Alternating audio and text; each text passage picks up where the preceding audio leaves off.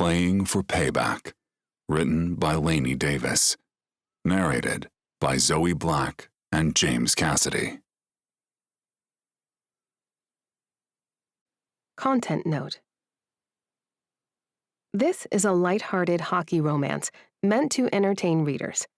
However, the story includes discussion of body image, including instances where the heroine experiences negative self-talk and encounters body-shaming comments from other characters. A beloved pet experiences a health emergency that may be distressing to some readers, though the animal ultimately recovers fully. Instances of biphobia and bi-erasure, including harmful stereotypes and questions about the validity of bisexual identity. These attitudes are challenged within the story. Brief references to financial stress and student loan debt. All these themes are handled with as much care as possible and addressed as part of the characters' journeys toward acceptance and joy. Please take care of yourself. But remember that all Lainey Davis novels end with a happily ever after. Prologue. Alder. There's blood on the ice. Is it mine? I drop my stick and pat myself uselessly. No pain. I'm aware that the ref has stopped the game, probably due to the blood. I glance at my brother Gunnar in the goal. He's swigging water from his bottle, helmet off, and his face is tight. Where's my twin? Last thing I knew, I was shouldering some Montreal asshole into the boards, snatching the puck from him and sending it to Tucker. Without looking, obviously, because I never need to look with Tuck. That twin connection? I swear it's real.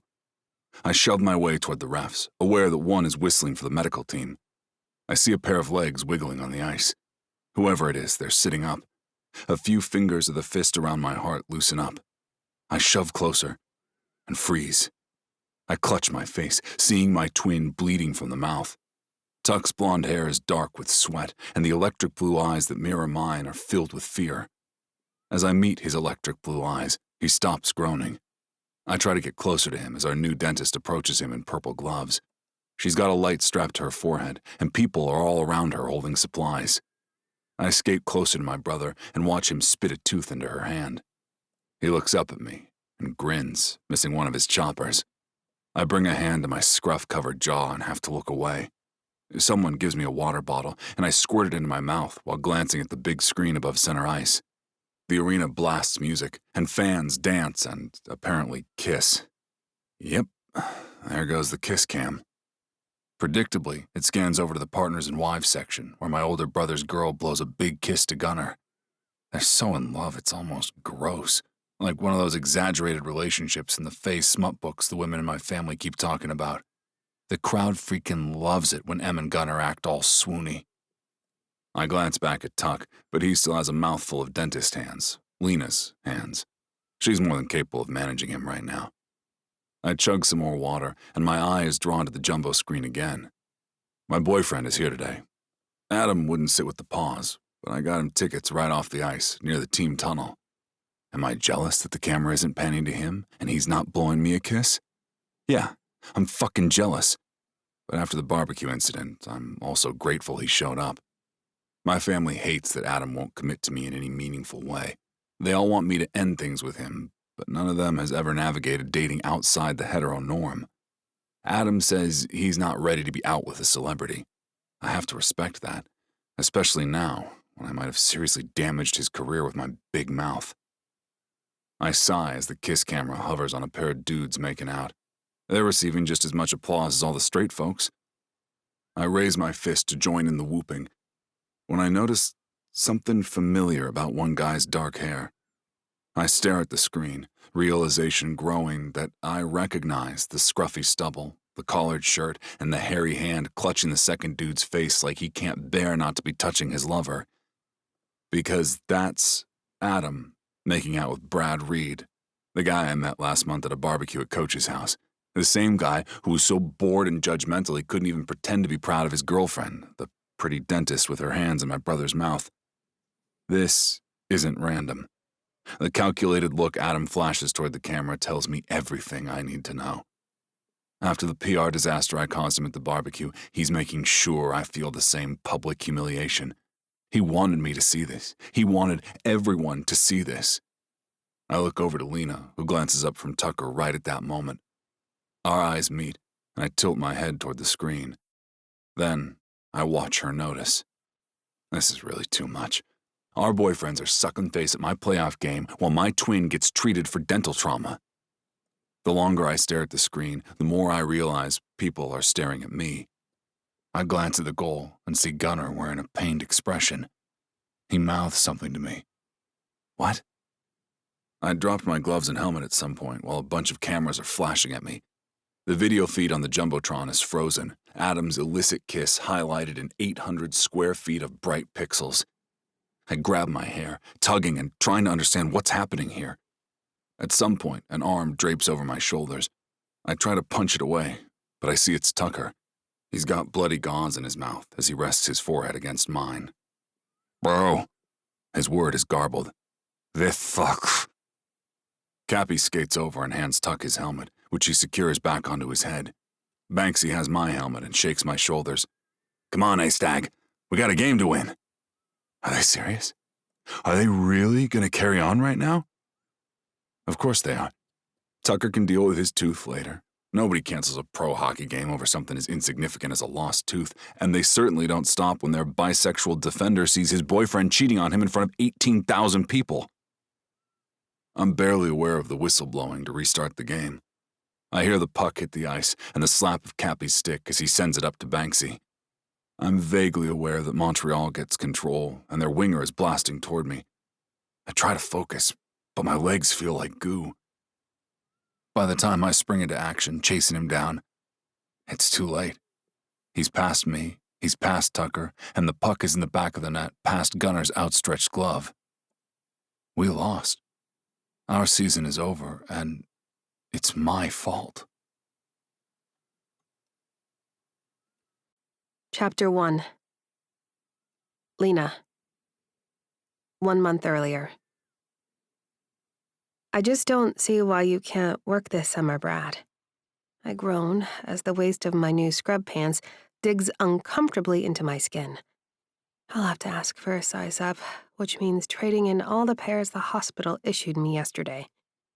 At least the tops fit. My boyfriend pinches the bridge of his nose. And I don't see why you can't understand how much work it is to finish a dissertation, Lena. The sooner I do that, the sooner I can get on the job market and we can start our next chapter.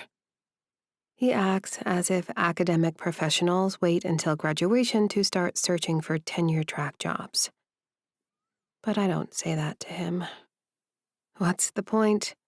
I need to leave, especially considering I need to grab new pants before I embark on a 12-hour shift at the trauma center.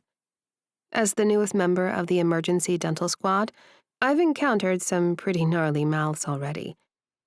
Even though it's only been a month, I'm proud of how infrequently I've had to step away to compose myself.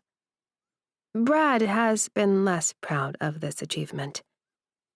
I frown, remembering how he insisted that I stop discussing my work when he's trying to concentrate. He's already returned to his book, and I take a deep breath, remembering that all couples go through difficult stretches. The stress of both of us being in graduate school has been intense. Interestingly, a PhD in philosophy takes longer than a doctorate in dental medicine.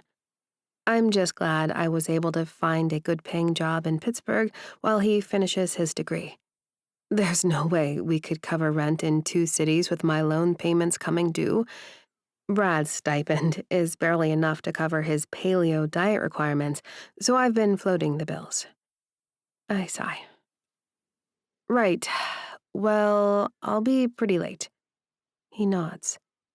I'll probably sleep in the office so you don't wake me with all the lights and running water.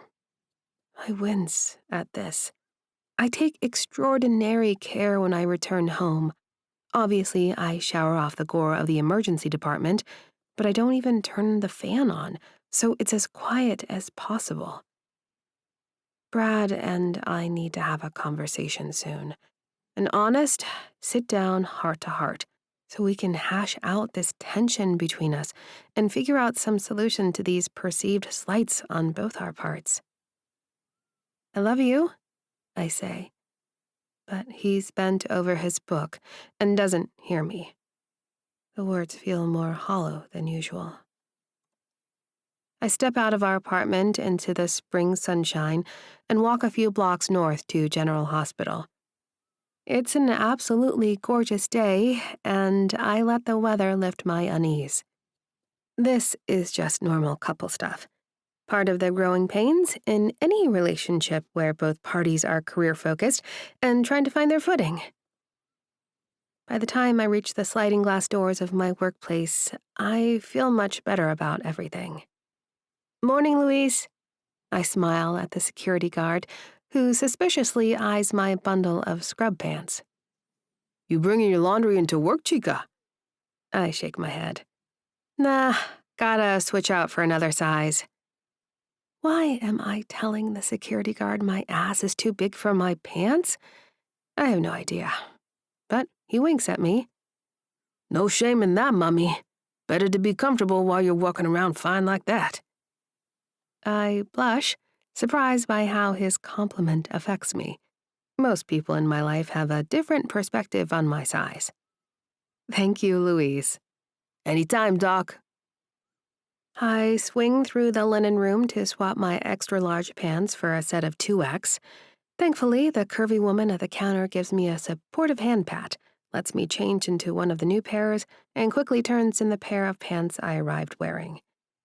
Outfitted, I stop by my locker, drop off all my crap, pull my hair back into a long ponytail, and prepare for whatever mayhem the day may bring. Will I start with a skateboarding accident? Siblings fistfighting? An alcoholic who tripped and fell off a curb? I sort of like that it could be any or all of these things in addition to horrors unimagined. I have no idea why trauma dentistry appealed to me when searching for a job after graduation. It's probably weird that I find the work to be soothing. I'm definitely seeing people at their worst. But I pride myself on my ability to keep them calm, to reassure them that I'm going to get them feeling better. And, if they let me help, chewing food normally in no time.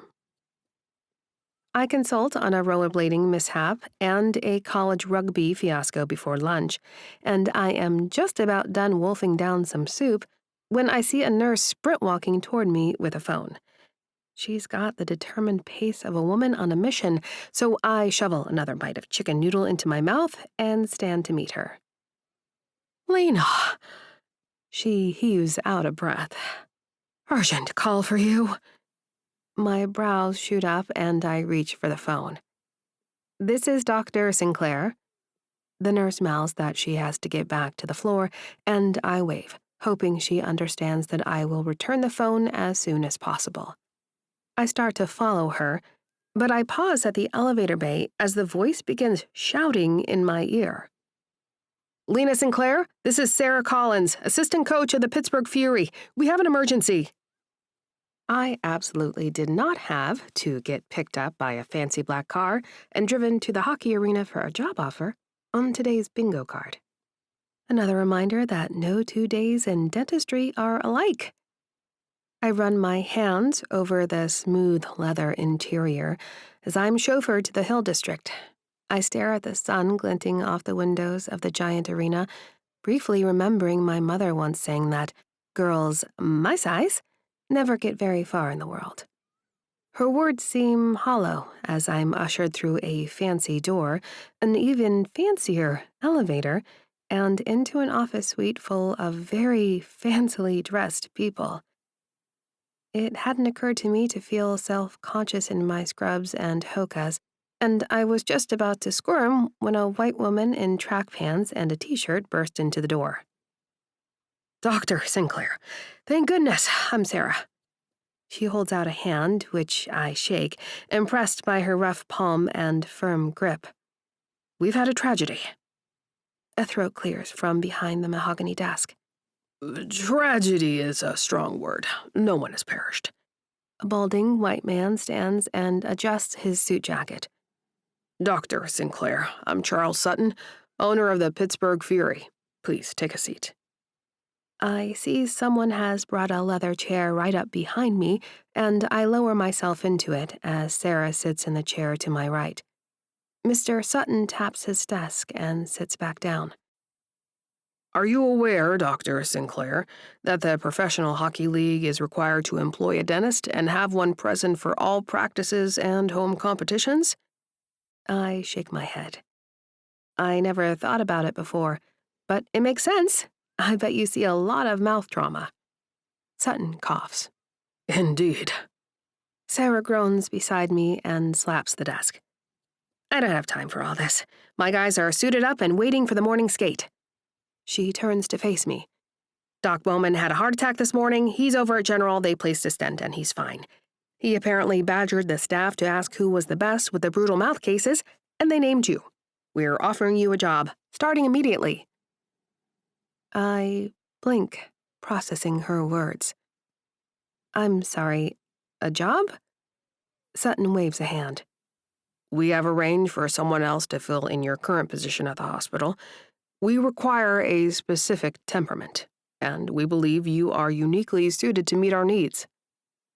I glance at one wall of his office, covered floor to ceiling with television monitors, each showing footage of a different hockey game somewhere in the world. I gesture at the screens. I'm not really cut out for a public role with a lot of attention. I drift off, not wanting to spell out that a chubby dentist will not be great for optics on air. Sarah frowns and recoils. Dr. Sinclair, yours is a role where, if you're doing it well, nobody will even know you exist. Ideally, we never need you at all. Sutton nods. I frown. I can't imagine that's true. Sutton taps the desk. Dr. Sinclair, truly, the most likely scenario each game is that you stop the bleeding as quickly as possible so play can resume. He snaps his fingers, and a young black man in a suit approaches with a folder. Leather, of course. This is our compensation offer. I crack open the folder and gasp when I see the bolded number at the bottom of the page. Chapter 2. Alder. I pull up to Coach Thompson's suburban McMansion with the Fury banner hanging above the driveway, scratching at the scruff I've been cultivating for the past 2 weeks. The beard isn't looking great yet, patchy in places, too thick in others, but Adam says it makes me look like a Viking warrior, and I'm desperate for him to see me as sexy like that. I recheck my phone. No text from Adam saying he's on his way. Instead, there's a message from my dad. I'm thinking of you bringing Adam to the barbecue. Just be yourself. I love you, kiddo. I swallow the lump in my throat. Ty Stag, hockey legend and tough guy extraordinaire, has no problem with his son dating a guy. He just has a problem with his son dating this guy, the one who still hasn't arrived 20 minutes after I texted him I was here. My phone rings, and Adam's name flashes on the screen. Hey, you close? I ask, instead of hello. I'm at the end of the street. I just wanted to check. After 6 months of dating, Adam hasn't met a single teammate of mine outside of accidental run-ins. He hasn't been to a family dinner, hasn't attended a home game, and won't even let me tag him in private social media posts. I've been waiting for you in the driveway, I say, trying to keep the frustration from my voice. The guys want to meet you, and the new dentist is coming. Coach is making a big deal about Doc Bowman's replacement. A sigh crackles through the speaker. I'm not comfortable with this kind of group party, Alder. I've told you that repeatedly. It's important to me. My voice comes out smaller than I intended. Another sigh, then. Fine, I see your car. I'll park behind you. I watch in the rearview mirror as Adam's sleek Audi slides in behind my Escalade. He emerges looking like he stepped out of a magazine. Crisp chinos, blue button-down rolled up precisely at the elbows, artfully tousled hair. I suddenly feel underdressed in my Fury t-shirt and cargo shorts. I hop out of my SUV and approach him with a smile. You made it. For you. His lips tight, he taps away at his phone. But I can't stay long. I have a client crisis brewing. You always have a client crisis brewing. The words slip out before I can stop them. Adam finally looks up, his expression softening slightly. It's how I can afford this car, babe. He pockets his phone and gestures toward the house. Let's get this over with. I reach for his hand as we walk up the driveway, but Adam deftly sidesteps, pretending to check something in his pocket. My hand hangs awkwardly between us for a moment before I shove it into my pocket. It's fine, I mutter. He's just nervous. This is a big step. Coach's backyard is packed with my teammates and their partners. The grill is working overtime, smoke billowing as Coach flips burgers with a spatula in one hand and a tong-speared hot dog in the other. My brothers spot me first. Aldy! Tucker calls out, his grin wide and genuine. Gunnar waves from where he's helping set up lawn games. Their initial smiles fade slightly as they notice Adam trailing 3 steps behind me, already back on his phone. Cappy, our team captain, approaches with his usual easy warmth. Hey, Stag, about time you made it. He turns to Adam, extending a hand. You must be Adam. Heard a lot about you. Adam extends his hand with a perfunctory smile that doesn't reach his eyes. Nice to meet you. An awkward silence follows until Coach Thompson saves us, appearing with a plate of charred meat in one hand and a clean spatula in the other. Adam, right? Good to finally meet you, Coach says, balancing the plate to offer his hand. Alder's one of our best. Great to see him bringing someone important to him. Thank you for the invitation, Adam says with practiced politeness. I grin and rest a hand on Adam's shoulder. Adam's handling the media strategy for the Pittsburgh Athletic Media merger with East Coast Sports Network, I explain, proud to talk about his work. It's a huge deal for him. Adam freezes beside me, his smile vanishing. Coach Thompson's eyebrows shoot up. East Coast? My brother-in-law sits on their board, Coach says, interest piqued. He didn't mention any merger. He wouldn't, I continue, despite Adam's increasingly rigid posture. It's all under wraps until the press conference on Tuesday. Alder? Adam's voice is as tight as steel. A word? Before I can respond, he grips my elbow, steering me toward the side of the house. I catch Gunnar and Tucker exchanging a look, and something twists in my stomach. Once we're out of earshot, Adam turns on me, eyes blazing. What the hell are you doing? That information is completely confidential. I feel my cheeks heat. Pretty sure I just fucked up when I was trying to show off. I was just making conversation. You told the coach of a major sports franchise about a confidential corporate merger. His brother-in-law is on the board. Do you have any idea what you've done? The cold realization of my mistake washes over me. I didn't think. That's the problem, isn't it? You never think. He yanks his phone from his pocket and glares. I have to deal with this now. This could tank the entire announcement strategy. I watch as he walks away, phone pressed to his ear, his voice shifting to damage control mode. I stand there, the weight of my carelessness settling like a stone in my gut. I wander back to my brothers, who are still talking to Coach.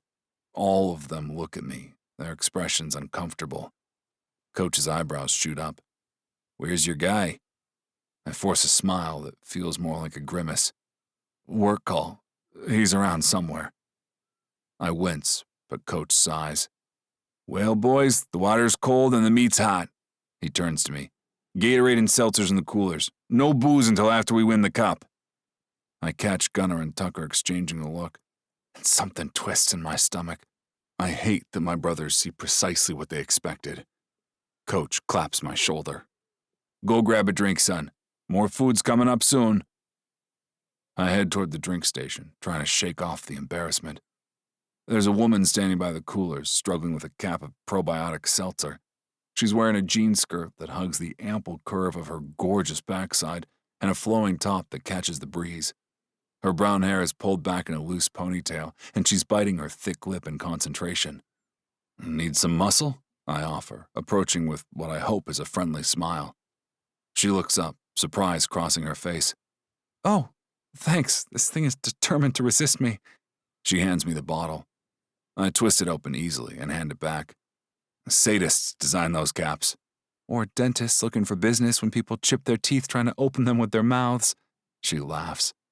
You must be Dr. Sinclair, I extend my hand. Alder Stag. I play defense. Lena, She says, shaking my hand with a firm grip. and yes, I've been studying the roster. You're the one with the twin, right? That's me. We come as a package deal. I gestured toward Tucker, who's now operating the grill while Coach takes a break. He's the better-looking one, but I've got the better slap shot. She laughs a genuine sound that puts me at ease somehow. Up close, I can see she's wearing minimal makeup, just enough to make her eyelashes seem longer and her cheeks slightly flushed. I shouldn't be looking at her like that, though. I reach into the cooler and grab a lemonade. What's your professional position on this sugar-laden lemonade versus the probiotic stuff? She considers the question with mock seriousness. It depends how many of those teeth are your own and how many are Crown's. Knock on wood, all the Stag brothers still have all our originals, I say, rapping my knuckles against the wooden table. Hockey miracle, I guess. Well then, I'd say life's too short to drink probiotic seltzer, though I would recommend a good rinse afterward. Her smile is easy and confident. Congratulations on making the playoffs. We chat for a few minutes about the upcoming series against Montreal. She knows hockey surprisingly well, asking smart questions about defensive strategies and our opponent's scoring patterns. It's refreshing to talk to someone who gets it without being in the business. Although, I guess she's in the business now. I find myself relaxing for the first time since arriving. So, what's your deal? Are you a local? Family close by? A shadow passes across her face. My boyfriend Brad is here somewhere. She glances around, then adds with obvious discomfort. He needed to step away to center himself. The sports talk was somewhat overwhelming for him. I watch her shrink slightly as she says that, her shoulders curving inward, her voice growing softer. It's like watching someone dim their light. I get that, I say, nodding toward where Adam disappeared. My boyfriend had to take a work call 2 minutes after we arrived. Her expression shifts to one of surprise, then recognition, then something like relief. Boyfriend, huh? I do remember reading that there were a few guys on the Fury who are LGBTQ. I nod. I'm the B in that alphabet soup. She grins. So is Brad. Bisexual, I mean. He's finishing his dissertation in philosophy, so he's particular about social settings. Adam works in sports PR, ironically enough, just not comfortable with the spotlight himself. I try to sound understanding rather than disappointed. She nods, offering a rueful smile. Sometimes I think Brad agreed to come just so he could tell people he was at a professional athlete gathering later. We share a laugh. Feels almost conspiratorial. There's a comfort in this shared experience, even if it's not a positive one. I should probably find him, Lena says, looking toward the house. Make sure he hasn't started debating existentialism with your teammates. I'll help you look, I offer. I should check on Adam anyway. We wander toward the sliding glass doors leading to the kitchen. Through the window, I spot 2 figures by Coach's fancy bar cart in the corner of the dining room. Adam and another man, could it be Brad, are examining a bottle of brandy, their heads bent close in conversation. Adam gestures animatedly, a genuine smile on his face that I haven't seen in weeks. The other man, wearing a blazer despite the heat, is nodding enthusiastically, seemingly hanging on every word. Found them, I say unnecessarily. Lena follows my gaze, her expression unreadable. Of course. The one place with alcohol. We watch for a moment as our boyfriends continue their intense conversation, utterly oblivious to our presence or the party around them. Adam says something that makes Brad throw his head back in laughter, his hand landing casually on Adam's shoulder. He seems to be enjoying himself now, I comment, trying to sound positive. Yet something cold and uncomfortable settles in my stomach. Lena looks at me, and our eyes meet in silent understanding. I feel as though we are both thinking the same thing, that our partners seem more animated with each other than they've been with us all day. Chapter 3. Alder. You're still gonna come, right? I stare at my unanswered text much longer than is healthy, well past the time I should power it off and get dressed for the morning skate. I mean, shit, I'm a pro hockey player preparing for Game 7 in a playoff series. I have zero time for my love life to be fucking with my head. It's been 3 weeks since the barbecue disaster, and Adam's responses have been increasingly cold and distant. The few texts I've gotten make it clear he's still dealing with the fallout from my loose lips. According to social media, the merger announcement had been rushed out a full day ahead of schedule, with stock prices taking a hit due to the unplanned disclosure. I fucked up, royally, but I've apologized a dozen times, and I'm unsure what else I can do to make it right. Finally, mercifully, Adam texts me back. I said I'd be there. The curt response makes me wince. No emoji, no elaboration, just the bare minimum acknowledgement. I purse my lips. I know this isn't working. I know. But I can't seem to quit this guy. Another text comes through before I can respond. Unlike some people, I understand the importance of professional commitments. The dig is unmistakable.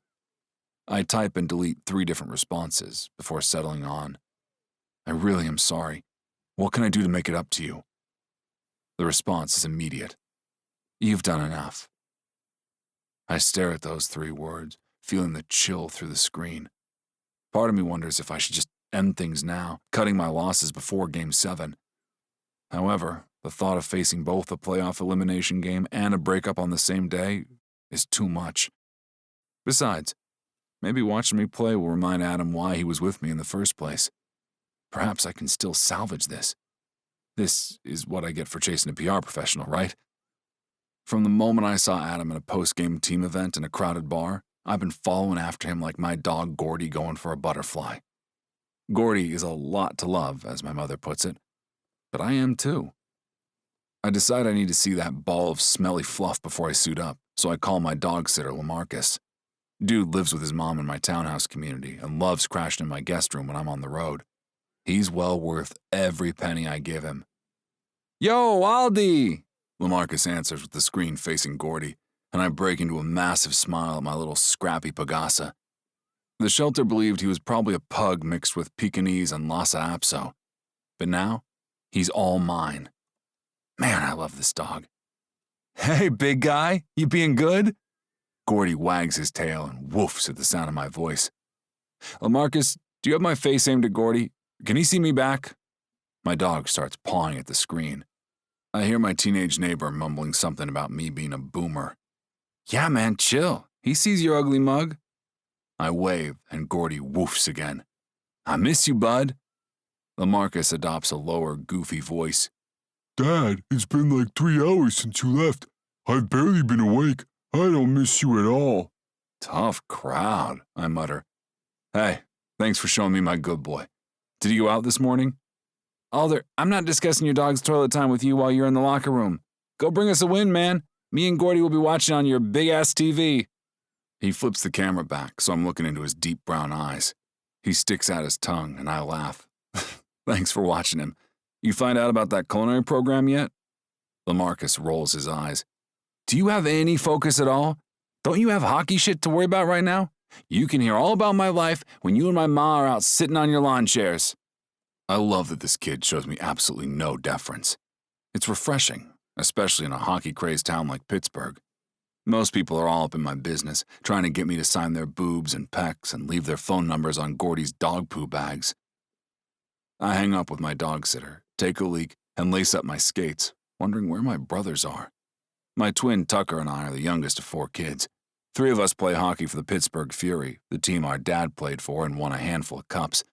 He's a legend in this town, and I know my brother Gunnar lets that mess with his head, but he's a goalie, and they're weird. Tuck and I have twin mojo. A coach would be nuts to break us up. Hell, I thought Tuck was nuts for wanting his own bachelor pad, and it's been a big adjustment living separately from him this year. I would probably have been content to room with him forever, but I get that we're adults now and we're supposed to differentiate. Tuck bursts into the room and slides onto the wooden bench beside me, planting a kiss on my cheek, which I allow because I love him. Hey, fucker. He flinches. Why does everyone call me that? Because it rhymes with your name? And you're a fucker? He's been trying to think of a suitable, annoying nickname for me for the several decades we've been alive. What do I care if he calls me derpy? Doesn't have the same impact. Tuck glances toward the door, shakes his head, and starts suiting up. I just had the best fucking massage. I think I slept through half of it. Not even sure how I rolled over. He stretches his arms above his head. I have a good feeling about today's game. I run a hand along my scruffy jaw. I sort of hate the requirement to stop shaving when we make the playoffs. I know beards are hot right now, but I find them itchy. At least Adam seems to think it's hot. Tuck and I match each other's pace, getting dressed as the other guys file in, suit up, and head out to the ice. The goalies must have gone out early or something because I don't see any sign of Gunner. Tucker tosses his bag into the locker above his cubby and slams the door. Who all is here today? From the family, I mean. I glance up, considering. Mom and Dad, all the uncles. Honestly, I think everyone. Our oldest brother, Odin, just moved back from England with his girlfriend. Our cousin Stellan just finished law school. When I say everyone is here, I mean there are 25 members of the Stag family in the stands, ready to make some noise. Tucker gives me a pointed look. He gonna show this time? I swallow the hairball that his question creates in my throat.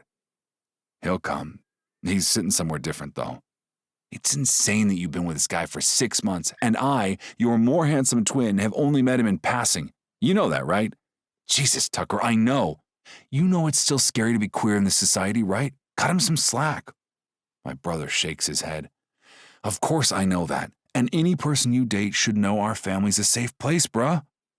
I close my eyes, think of my dog, and take a few deep breaths. Look, I can't talk about this now. Let's just focus on beating Montreal, okay? He pushes to his feet. You're right, but we are talking about this after we win tonight, okay? I follow him out to the ice, wondering how annoyed I should be that he's given voice to all the quiet concerns I've been afraid to name for months. I truly believe if I give Adam enough time and space, he'll come around. Like, he will literally come around to family dinner. I don't need to trot him around town on my arm. I don't need him to be my date at the hospital gala. But my brother is right. Our family is the best, and pretty much all I want in the world after a cup victory of my own is to bring the person I'm dating to a lazy summer day at our vacation house, where we all fight over card games and shove each other into the pool. I glance up at the empty arena and emerge from the tunnel toward the ice. I look to the seat I reserved for Adam. He'll be there. I know he will. And maybe, when we win, I can skate up to the glass, press my glove against the barrier, and he'll lean in and smile. Chapter 4. Lena. The case snapped shut with a satisfying click. Every instrument was in its place, every tool properly sterilized, and every emergency medication was measured and ready. If nothing else in my life is predictable, at least I have this, the beautiful order of my profession. I run my fingers over the embroidered logo above my pocket. Dr. Sinclair, Pittsburgh Fury. The branded scrubs actually fit my plus-sized frame, a luxury I hadn't expected when I took this job. It's a real treat to just grab work clothes that fit comfortably. Everybody in this organization is king-sized, Coach Thompson commented during my orientation, gesturing to the equipment room stocked with gear for every possible body type. I hadn't been sure if that was a compliment, an observation, or something else entirely. But the following wardrobe allowance made me too grateful to question it. Plus, now my salary is nearly double what I made at the hospital, enough to actually make progress on my mountain of student loans instead of just treading water with minimum payments. Thompson can say whatever he wants. Through the open door of my office, which is attached to the locker room, I can see the players gearing up, stern and quiet beneath heavy padding. It's playoff Game 7, the culmination of a season's worth of work, hope, and sacrifice. My mind drifts back to the last game when Anton declined pain medication during an emergency extraction after taking a puck to the mouth. No drugs, He'd insisted through a mouthful of blood. need head clear for third period. I'd done it, removed the shattered pieces of his lateral incisor while he gripped the arms of the chair, his knuckles white, eyes watering but determined. Afterward, he'd thanked me with a nod and returned to the ice to score the game-winning goal. These men are formidable. And Sutton was right so far. To my knowledge, I haven't appeared on television, and my name hasn't surfaced in any kind of internet search. I get to be incognito while working dental magic on the gnarliest mouths in the business. As the team warms up, my gaze lands on number 14, Alder Stag, as he sends a puck flying toward his twin at the blue line. My stomach does an unwelcome flip that has nothing to do with pregame nerves. I mentally scold myself for my attraction to his athletic competence. Unprofessional, Lena. Completely unprofessional.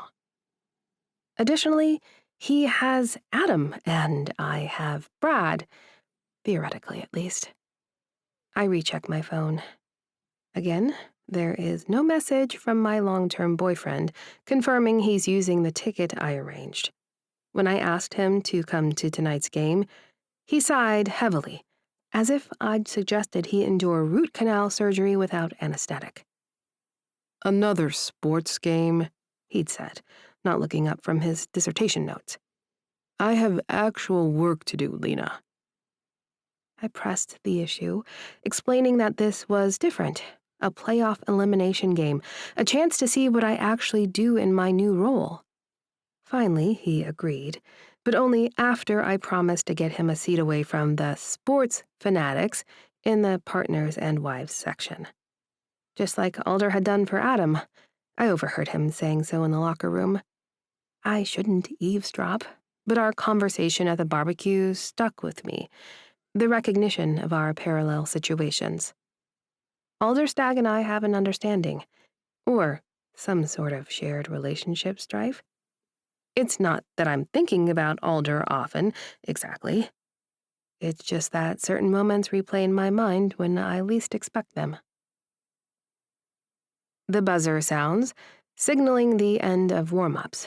Time to focus. I join the medical team at our station near the bench as the players take the ice for introductions. Dr. Martinez, the team physician, nods in greeting. Ready for whatever dental disasters await, Sinclair? Always, I reply, adjusting my stash of purple nitrile gloves. Though I'm hoping for a quiet night. Playoff hockey? He laughs. Good luck with that. The arena erupts as the starting lineup is announced, the noise rising to a physical force when the Stag brothers' names boom through the speakers. I scan the crowd absently, wondering if Brad actually showed up, when I spot him, miraculously, in the section I'd arranged.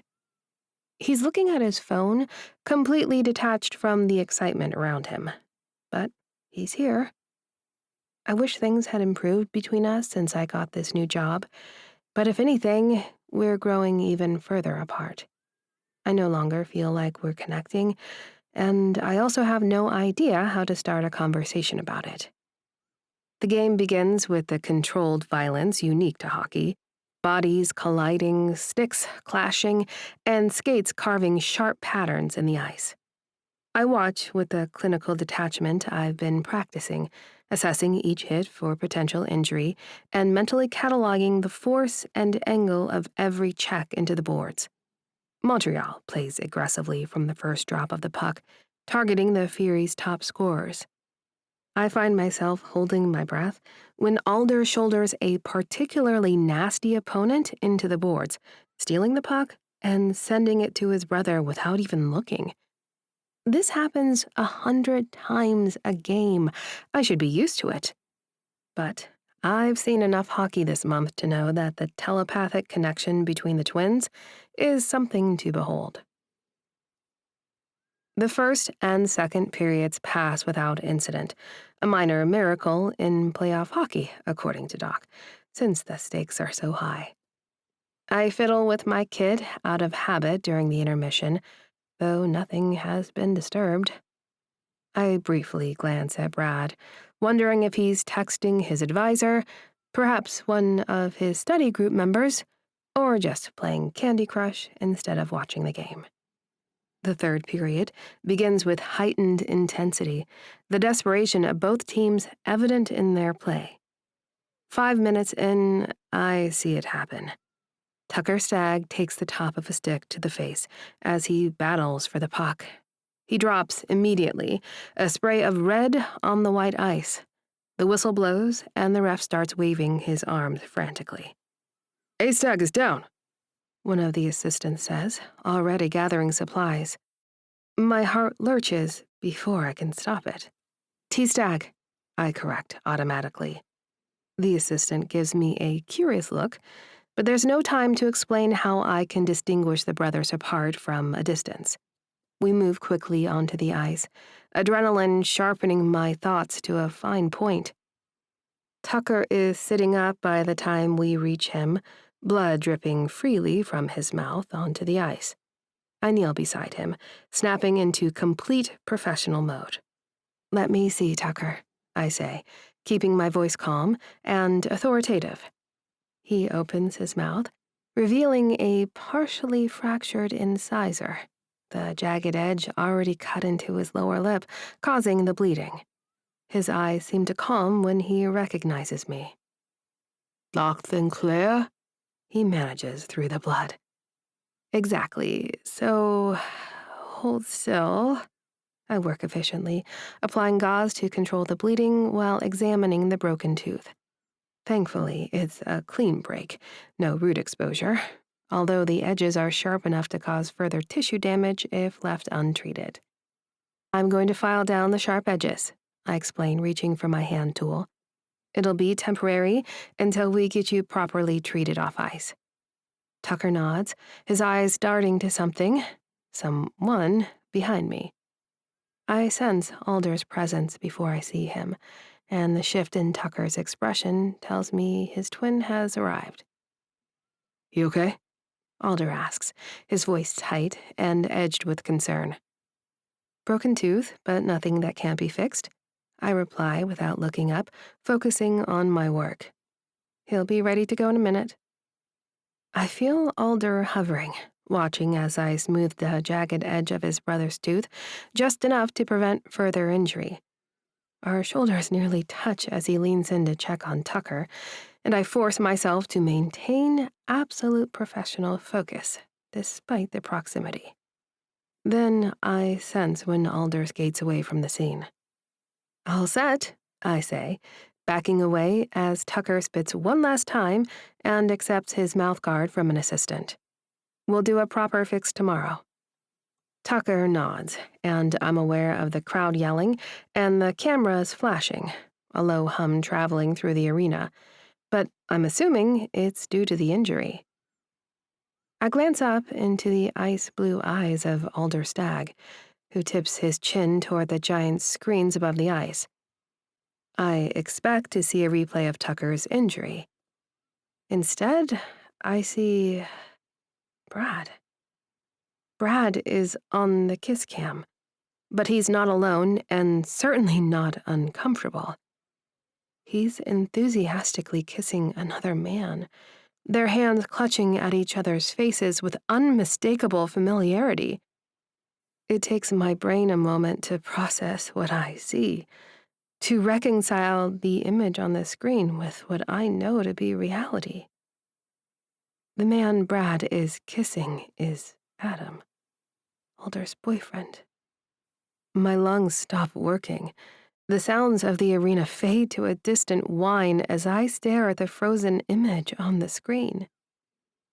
18,000 people watching my boyfriend kiss someone else. Someone I know. I feel myself sway slightly, grabbing the arm of the ref for support. There's commotion throughout the arena.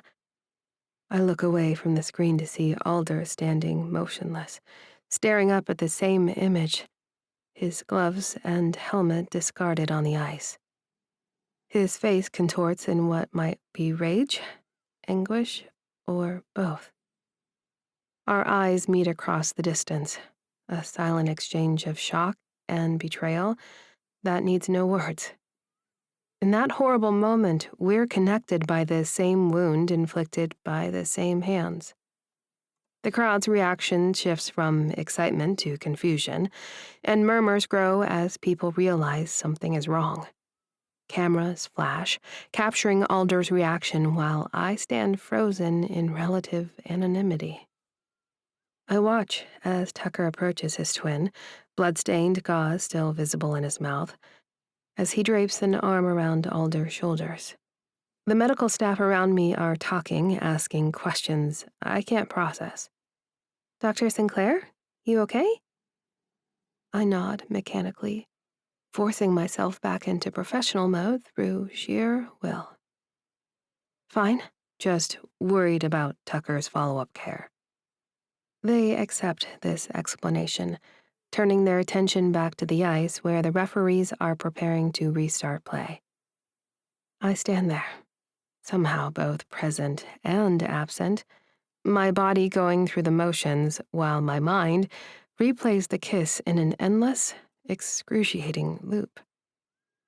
The whistle blows, the puck drops, the game continues as if the world hasn't just shattered. I watch Alder attempt to resume play. His movements suddenly seem wooden and unfocused. A Montreal player blows past him, then Tucker, then scores on Gunner. The buzzer sounds, and just like that, the game is over. The season is over. And somewhere in the arena, Brad is with Adam, unaware or uncaring of the devastation they have just caused. Chapter 5. Alder. I wake to the sensation of what I hope is my dog's tongue on my face. "Gordy, chill," I groan, the effort of speaking too much for my pounding head. My entire body is one giant cramp, and I realize I'm folded in half on a sofa. I peel open one eye. I'm in my living room, on the couch. The room is cluttered with empty alcohol containers, and I groan. Two of my brothers are sprawled on the floor, and another is in my recliner. Gordy whines and keeps licking. Shit, he probably needs to go out. I rescued Gordon mid-season, and I never get hammered while I'm in season. Nobody could have prepared me for the horrors of having a small creature depend on me while I'm hungover as fuck. I sit up and Gordy starts yipping, which feels like tiny needles hammering into my eyes. I have no idea how Tucker and Gunnar are sleeping through this, but they're probably still plastered. I glance at my body, see that I'm wearing sweatpants and a t-shirt, and decide that's plenty to take a dog outside. I rise to my feet, feeling the ache in my ribs where I was checked extra hard last night. Fuck. Come on, Gordo. I hobble toward the sliding door and onto the small patio, wishing I were further along in Gordy's training so I could just let him loose and know he'd come back. I clip his leash onto his collar and try sitting on the step, but Gordon Alder Stag can't just piss in the grass by the porch. My picky-ass dog wants to do his business where other dogs in our neighborhood can see and smell him, I assume. He drags me toward the drainage ravine, and I mutter brief thanks that he's not pulling me toward the jogging path by the river, where other humans are inevitably out and about. I don't even know what time it is. 12 hours past my public humiliation? 14? The dry, caked feeling in my mouth mimics the sensations in my brain as I think about watching Adam suck face with another guy. In a hockey arena. In the hockey arena where I was playing Game 7. If I had just played things cool, people wouldn't have figured out that he meant something to me. If I had gritted my teeth and stared at my brother or something, this would still be a private pain. But, remembering the post-match locker room screaming now, my brothers tell me my face twisted in rage, and I was howling louder than Tucker when he lost his tooth. Shit. Tucker. Gordon, come on, boy. I tug him back toward the house. My twin needs to get back to the training facility today to get his mouth fixed, and Tucker is terrified of the dentist. I'll never understand it.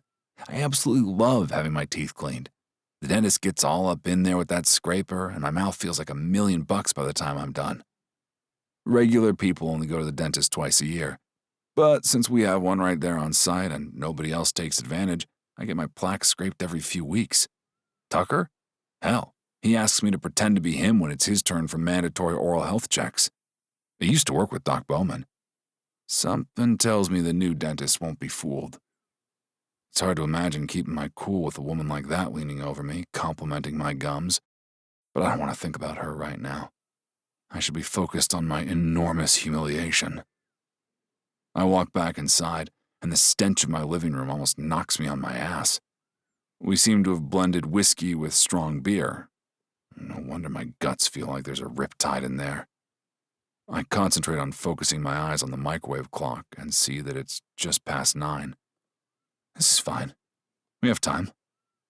I offer Gordy a biscuit and tread carefully back into the living room where Tucker is starfished on his stomach on my rug. I nudge him with my toe, which is wet from the grass. I'd laugh at how gross this is, but I'm too fucked up. Fucker. Bro, we gotta get your mouth fixed. He grunts. I crouch next to him and manually peel open one eyelid. Don't make me spit on your eyeball. His pupil contracts, and Tucker springs into a sitting position. How are we related? You're vile. Apparently. I think again of chasing after Adam for 6 fucking months. 6 months of me calling him and initiating our hangouts. And then I was so overjoyed by any scrap of attention, I wrecked everything by blab bragging. Sure, Adam was always down for the physical stuff. I guess that's all I'm good for. Although evidently not even that good if he's so eager to do that shit with someone else. A thought invades my brain fog. Tuck, what if he gave me a disease? My brother sighs, fully awake now. He claps a hand on my shoulder. You're safe, right? You use the basket? I sigh. Our parents always insisted each stag kid had a safe and satisfied selection, no questions asked. Even now that I'm a grown-ass adult, Mom still restocks the wicker basket on my fridge whenever she drops by. Condoms, lube, pamphlets for HIV prevention. I nod. Yeah, I use the basket.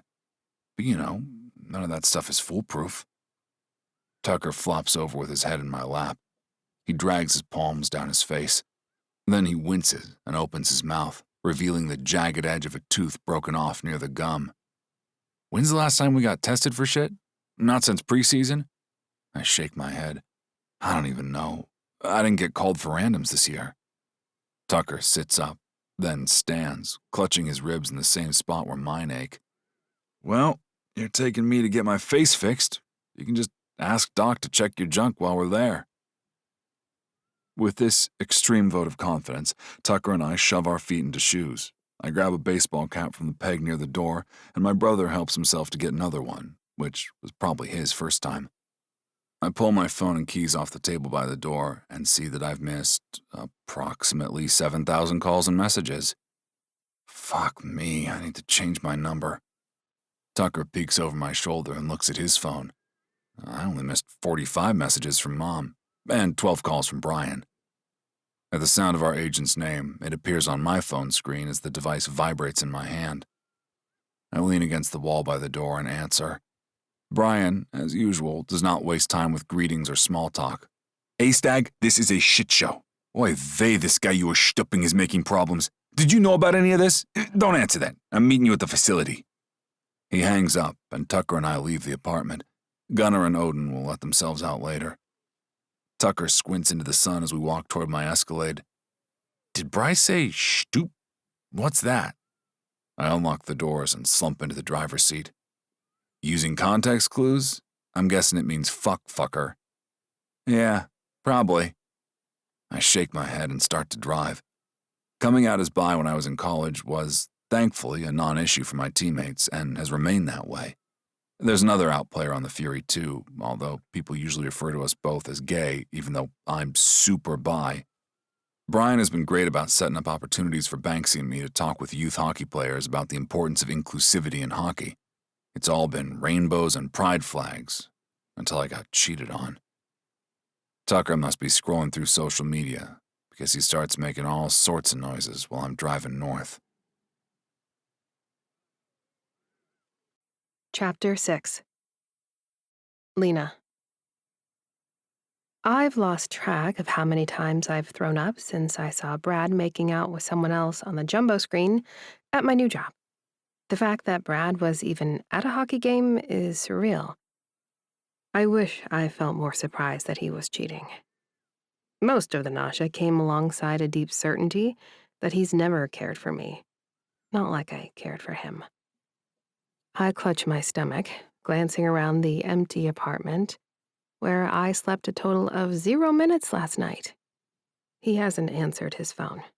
He certainly didn't come home. Home. This place will never feel like home to me. It is a den of betrayal. I don't know much right now, but I do know that. I stare at my face in the bathroom mirror, at the dark smudges under my eyes, at my unkempt hair. I need to get my shit together and drive to the hockey facility, a special building north of the city where the players practice, work out, and sometimes seek dental care.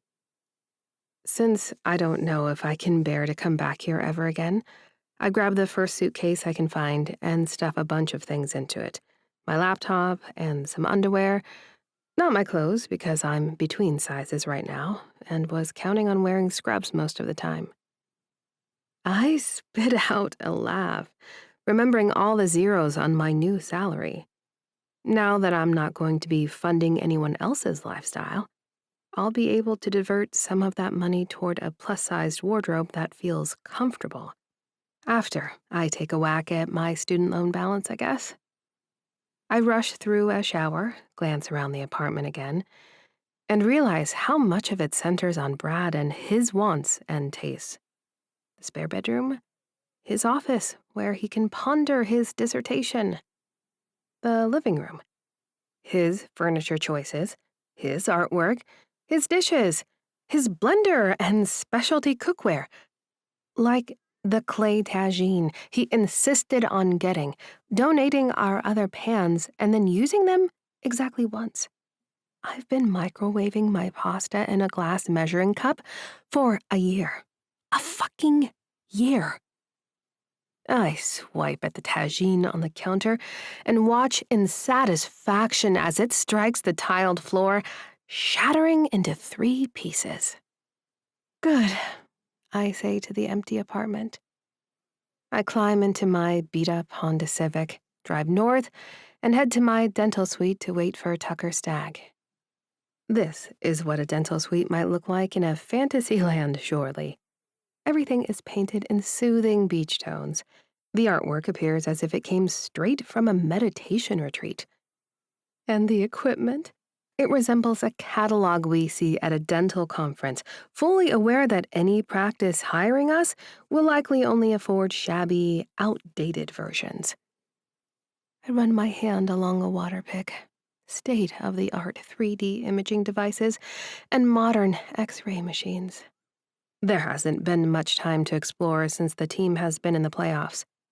My predecessor has a closet full of small drawers, each labeled with a name. G-Stag, Rogers. I pull open some of the drawers to reveal plaster mouth molds and, in some cases, loose teeth. Fascinating.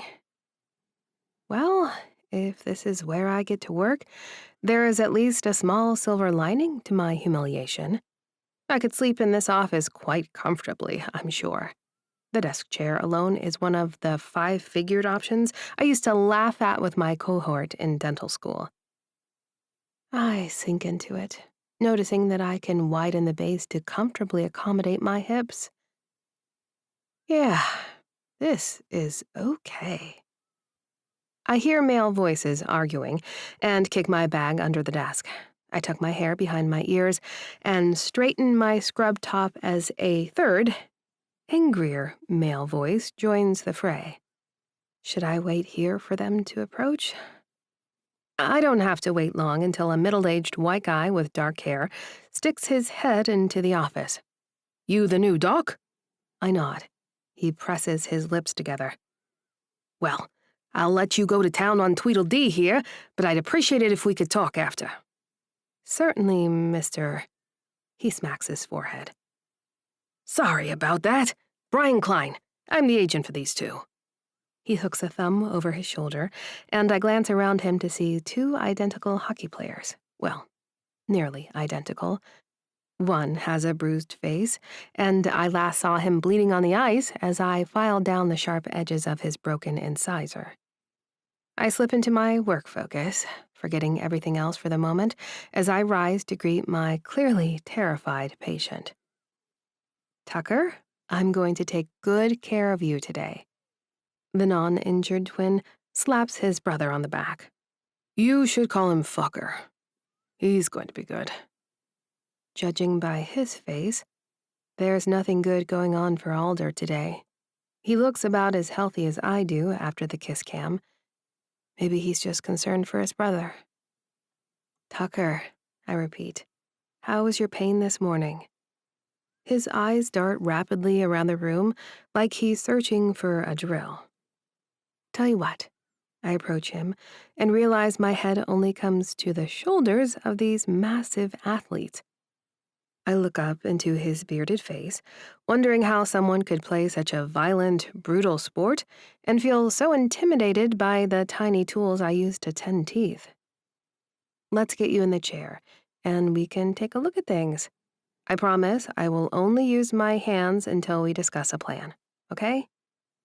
Tucker looks at his brother, who rolls his eyes and shoves Tucker toward the exam chair. Tucker clutches his twin's hand in a move I find deeply endearing, and I'm glad when they both make their way toward the chair. Now, I need to set Tucker at ease, or at least distract him while I work. How are you today? I reach for the box of gloves on the wall of the exam room. They're all XL, of course, but these will have to do until I can order smaller gloves to fit. At least my hands aren't plus-sized. Fine. He grunts and looks away. Okay, Tucker. Alder is going to stay right with you. I'm going to tip you back, turn on my light, and reach inside to check things out. Okay? Tucker shakes his head, but Alder places a hand on his shoulder. This is going to be a rough one. The twins are probably 6'3", their frames occupying the entirety of the available space. Relatable. Tucker opens his mouth a wee bit, and I nod, reaching a finger inside. I'm just going to feel your gums for signs of swelling. Good. I touch the jagged edge of the broken tooth. Breathe, Tucker. I didn't have time to grab a surgical mask, and I inhale a nose full of Tucker's leftover alcohol. I don't blame him. I wish I'd gone with him to the bottom of that bottle last night. He clenches his jaw as I note the fracture lines in what's left of the tooth. That's going to be sharp and sore, I say, checking for nerve exposure and finding none. We have a few options. I could put a plastic cap over the remainder of the tooth. It would be pretty fragile. You'd have to be careful chewing. And you would lose it if you got hit in the face again. Alder snorts. You lost him at Careful, Doc. What's the other choice? I wince and nod. Well, I'm afraid I'd have to extract the tooth and build you a removable one. I would advise against a permanent implant. Implant? Tucker's eyes fly wide, and he jerks his head away. Alder sighs and pats him on the shoulder. Brian, the agent, tired of waiting, I guess, starts to yell.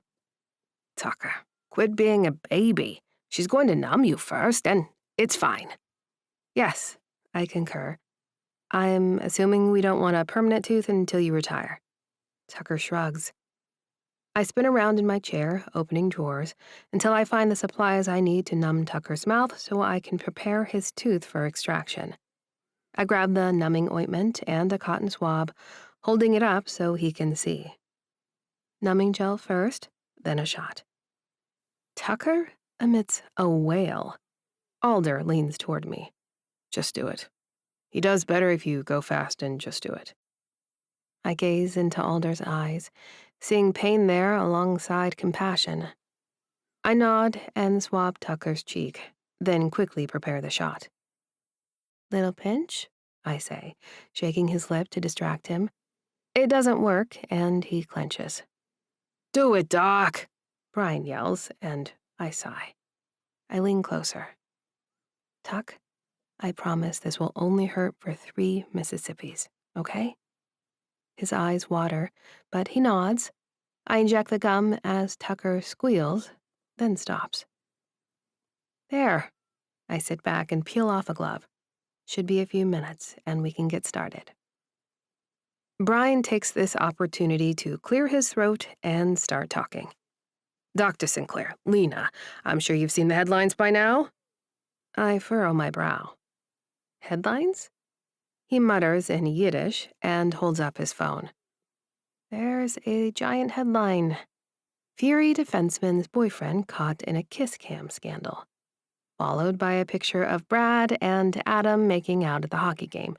And another photo of Alder screaming in, is it rage or anguish? Humiliation? Brian licks his lips. According to my client, your boyfriend, He points at me. is fucking his boyfriend. He points his other hand at Alder, then smashes his fists together, mimicking an explosion. The media is going nuts. Brian launches into a rapid-fire discussion about how Alder is being dragged through a gauntlet of speculation, analysis, and criticism, with the worst of it coming from fans who claim he cost the Fury the season on purpose after realizing what his partner was up to. This is cruel, I shout, clapping a hand over my mouth. Tucker sits up, drooling. That's what I said. Brian shakes his head. This is pro sports, ladies and gents. We need to control the narrative. It doesn't help that Alder refused to talk to the media after the game. He taps Alder on the back. You're getting fined, by the way. Fuck if I care. Alder mutters. He meets my gaze and slumps against the wall, nearly falling off the rolling stool.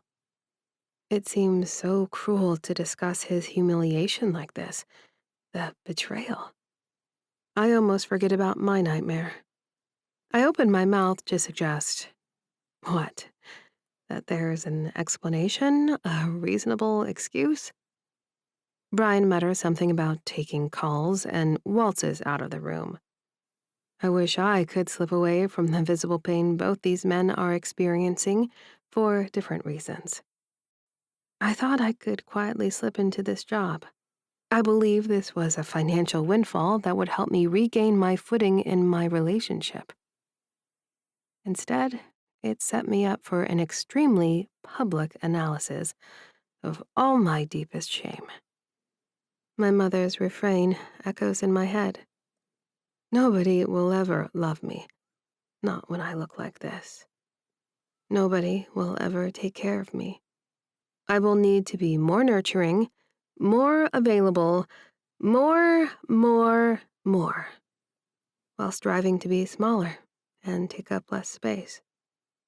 I hear another whining sound and realize it's coming from me. I shove a knuckle into my mouth. I apologize, I say to Tucker, who reaches for my hand and squeezes it. I choke out a laugh, realizing what it means for him to work through his terror to comfort me. Alder's blue gaze bores into me as I try to think. I don't know what to do, I say to him, not sure why I'm addressing him, but his face is in my line of vision. I don't know what to do. He swallows, the muscles of his throat working behind a scruffy blonde beard. You're going to fix my brother's mouth, and then we're going to get revenge on those assholes. Chapter 7. Alder. I'm pretty sure my brother broke all the bones in my hand while squeezing it during his tooth extraction with Dr. Sinclair. I have no idea what she's doing in his mouth, but she assures me he's numb, and she keeps singing softly to him with a lovely voice that I can hear above the humming of her tools. After what feels like 20 hours, she leans back, flicks her ponytail over her shoulder, and confidently declares him to be all set. Tucker flops around in the seat, meeting my eye and pulling his lips back. I squint, looking at his mouth, and see a hole where his upper front tooth used to be. Looks smooth, I tell him. He closes his eyes. Dr. Sinclair, Lena, pats his hand. You should be able to eat and speak normally once the anesthesia wears off. I'll get to work building a temporary tooth and bring you back to get fitted for that as soon as possible. Hopefully we have a model of your before mouth in here somewhere. Lena waves a hand toward a set of drawers. I cringe internally because I happen to know that mouth mold day was one of the times Tucker bribed me to come in place of him. So I guess he's getting a tooth shaped like mine. Lena stands and walks to the sink, washing her hands while still humming to herself. She and I have a few things to discuss. Brian reappears in the room and tips his chin at me, signaling with his hand to his ear in the universal sign for call me later. He swats Tucker on the shoulder. Come on, big guy. I'll take you home. Tucker moans and shakes his head, but rolls himself out of the chair and gets to his feet, following Brian, who's already talking to him about endorsement deals for orthodontia. I glance around the room at the heaps of dental tools and gauze that Dr. Lena has started cleaning up.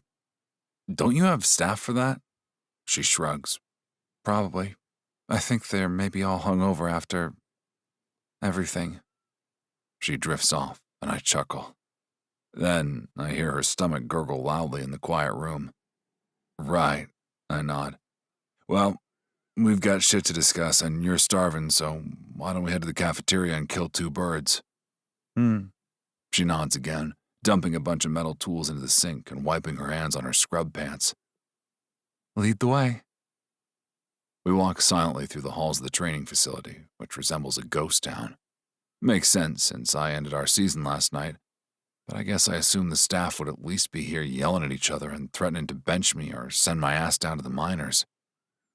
The cafeteria is pretty quiet, but I hear the sounds of someone washing dishes in the back, and there are a few meals in the grab-and-go cooler. So Lena and I help ourselves and sit at one of the booths along the window overlooking the training ice. It's dark down there, which seems fitting. I realize neither of us has anything to drink, so I grab a few mugs and find coffee in a carafe. I see that Lena has grabbed a small tray of cream and sugar, and I smile at her as I sink back into the booth. I hand her one of the mugs, and then we reach for the creamer simultaneously. Her hand is warm and soft, and I retract mine as if I got burned. I clear my throat. After you. I wrap my hands around my mug, grateful for the warmth. Dr. Sinclair. Lena stares into her mug as if it contains answers instead of caffeine. The silence between us isn't exactly uncomfortable, but it's heavy with the weight of shared humiliation. She glances up, tucking a strand of dark hair behind her ear. Is it always like this? Your life being public property? Only when I screw up spectacularly. I attempt a smile that feels more like a grimace. Or when I'm doing something marketable. It's Pride Month, so I'd be getting attention anyway. That's right, she nods slowly. You're out. Clearly, since everyone knew about Adam. I take a sip of coffee, wincing at both the heat and the memory. Yeah, since college. It's never been a big deal with the team. Adam, though. I trail off, surprised by my sudden urge to explain everything to this woman I barely know. She sets me at ease, and I don't even think she's aware of doing it. Adam wasn't out? She prompts, a dark brow raised in confusion. Not like I am. After 6 months of dating, I've never met his friends. He's never spent holidays with my family, which, trust me, is a whole circus you can't avoid in the Stag household. I stare at my hands. I made excuses for him, said he needed time. Lena's quiet laugh holds no humor. I know about making excuses. Brad was focusing on his dissertation. That's why he couldn't work, couldn't contribute financially, couldn't help around the apartment. She rubs her temple. God, I'm an idiot. Hey, the word comes out sharper than I intended.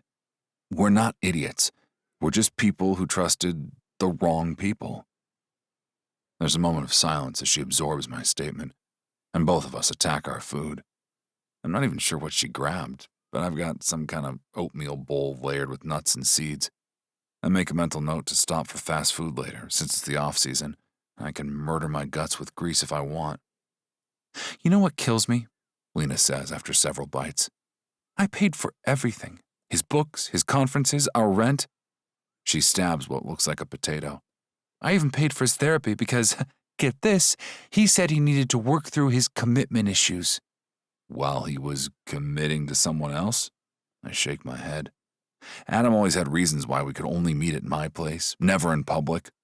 I pour syrup over my oatmeal, watching it pool at the edges of the bowl. I thought he was protecting me from fans and media. Turns out he was keeping his options open.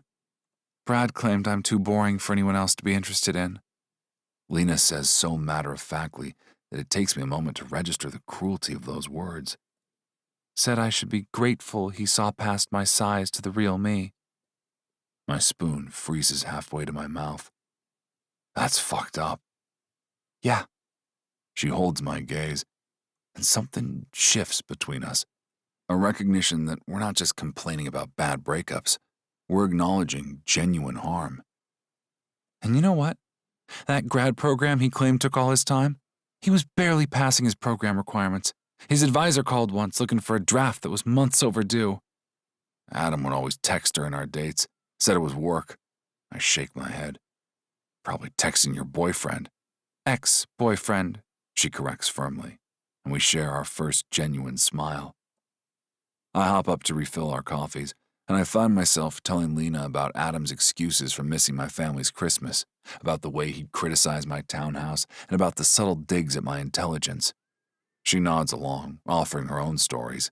Brad borrowing her credit card, Brad telling her friends she was too busy to hang out while she was working extra shifts to cover their expenses, and Brad criticizing her clothes while refusing to carry laundry down to the building's basement. With each revelation, my embarrassment fades, and my anger grows. Not the hot, blinding rage I felt when I saw them on the kiss cam, but something cooler and more focused. You know what's almost funny? Lena sets down her fork, plate nearly empty. I kept thinking if I just tried harder, if I had been more supportive, he'd have finally committed. Complete his dissertation, get a job, be a partner instead of a project. I get that. I lean back, suddenly aware I've eaten every grain in my bowl. I thought if I gave Adam enough space, enough time, he'd eventually feel secure enough to let me in, to be part of my world. And then, she begins, they become part of each other's worlds, I finish. Our eyes meet, and there's a moment of perfect understanding between us. Two people who've been played for fools finding unexpected solidarity across a sticky cafeteria table. Lena wraps her hands around her coffee mug again, but it doesn't appear she's seeking warmth this time. She looks composed. I spent this morning throwing up from shock. Now I'm just angry. Good. I nod decisively. Angry is better than humiliated. Is it, though? Her eyebrow lifts. I mean, the whole city's watching. I consider this as I study the woman across from me, her direct gaze and the stubborn set of her jaw. Something about her reminds me of my mother, not in looks, but in backbone. Maybe we can turn this around somehow. How? She asks, curiosity replacing some of the hurt in her expression. I lean forward, thoughts brewing. Like I said, what if we get some revenge? Nothing illegal, but something satisfying. Her eyes narrow, but there's a spark there. What kind of revenge?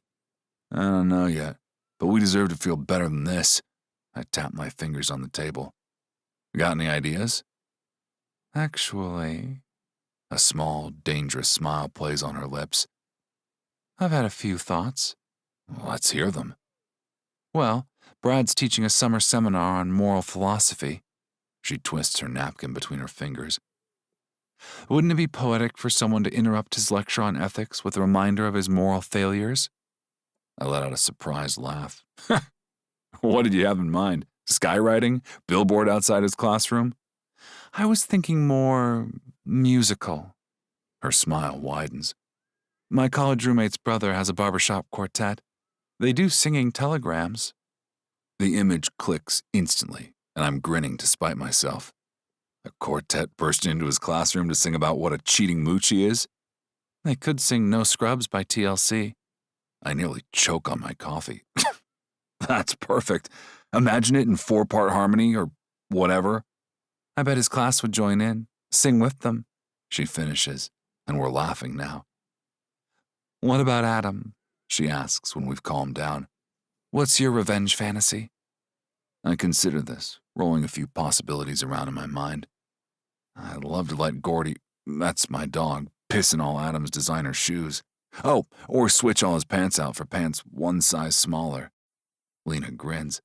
I could give you toothpaste that dyes his teeth blue. Yes! I pump my fist. I love that one. Lena raises an eyebrow. Would you do anything to him at a work event? No. I shake my head. I'm not that guy. But making him sweat a little? That's fair game. What about social media? She suggests. You could post about moving on and finding someone who appreciates you, make him think you've already replaced him. I could, I muse. Though, knowing Adam, he'd just call me to figure out who I'm seeing. Block his number? Tempting. I drum my fingers on the table. What about you? What else can we do to Brad? She sighs. I don't think I'm creative enough for this. I wave a hand. You're super creative. This is all gold. We could always do something classic. Change his Netflix password. Sign him up for embarrassing email lists. I like the email idea. She nods. Especially since he uses his university email for everything personal. We spend the next 20 minutes throwing increasingly ridiculous revenge ideas back and forth, most of which we'd never actually do, but it feels good to voice them out loud. Eventually, our laughter dies down and reality settles back in. Lena's expression clouds over. What's wrong? I ask. She hesitates, then says, I just remembered I don't want to go home tonight. Or ever, really. Because of Brad? Yeah. She stares into her empty coffee mug. The thought of facing him, of sleeping under the same roof. She shakes her head. Maybe I can find a hotel for a few days. Hotels are expensive, I point out, especially considering you were already floating his lazy ass. I know, but I have a guest room. The words are out before I can think better of them. She looks up, surprise evident in her expression. What? I have a guest room, I repeat. It's nothing fancy, but it's private and, Brad free. She blinks. That's very generous, but I couldn't impose like that. It's not an imposition, I assure her. It's the first time I've ever lived without my twin and at least one other brother. It's too much space for just me and my dog. We barely know each other, she points out. True, I acknowledge. But you're the team dentist. If you were an axe murderer, I'm pretty sure they would have caught that in the background check. That elicits a small laugh from her. Still, look, it would be temporary, I say, just until you find your place. And honestly, I lower my voice conspiratorially. It would give us more time to plot our revenge. 2 minds are better than 1. She studies me for a long moment, clearly weighing her options.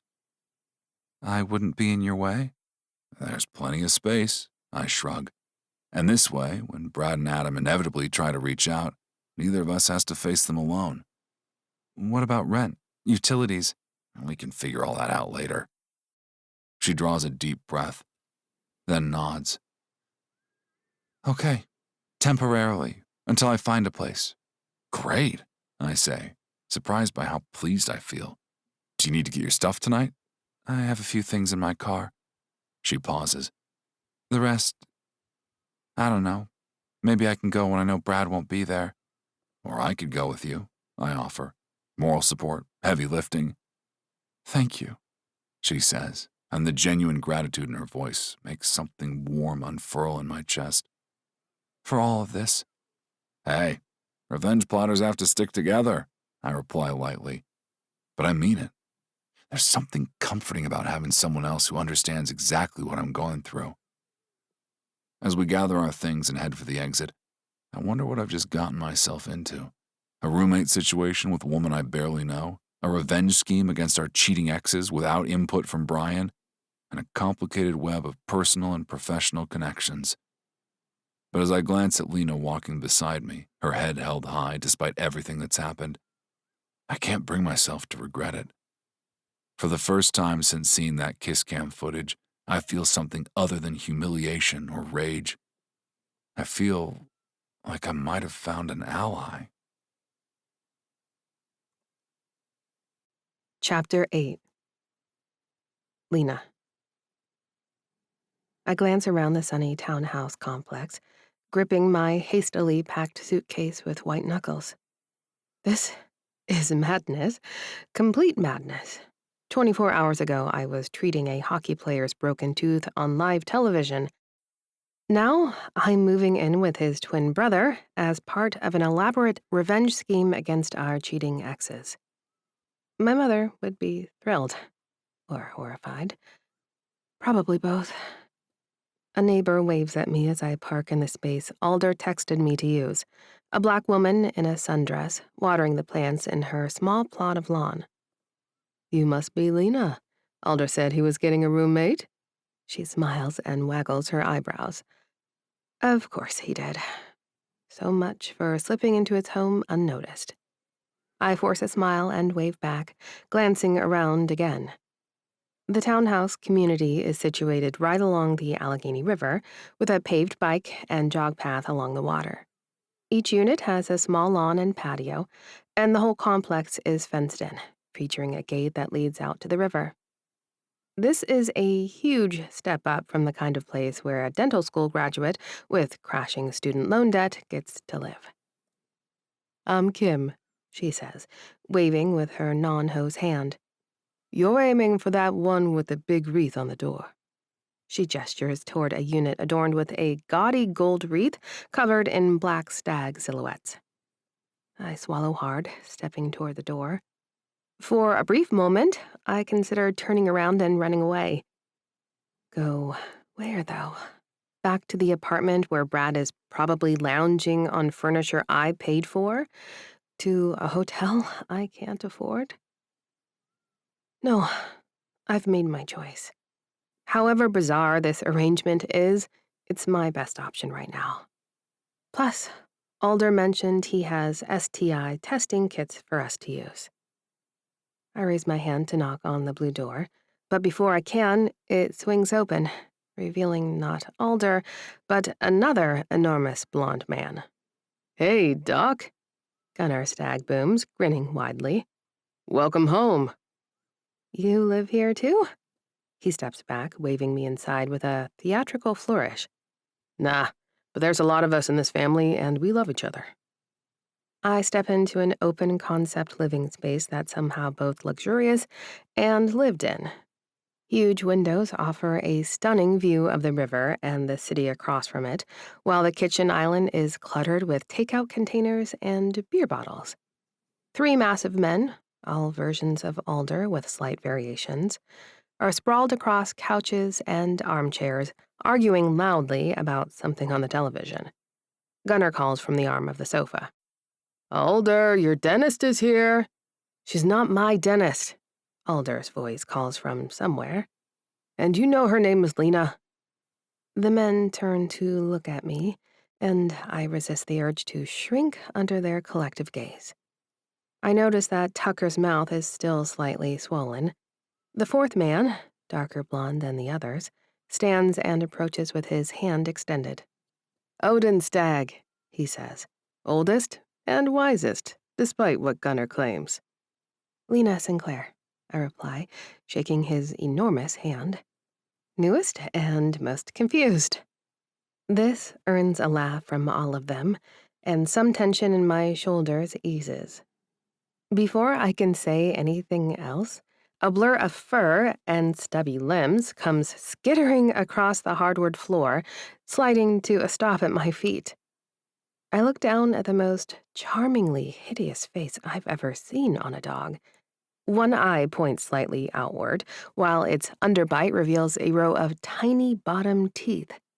Its fur, a mix of wiry patches and fluffy tufts, sticks out in unpredictable directions.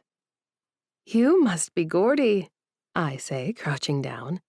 The dog's entire body wiggles with the force of his tail wagging. I offer my hand for him to sniff, and he immediately licks my fingers before nuzzling his head under my palm. He approves, Alder says, appearing from what I assume is a hallway leading to the bedrooms. He's changed into joggers and a worn Fury t-shirt, his hair damp as if he's just showered. which is good because he's the only one whose opinion matters around here. I squat by the dog, frozen at the sight of this clean-cut Adonis. "You shaved," is what falls out of my mouth. Alder runs a hand along his chiseled jaw, and I can smell aftershave, soap, and something unique to this beautiful man. Yeah, He says. playoffs are over, so the beard could go. Thank God. Those things itch like hell. I'm keeping mine. Gunnar yells from across the room, cutting the tension a bit as the brothers argue about their facial hair. "I think your dog's adorable," I say, trying to regain control of the situation, scratching behind Gordy's ears while he makes snorting noises of pleasure. "So ugly he's cute, like a little gargoyle with fur." That's exactly what I said when Alder brought him home, Tucker exclaims. Also, his breath is terrible. Fair warning. As if on cue, Gordy pants happily in my face, and I'm hit with a wave of doggy halitosis that could wilt flowers. "Oh my," I laugh, turning my face away. "That is potent." I brush his teeth, Alder says defensively. He just has stomach issues. "You could bring him to the dental suite sometime," I offer, standing up. "I could check his teeth." Alder's expression brightens. You'd do that? "Of course. It's literally my job to examine teeth." Odin snorts. Yeah, human teeth, not whatever's happening in that dog's mouth. "Fair point," I concede. "But I think I could identify a problem if there is one, and Alder could go from there." See? Alder says triumphantly. She's a professional. I feel myself blushing at his defense of me, which is ridiculous. I am a professional. I just wouldn't normally count smelly mutts among my patients. So, Lena, Gunnar says, flopping back onto the couch. You're moving in. Tucker throws an empty water bottle at him. "Chill, man. She and Alder are in a fragile state." It's called kindness, moron. Alder interjects before I can respond. And we're not going into details with you vultures. "It's fine," I say, surprised by my calmness. "We bonded over our mutual humiliation. Turns out discovering your boyfriend is cheating on you with your new colleague's boyfriend creates a certain connection." The brothers exchange glances. That tracks, Odin says finally. "Trauma bonding." Revenge plot, Gunnar suggests, wiggling his eyebrows. Alder rolls his eyes. Can you all please go home now? Lena's had a rough day, and we need to get her settled. Fine. Gunnar sighs dramatically. But Mom wants to know if you're both coming to Sunday dinner. I freeze. Sunday dinner? Family tradition, Alder explains. Nothing formal, just 20 or 30 stags eating lasagna and arguing about hockey. Although, I guess we're on to soccer spats now that it's summer. Just 20 or 30 people? I can barely handle the 3 brothers in front of me. The thought of a house full of these giant men makes my palms sweat. You gotta eat, right? Gunnar holds up his hands. Might as well eat with great company. You are under no obligation to attend, Alder says, clearly reading the panic on my face. I can tell her you're busy. No, that's... I start, then stop. I've only met Brad's family a handful of times, and here is this hockey family insisting I join in their weekly meal. I'm choked up, but manage to say, "I'd like to meet your family." Odin claps his hands together. Excellent. They're going to love you. Just don't ask my dad about his veneers. Odin winces, and Gunnar laughs into his beer. Tucker and Gunnar finally stand up, gathering empty bottles and takeout containers. We'll get out of your hair, Tucker says, but we'll see you Sunday. After a flurry of goodbyes, brotherly insults, and one last check of Tucker's temporary crown, the three brothers finally leave, and I'm alone with Alder and Gordy. Sorry about that, he says, running a hand through his damp hair. I didn't expect them all to be here still. It's okay. They seem nice. They're nosy idiots, he says, but his tone is affectionate. Let me show you around. The tour is brief but illuminating. The townhouse is massive by my standards. 3 bedrooms, 2 bathrooms, a chef's kitchen, and that stunning view. The guest room is larger than my entire first apartment, featuring a king-sized bed. This is where you'll sleep, Alder says, setting my suitcase down. Clean towels in the bathroom, extra blankets in the closet, Wi-Fi password is on the nightstand. It's perfect, I say, overwhelmed by the boundless kindness of this near stranger. Thank you, Alder, really. He shrugs, looking embarrassed. It's nothing. Come on, I'll show you the kitchen. I follow him back to the main living area, where Gordy has settled on a plush dog bed by the sliding door to the patio. Alder opens the fridge, which is surprisingly well stocked for a bachelor pad. Help yourself to anything, he says. I usually meal prep on Sundays, but since the season's over, I'm a bit more flexible. I can contribute to groceries, I offer immediately, and cook sometimes. I'm not great, but I can follow a recipe. We'll figure all that out later, he says, waving dismissively. Then, with a slight flush to his cheeks, he points to a wicker basket on top of the fridge. That's, the safe and satisfied basket. The what? His blush deepens. Family thing. Mom and sis, all of us kids have one. It's just, protection. Condoms, lube, dental dams, STI testing kits, whatever you might need. I stare at him, heat rising in my cheeks. Oh. Not that it's not an expectation or anything, just it's there if anyone. He clears his throat. Anyway, it's there. I glance at the basket, then back at Alder, who looks like he wants the floor to swallow him whole. I doubt I'd need anything in there after we do the tests, I say with a self-deprecating laugh. Not exactly fighting them off, especially looking like this. Alder's embarrassment vanishes, replaced by a frown. Looking like what? I gesture vaguely at myself. Plus-sized, not exactly the type guys are lining up to. No. He cuts me off sharply. Don't do that. Do what? Put yourself down. His blue eyes are suddenly intense. There's not a damn thing wrong with how you look. I blink, startled by his vehemence. It's just a fact, Alder. I'm not society's ideal. Society can go fuck itself. He says firmly.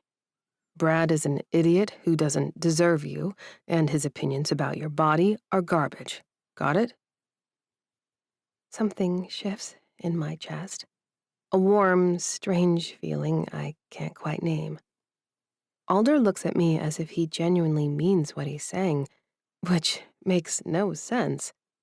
He's a professional athlete who could date models and celebrities. Why would he care about my self-image? Got it, I say quietly. He nods once, seemingly satisfied. Good. Now, are you hungry? I can order something. As if on cue, my stomach growls loudly, breaking the tension as we both laugh. I'll take that as a yes, he says, reaching for his phone. Pizza okay? I frown. Didn't you all just eat? There were so many food containers. Alder shakes his head. Those jagoffs ate. Tucker and Gunn are just starting their postseason binge, and Odin has been away from American food for a year. They don't leave me a single thing. And I could destroy a large pie from Spack Brothers if you're in. Pizza's perfect. As he calls in our order, I find myself studying him.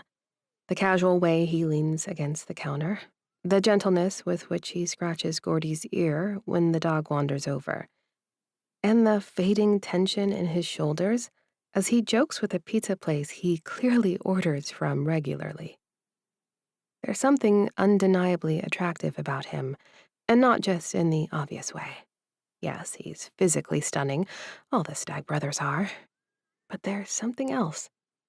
A genuineness and an absence of the calculation I'd grown used to with Brad.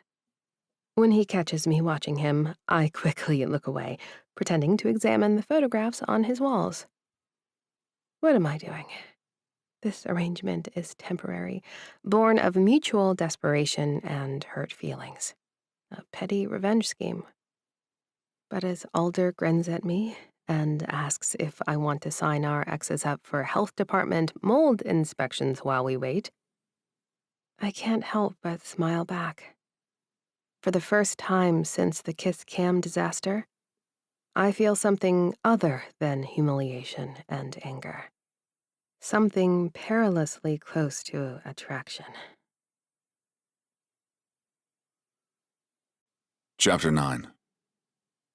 Alder. Lena's been living in my guest room for 3 days, and somehow it already feels like she's always been here. This morning, I found her and Gordy sharing a piece of toast on the patio, watching the sunrise over the river. She didn't know I saw them. I was heading out for an early workout, but the sight lodged somewhere beneath my ribs and hasn't budged since. Now I'm sprawled on the couch, scrolling through my phone while she showers after her day at work. I've been avoiding social media since the Kiss Cam disaster, but Brian texted that I should take the temperature of public opinion, whatever that means. I opened FaceSpace and instantly regret it. Fury defenseman's love life melts down with season. Who is PR guru Adam Lawson's mystery man? And then, more recently, sources confirm Fury team dentist also a victim in Kiss Cam affair. I'm still staring at the screen when Lena emerges from the hallway, her hair wrapped in a towel, wearing sweatpants and a faded university t-shirt. "You look like you've seen a ghost," she says, peering over my shoulder. "Oh." She snatches the phone from my hands and scrolls through the articles, her expression darkening with each swipe. "Sources confirm," she reads aloud. "Insiders say, who are these people, and why do they care so much about our private lives?" "Welcome to professional sports," I say, taking back my phone, "where your humiliation is just content for the masses." She sits beside me, maintaining a careful distance between us. We've established an unspoken choreography of proximity over these past few days, close enough for comfortable conversation, yet far enough to avoid accidental touches. This is fun, though. I show her my phone. I had a case of dick-shaped pasta delivered to Adam's apartment building and required a signature. The courier took a terrific picture of him looking absolutely horrified. She grabs the phone again. "Why didn't I think of anything like that?" "Stick with me, Lena. I'll teach you all the things." She groans. "Great. So now not only am I the pathetic woman whose boyfriend cheated on her with someone else's man, but I'm also failing at our Payback project." "If it makes you feel any better, I'm the guy who drove his boyfriend into another man's arms," I offer. "The internet has theories about my abilities." "That's ridiculous," she says automatically, then flushes when I raise an eyebrow. "I just mean, obviously that's not why Adam cheated. He's just an asshole." "Yeah."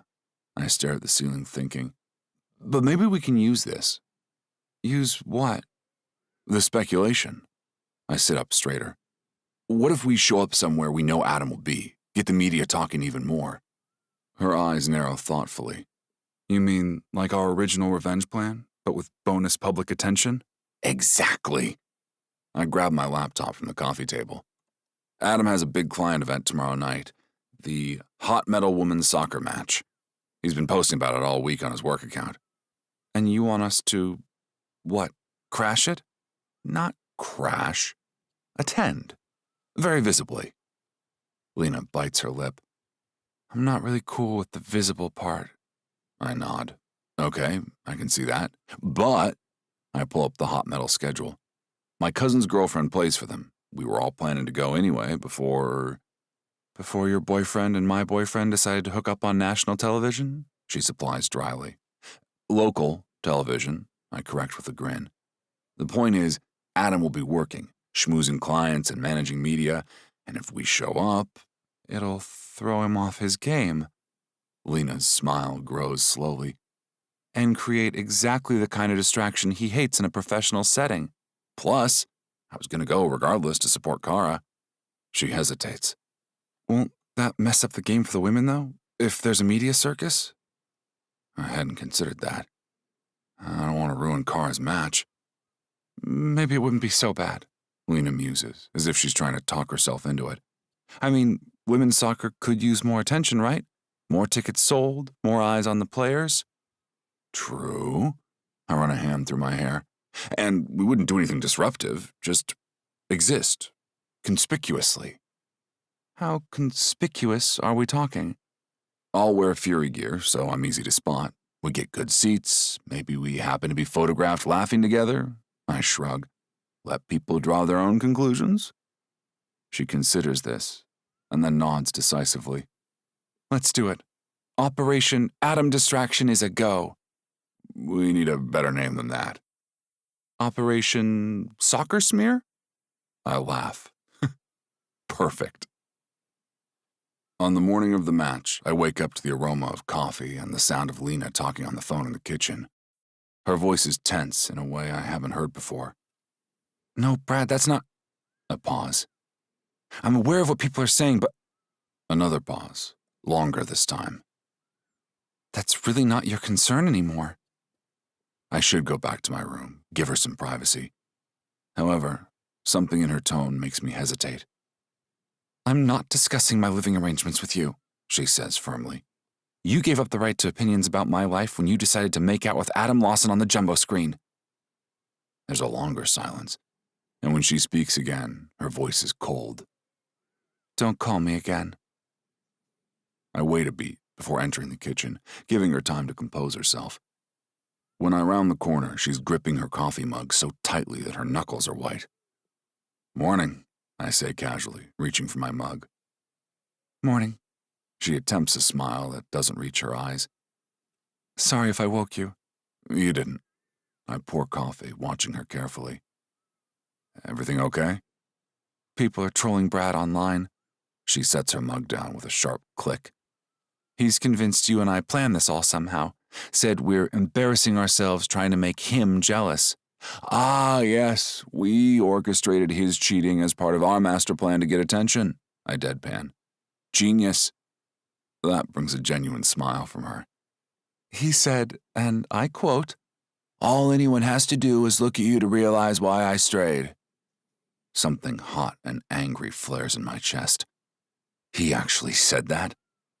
She shrugs, but I can see the hurt beneath her casual demeanor. It's fine. It's just Brad being Brad. It's not fine. It's bullshit. I lean against the counter, facing her directly. A thought occurs to me. I pull out my phone and make sure she can see as I order a 50-pound bag of organic manure to be delivered to their apartment. It's a hot day, I tell her. Let's leave a note that it's fine to drop the package in the doorway. Lena titters and then laughs, long and hard. I slide my phone into my pocket and point at her. For the record, anyone would be lucky to date you. She rolls her eyes. There's a hint of color in her cheeks. You don't have to say that. I'm not just saying it. I'm surprised by how strongly I mean it. You're smart, funny, kind to my weird dog, and you put up with my brothers. That's already more than most people manage. Well, when you put it that way, she says with a small laugh. Clearly, I'm a catch. Clearly, I agree. And for a moment, we just look at each other, and something unspoken passes between us. Then Gordy nudges my leg, breaking the spell. Someone needs his breakfast, Lena says, turning away quickly. Yeah, I clear my throat. Big day today. Operation Soccer Smear. Should we coordinate outfits? She asks, seemingly grateful for the subject change. For maximum conspicuousness? I'll wear my Fury jersey. I feed Gordy while thinking. Do you have anything team-related? I might have an extra jersey you could borrow. I doubt your clothes would fit me, she says, that familiar self-deprecation creeping in. You'd be surprised. I glance at her, suddenly imagining the way my jersey would look draped around her boobs. But you could wear whatever makes you comfortable. The point is for us to create chaos, not to dress alike. She nods, but I can tell she's still thinking about it. I mostly want to keep my name out of it, but I guess that ship has sailed. Lena releases a groan. What time should we head over? We should aim to arrive around 6:30. The match starts at 7, which is prime time for Adam to spot us. And we just sit there, looking happy? We enjoy the match, I correct. Cheer for the hot medal, eat overpriced nachos, and if photos happen to be taken of us ignoring the gossip, I shrug. That's just a bonus. Lena smiles, a mischievous glint in her eye. I can't wait to see his face. When we arrive, the stadium is already buzzing. I'm wearing my game day Fury jersey with a baseball cap pulled low, but it's really just for show. In Pittsburgh, I'm recognized pretty much everywhere, especially during hockey season. I sign a few soccer programs for kids on the way in, and Lena snaps some pics for excited fans. Lena walks beside me in jeans and a black hot metal t-shirt she found at the team store on our way in. There are a lot of people here, she murmurs as we make our way to our seats. Game's been promoted heavily, I explain. But even though you look damn fine, I think the people are more focused on the field. Hot Metal's having a good season, and Kara's one of their star players. Lena's lips tip up in a small smile, and I sense her relax after my compliment. Is Kara really dating your cousin? Yeah, Wes is on the men's team. He's got an away match, though. I guide her through the crowd with a light touch on the small part of her back. My family's pretty serious about soccer, too. We're athletic overachievers. I noticed, she says dryly. We find our seats, great ones, offering clear views of both the field and the VIP section where Adam will be working. I scan the crowd, but don't spot him yet. Nervous? Lena asks, reading my expression. No, I lie. Just looking for familiar faces. She doesn't call me on it. She just settles into her seat and studies the program. So, the goal is to kick the ball into the net, right? I stare at her for a moment before catching the twinkle in her eye. Very funny. I actually played soccer in high school, she admits. I wasn't half bad as a defender. Why am I not surprised? You strike me as someone who'd be good at blocking people's shots. She bumps my shoulder with hers. Was that a compliment or an insult? Definitely a compliment. Defense wins championships. Is that why you play defense in hockey? Partly. I consider how to explain it. I like the strategy of it. Reading the play, anticipating where the puck's going, getting between the opponent and their goal. The protector, she says thoughtfully. I don't know about that. Well, I do. Lena starts to explain. A roar from the crowd interrupts us as the teams take to the field for warm-ups. I point out Kara, Latina, a midfielder with a dark ponytail. She's amazing, I tell Lena.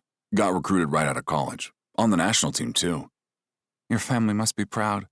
We are, even if she's not technically family yet. I scan the sidelines again and freeze. 3 o'clock, by the media tent. Lena follows my gaze subtly. Is that Adam? He stands near the press area, clipboard in hand, talking to what appears to be a group of sponsors. He's wearing his professional uniform. Slim cut suit, no tie, trendy glasses, and looks completely in his element. That's him, I confirm, my voice tighter than I'd like. Lena's hand finds mine on the armrest between us. You okay? Fine. I force myself to look away from Adam. It's the first time I've seen him since. We can leave, she offers immediately. This was a stupid idea. No. I squeeze her hand, surprised by how much I appreciate the contact. I'm okay. Really. Okay. She doesn't let go of my hand, and I don't pull away. It feels nice, grounding. The match begins, and we settle into watching the action. In the 14th minute, Kara makes a brilliant pass that leads to the first goal, and I jump to my feet, cheering. Lena stands too, laughing at my enthusiasm. "Your family loyalty extends to girlfriends of cousins?" she teases. "Women's sports don't get enough credit," I reply. "Plus, Kara's practically a stag already. Wes is just taking his time proposing." We're still standing, discussing the goal, when I notice a commotion near the media tent. Adam has spotted us. He's staring, mouth slightly open, distracted enough that one of his clients seems to be repeating a question. "Mission accomplished," Lena murmurs, following my gaze. That was easier than expected. We sit back down, but I'm acutely aware of Adam's attention throughout the first half. Every time I glance in his direction, he's watching us, his expression growing increasingly agitated. During halftime, Lena and I hit the concession stand. We're waiting in line when I feel a tap on my shoulder. "Alder?" I turn to find Adam standing there, professional smile firmly in place, though his eyes are cold. "Adam?" I reply, equally cool. "Working the game?" "Yes, as you're clearly aware." His gaze shifts to Lena. "Dr. Sinclair, right? I've heard so much about you." "Wish I could say the same," Lena says sweetly. "But Brad never mentioned you, for obvious reasons." Adam's smile tightens. "I should apologize for the awkwardness." "You mean when you were sucking face with my boyfriend on the jumbo screen?" Lena's voice remains pleasant, but there's steel beneath it. "No apology necessary. You did me a favor." Adam blinks, clearly not expecting this response. "Well, good then." He turns his attention back to me. "Could we speak privately for a moment?" "No," I say simply. "I'm here to watch soccer with my friend." "Your friend?" He glances between us, skepticism evident. "Does she know what it's like to be in your orbit with the media everywhere?" I just glare at him as Adam's face flushes. "We'll leave you to your work," I tell him, placing a hand on Lena's back to guide her forward in the now moving line. "This isn't over, Alder," Adam says, low enough that only I can hear. "Call me when you're done playing games." I don't respond. I just continue forward with Lena. Once we're out of earshot, she exhales dramatically. "What a douche," she whispers. "I can't believe I was intimidated by the idea of him." "You were intimidated?" "A little," she admits. "He's so polished." That's one word for it. We order nachos and beer, then make our way back to our seats. I'm aware of people watching us. Phones occasionally raised to capture photos. Word has obviously spread about our presence. "I can see why you fell for him," Lena muses as we sit. "He's very pretty." "Pretty empty," I mutter, then feel childish. Sorry, that was petty. "Hey, petty is what we're here for." She nudges me with her elbow. I smile, grateful for her lightness. Right. The second half begins, and we settle back into watching the match. Adam remains on the sidelines, but I'm less concerned with his presence now. I'm more interested in Kara's footwork and Lena's running commentary, which grows increasingly insightful as the game progresses. "You really did play, didn't you?" I ask after she correctly predicts a penalty call. "Told you," she says with a grin. 4 years varsity, thick thighs and all. "Is there anything you're not good at?" "Plenty," she laughs. "Relationships, for one." Same. I watch as the penalty kick sails into the net, putting Hot Metal up 2-0. Maybe we should stick to sports. Maybe we should. The rest of the match passes in a blur of good soccer and even better company. Hot Metal wins 3-1, with Kara assisting on the final goal, and the crowd erupts in cheers. As we stand to applaud, I notice several people openly taking photos of us. "We've been spotted," I murmur to Lena. "Good," she claps enthusiastically. "Adam looks like he's about to have an aneurysm." Sure enough, Adam is staring at us from the sideline, his professional composure wavering. One of his clients is trying to get his attention, but his focus is completely on us. As we exit with the crowd, I feel my phone vibrate with an incoming call. I check the screen and see Brian's name. "My agent," I explain to Lena. "Should I take it?" "Go ahead," she says. I'll wait. I answer as we step into a quieter area near the exit. Hey, Brian. Hey, Stag, what the hell are you doing? BuzzTalk is exploding with photos of you and the dentist at the soccer game. Watching soccer, I reply innocently. Cara played great. Don't play dumb with me, kid. Is this some kind of revenge date? Because if so, we need to coordinate our messaging. It's not a date, I say, though the denial feels strange on my tongue. Lena's staying at my place temporarily because her ex is fucking mine. We're friends. Friends, Brian repeats skeptically. The kind of friends who hold hands at sporting events? I glance at Lena, who's examining a hot metal team poster with exaggerated interest, clearly trying not to eavesdrop. I was helping her up the stairs, I insist. But if people want to think otherwise, I'm not going to correct them. Brian sighs heavily. Fine, but if this blows up, don't say I didn't warn you. Adam is definitely not chill, and the team has rules about fraternization. We're not fraternizing, I argue. We're coexisting. Whatever you say, Stag. Just be careful. He hangs up without saying goodbye. Typical Brian style. I rejoin Lena, who raises a questioning eyebrow. Everything okay? Fine. Brian's just being Brian. Meaning he's worried about optics. I guide us toward the exit. Mission accomplished, then? She asks as we step into the warm evening air. Definitely. I spot Adam across the parking lot, frantically typing on his phone while his clients wait. We walk to my car in comfortable silence, the energy of the evening settling around us. It's not until we're driving home that Lena speaks again. Do you think we went too far? She asks quietly. With the public appearance thing? I consider this. We didn't actually do anything except watch a soccer match together. True, but we knew what people would think, what they'd say. Does that bother you? She's quiet for a moment. Not exactly. It's just, I don't want to create more problems. For you, for the team. Brian mentioned something about fraternization rules, I admit. But they're mostly about coaches and players. I don't think they apply to medical staff and players being friends. And if people think we're more than friends?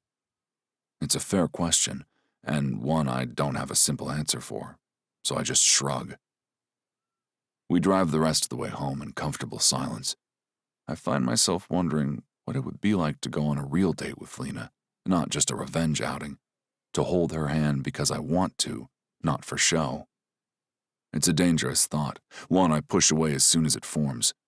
We're roommates, co-conspirators in a petty revenge plot. Maybe friends. Anything more would complicate an already messy situation. But as we arrive home, and I watch her laughing at Gordy's enthusiastic greeting, I can't help but think that some complications might be worth it. Chapter 10. Lena. Gordy greets us at the door like he thought we'd never return, his entire body wiggling with joy. Alder's demeanor softens immediately as he crouches to ruffle the dog's unruly fur. Hey, buddy, you miss us? Watching them together makes my chest ache in a strange way. For all his imposing physical presence on the ice, there's something gentle about Alder Stag when he's with his dog. My brain flashes to forbidden images of Alder being gentle with me. Nope, not okay, Lena. I'm going to turn in, I say, suddenly feeling like an intruder. It's been a long day. Alder nods, still focused on Gordy. Night, Lena. Inside the guest room, I change into sleep shorts and an oversized t-shirt before sitting on the edge of the bed, scrolling through the barrage of texts from Brad. Each one oscillates between anger and pleading, following the familiar pattern of our arguments. How could you do this to me? We need to talk. Is this some kind of joke? I miss you. Please come home. Home. As if that apartment could ever feel like home again. I think about Alder shipping hot manure to the doorstep and smile, imagining Brad having to deal with it.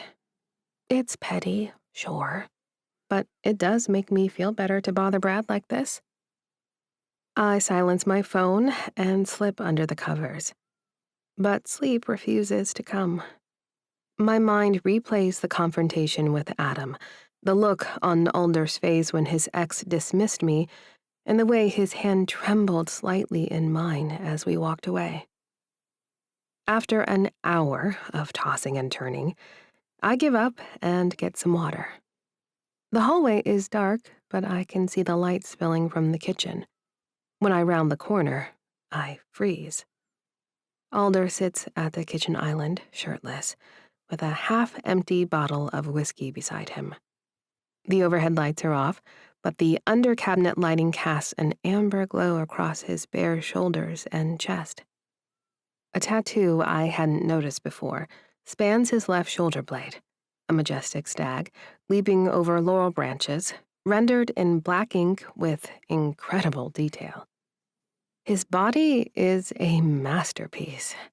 I have to will my heart to begin beating again as I realize I'm truly here in the presence of this beautiful man. He doesn't notice me at first, lost in the amber liquid in his glass. Without the usual animation in his features, he somehow looks younger, vulnerable. I clear my throat, and he startles, turning to face me.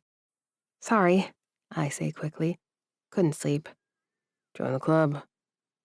His words are a bit slurred, like he's been drinking that booze for a long time. He gestures to the stool beside him with his glass. Water? Please. As he stands to get me a glass, I can't help but notice the defined muscles of his torso, marred here and there with the bruises and scars of his profession. Being a hockey player isn't just a job. It's written on his body. That's a beautiful tattoo, I say, as he hands me the water with an unsteady hand. I should suggest he get a glass for himself, but I'm not his mother. I'm not even his girlfriend. He glances over his shoulder as if he's forgotten it's there. Family tradition. All the Stags have it, even my mom, and she kept her last name. I smile at his mention of his mother. It suits you. He sits back down, a wry smile curling his lips. A stag with a stag. We sit in silence for a moment, the only sound being the occasional whimper from Gordy's dreams in the living room. Adam texted me 7 times after we left. Alder says finally, his voice rough. Kept saying I'm making a fool of myself. Called me pathetic. Brad sent 15, I counter, trying for levity. His laugh is hollow. I guess the two of them aren't hitting it off. I hesitate, then pose the question that's been nagging at me. Does it bother you, what Adam thinks? Alder stares into his glass. It shouldn't. He takes a long drink. 6 months, Lena. 6 months of me chasing after him, making excuses for why he couldn't meet my family, why we could only hang out at my place, why he never introduced me to his friends. He shakes his head. And he was banging someone else. It's not your fault he's a cheating jerk, I say firmly. No, but it's my fault I kept accepting the scraps he offered. His gaze finally meets mine, blue eyes clouded with pain and whiskey. You know why I put up with it? Because I thought he was so much smarter than me, sophisticated. He works with athletes, but has all these opinions about art, politics, and literature. And you thought you weren't good enough? I venture, recognizing the pattern all too well. Just a dumb hockey player. He shrugs, the movement rippling across his shoulders. Why would someone like him want someone like me except for my body? The self-deprecation in his voice makes my heart clench. And here I stand, objectifying him as he opens up to me about feeling like a piece of meat. Alder, that's ridiculous. You're not... Not what? Dumb? He laughs bitterly.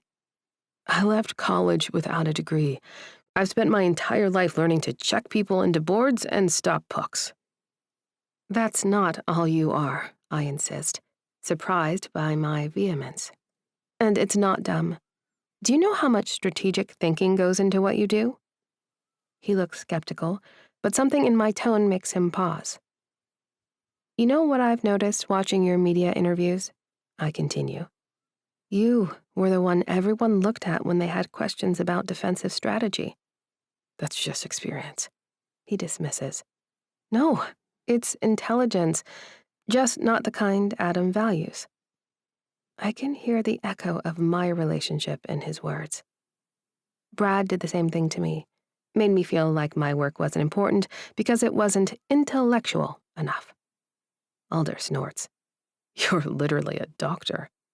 Who fixes teeth, not curing cancer. The manual labor of medicine, he called it. I shake my head at the memory. He acted like I should be grateful that someone with his brilliant mind would stoop to being with someone so practical. Practical is good, Alder says firmly. Practical gets shit done. Exactly. I tap my glass against his. And strategic thinking on the ice is just as valuable as pontificating about obscure philosophy. He smiles a genuine one this time. To practical people, getting shit done. We clink glasses, and something shifts in the air between us. A recognition, perhaps, of kindred wounds. I should try to sleep, he says after a moment, pushing the whiskey bottle away. You have any plans tomorrow? Just meeting with my trainer, nothing important. He stretches, wincing slightly. Might skip it. You should go, I say, worried about how much booze he put away tonight, and the sadness behind his words. It would be good to get out of the house. Maybe. He stands, gathering his glass and the bottle. What about you? You've got tooth shit to get done, right? I nod, suddenly overwhelmed by the pressure of my job. I will be making mouth molds until my fingers ache. I'll drive you. He interrupts. Then I'll actually get out of the house. You don't have to. Lena. His voice is gentle but firm. We're friends now, right? Friends help each other out. Friends. The word feels both comforting and somehow inadequate, but I nod. Okay. Friends. He smiles, a shadow of his usual brightness, but real. Good night, friend. As he disappears down the hallway, I'm left wondering how, in just 2 days, Alder Stag has transformed from a hockey star and convenient ally to whatever he is becoming to me. Chapter 11. Lena. Morning brings the aroma of coffee again, but this time it's my doing. I've beaten Alder to the kitchen and taken the liberty of brewing a pot strong enough to cut through what I assume will be his substantial hangover. I'm midway through making cinnamon toast, a comfort food I discovered he keeps ingredients for, when he stumbles in, looking like death warmed over. Morning, sunshine, I say, unable to suppress a grin at his disheveled state. His hair is sticking up at improbable angles, his eyes are bloodshot, and he's squinting against the morning light filtering through the kitchen windows. Is it necessary to be so cheerful? He grumbles, accepting the coffee I push into his hands with obvious gratitude. Drink that, then water, then more coffee. I slide a plate of cinnamon toast toward him. And eat something. He raises an eyebrow. Bossy. Doctor's orders. You're a dentist. Close enough. He takes a bite of toast, closing his eyes in apparent appreciation. This is good. It's just cinnamon toast. Still good. He takes another bite, then looks at me over the rim of his mug. God, I miss bread. Where'd you get this? I shrug, oddly embarrassed. Found a loaf in the freezer. I didn't even think about diet restrictions. He chews and swallows, and I notice again the muscles in his throat. Well, I don't have any restrictions this summer. He nods, then winces at the movement. Sorry about last night. I don't usually drink like that. Don't apologize. I sit across from him with my coffee. We've both had a rough couple of days. Still planning on going in today? He looks dubious about his ability to function. Absolutely, and so are you. I stand, retrieving a bottle of ibuprofen from my purse. Take 2 of these, shower, and you'll feel semi-human again. He accepts the pills with a look of amused resignation.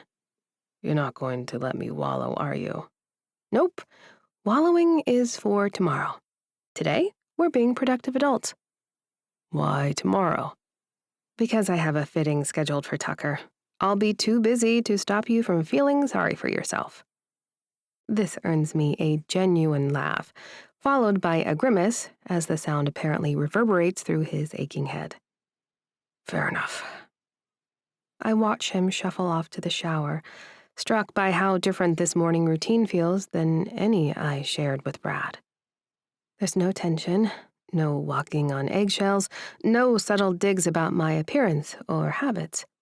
Just easy companionship and mutual support. It's nice. Dangerous, but nice. The Pittsburgh Fury training facility is state-of-the-art, a gleaming testament to the city's dedication to its hockey team. Looking remarkably better after a shower and more coffee, Alder guides me through security with the effortless confidence of someone who belongs. The facility buzzes with activity, despite the season being over. Support staff, trainers, and a handful of players mill about, some nodding to Alder as we pass. I notice how he straightens slightly, his public persona slipping back into place. Confident, easygoing, professional. He glances at his watch. I should head to my meeting. Text me when you're done for the day. Will do. Thanks for the ride. He flashes me a grin, already looking more like himself than he did at breakfast. What are friends for? The morning flies by in a flurry of paperwork, equipment checks, and introductions to the staff. By noon, I've established my clinic protocols, reviewed patient files, and scheduled several players for procedures during the off-season. Experiencing this level of autonomy and resources after the emergency room's constant scramble is exhilarating. I know that as soon as these guys are back to full contact, I'll be looking at some gory situations. But this summer is all about temporary crowns, deep cleanings, and a few fillings. I'm organizing supplies when a knock at my door interrupts my thoughts. I expected to be one of the administrative staff, but instead, Alder stands there, holding a paper bag that smells tantalizingly of garlic. Lunch? He offers. I brought Italian. I typically avoid smelly food if I'm going to be breathing near people's faces, but I'm not seeing patients today. You're a lifesaver, I say, as I clear space on my desk as he unpacks containers of pasta. How was your meeting? Boring, end of season review. Preliminary plans for next year. He shrugs, handing me a fork. The usual. Sounds thrilling. About as thrilling as cataloging dental supplies. He nods toward the cabinet I'd been organizing. I laugh, acknowledging the point. So, this is the glamorous life of professional athletes, meetings and medical checkups. The parts they don't show in commercials. He twirls pasta on his fork. How's your day going? Good. Busy. Your brother is scheduled for his flipper fitting tomorrow. Alder groans. Great. He'll be whining all evening. Big baby about all the dental work, huh? The biggest. Mom had to bribe him with ice cream well into high school. I laugh at the image of towering Tucker Stag being bribed like a child. Speaking of your family, about Sunday dinner. Alder's expression softens. You don't have to go if you're not comfortable. I can make excuses. No, I want to. I'm surprised to realize I mean it. What should I expect? Are they going to interrogate me? Should I bring something? Just yourself. He hesitates. And maybe prepare for questions. They're nosy but well-meaning. How many people are we talking about? Depends. Core family, my parents, brothers, probably Odin's girlfriend, Gunnar's fiancé. He counts on his fingers. Then there's the extended crew, trio of uncles, their kids, maybe some family friends. So 20 people is a conservative estimate? He chuckles. Pretty much. We're a big herd. And they all play hockey? And pro soccer. It's the family business. He says it lightly, but something in his tone catches my attention. Is that hard, the family legacy thing? He considers this, setting down his fork. Sometimes. Dad played for the Fury, and now 3 of his kids play too. Hockey's in our blood. But sometimes I wonder. He trails off, then shakes his head. It's stupid. I doubt that. He meets my eyes, and for a moment, I glimpse the vulnerability from last night. Sometimes I wonder if anyone would notice if I just stopped. Quit hockey, did something else. He laughs self-consciously. They'd still have Tucker and Gunnar carrying the torch. You don't enjoy playing anymore? I ask carefully. I do, most days. He sighs. But it's so tied up with who I am to them. Alder Stag, defenseman. Take that away, what's left? The question hangs between us, heavy with meaning. Before I can respond, his phone buzzes. He glances at it and then stands abruptly. Trainer's looking for me, I should go. He gathers the remnants of our lunch. Thanks for listening to me whine. That wasn't whining, I say firmly. That was being human. Something flickers across his face. Surprise, maybe? Or gratitude? I'll meet you in the lobby at 5 for the ride home. Home. The word catches me off guard. His home, not ours. Yet, in less than a week, it already feels more like home than anywhere I've lived in years. Such a contrast to my reaction to Brad's message. Perfect, I say, and watch him go, wondering what else there is to learn about Alder Stag. Beneath the surface, he shows the world. I'm mentally exhausted, but satisfied with the day's progress by quitting time. As promised, Alder is waiting in the lobby, deep in conversation with the head coach. He spots me and waves me over. Coach Thompson's face shifts when Alder stoops to pick up my bag. Coach turns to Alder. Been meaning to talk to you about all the hubbub, Stag. I wince, but Alder keeps a warm palm on my arm. He says, My agent has a lot of wheels turning. Doc here is working with me to make lemonade from all this. Coach Thompson nods, staring, licking his teeth. Eventually, he says, You did a good job with T-Stag and his pretty face. Curiosity evident, he glances between Alder and me, but he's professional enough not to pry. Hey, Stag, we'll talk soon. Coach claps him on the shoulder. Keep feeling free to share your strategy ideas with me, with or without your brother. Alder looks genuinely startled by the suggestion. Thanks, Coach. As we head to the parking lot, I can't resist saying, Just a dumb hockey player, huh? He rolls his eyes, but I catch the smile tugging at his lips. One good idea doesn't make me a genius. No, but it does prove my point from last night. Your kind of intelligence counts too. He's silent as we approach his car, but as he opens my door, he says quietly, Thanks for that. Chapter 12. Alder. I open Lena's car door, the simple, thanks for that, still hanging in the air between us.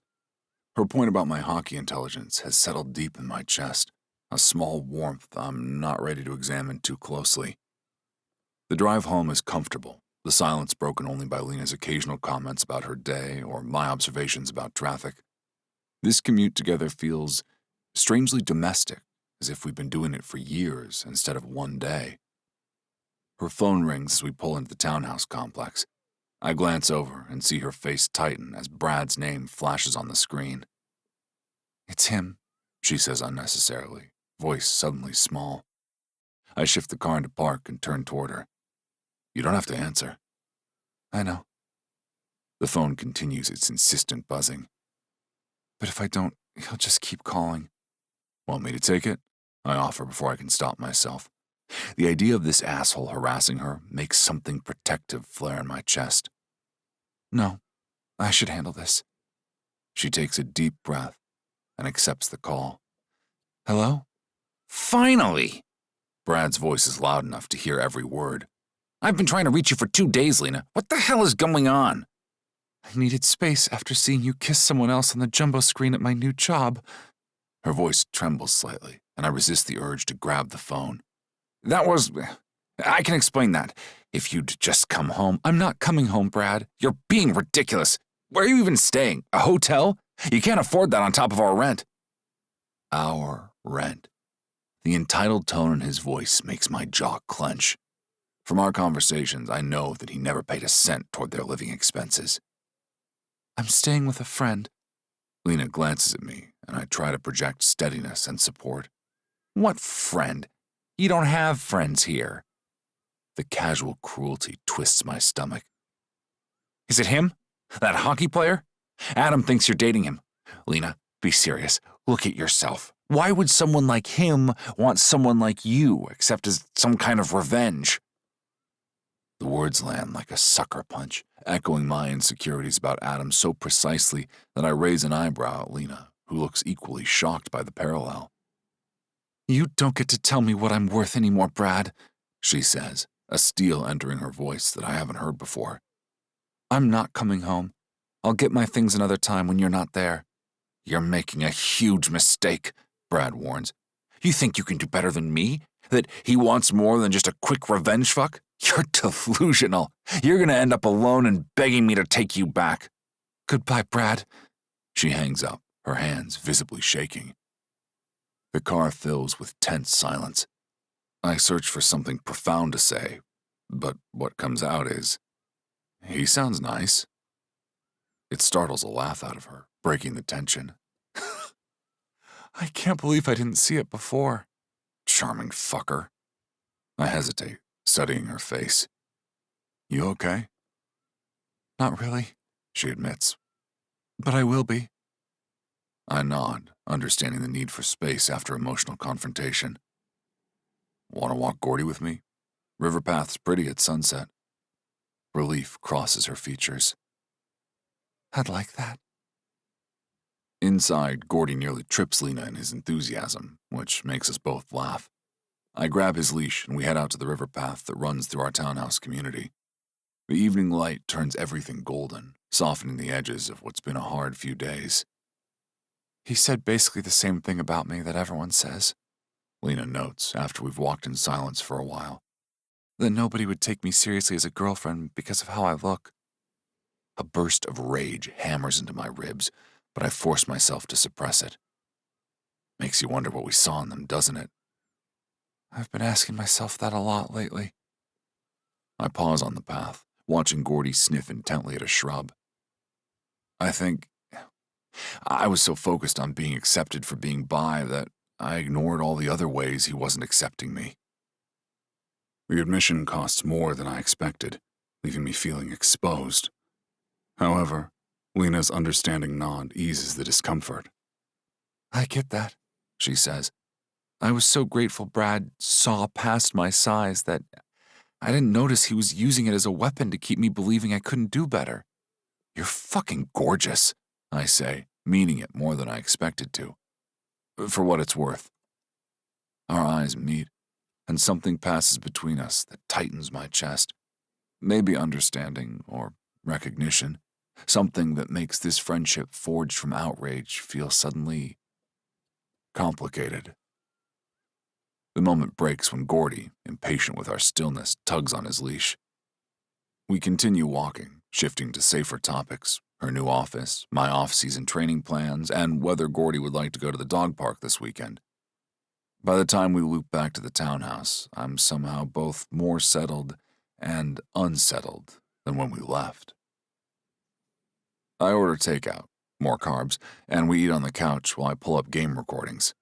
I find myself pointing out defensive strategies and explaining plays more intensely than I usually would.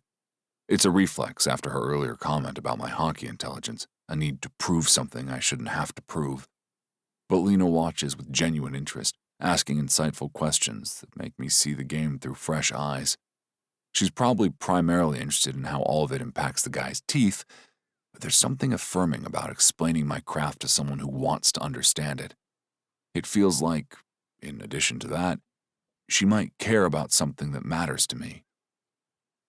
When she finally heads to bed, pausing in the hallway to turn back to me, I expect a simple good night. Instead, she says, "For what it's worth, I think everyone would notice if you stopped playing hockey. Not because of the family legacy or the Stag name, but because you bring something to the game that's uniquely you." I stare at her, momentarily speechless. No one, not coaches, not teammates, not even family, has ever articulated my value to the game quite like that. Not as a Stag, not as an enforcer, but as me. I've always been half of a twin pair, valuable because of what I share with my brother. "Thanks, Lena," I manage finally, my voice rougher than intended. After her door closes, I lower the TV volume and reach for the whiskey bottle, not to drown the day like last night, but to sit with this unfamiliar feeling of being truly seen. I pour a single finger and sip it slowly as Gordy settles on my lap with a contented sigh. I stroke his fur absently, thoughts circling back to Lena, her quiet strength on the phone with Brad, how easily she's slipped into my life as if she's always belonged here. This wasn't the plan. The plan was revenge, petty pranks to show Adam and Brad exactly what they lost. Simple, straightforward, temporary. But as I finish my whiskey and head to bed, Gordy padding beside me, I realize there's nothing simple about what's happening between Lena and me. We're becoming friends, genuine friends, with the kind of honesty I never had with Adam. The question gnawing at me as I slide under the covers is whether friendship will be enough when I'm starting to feel the pull of something more. Chapter 13. Lena. I swear, if I have to look at one more mouth mold, I'll scream, I announce as I enter the townhouse the next afternoon, bracing myself to be mauled by Gordy. Tucker Stag's removable denture fitting went remarkably well, considering his anxiety about all things dental. This is probably because I prescribed him a Valium, and Gunnar dropped him into my chair half-high. But it was the 5th fitting I'd done today, and my fingers ache from the precision work. My roommate glances up from his perch on the couch, pocketing his phone. How was Tucker? Brave as a 4-year-old getting his first filling, but we made it through. Alder laughs. So he cried the whole time? I set my bag down and squat to greet Gordy. Only on the inside. How was your workout? Brutal. My trainer's determined to rebuild my entire left side this summer. He rubs his shoulder with a wince. I'm going to shower, Alder announces, disappearing down the hall. I take the opportunity to change into leggings and a loose t-shirt, then head to the kitchen to assess dinner options. By the time Alder emerges, hair damp, wearing sweatpants and a faded Fury t-shirt, I've determined that takeout is our best option.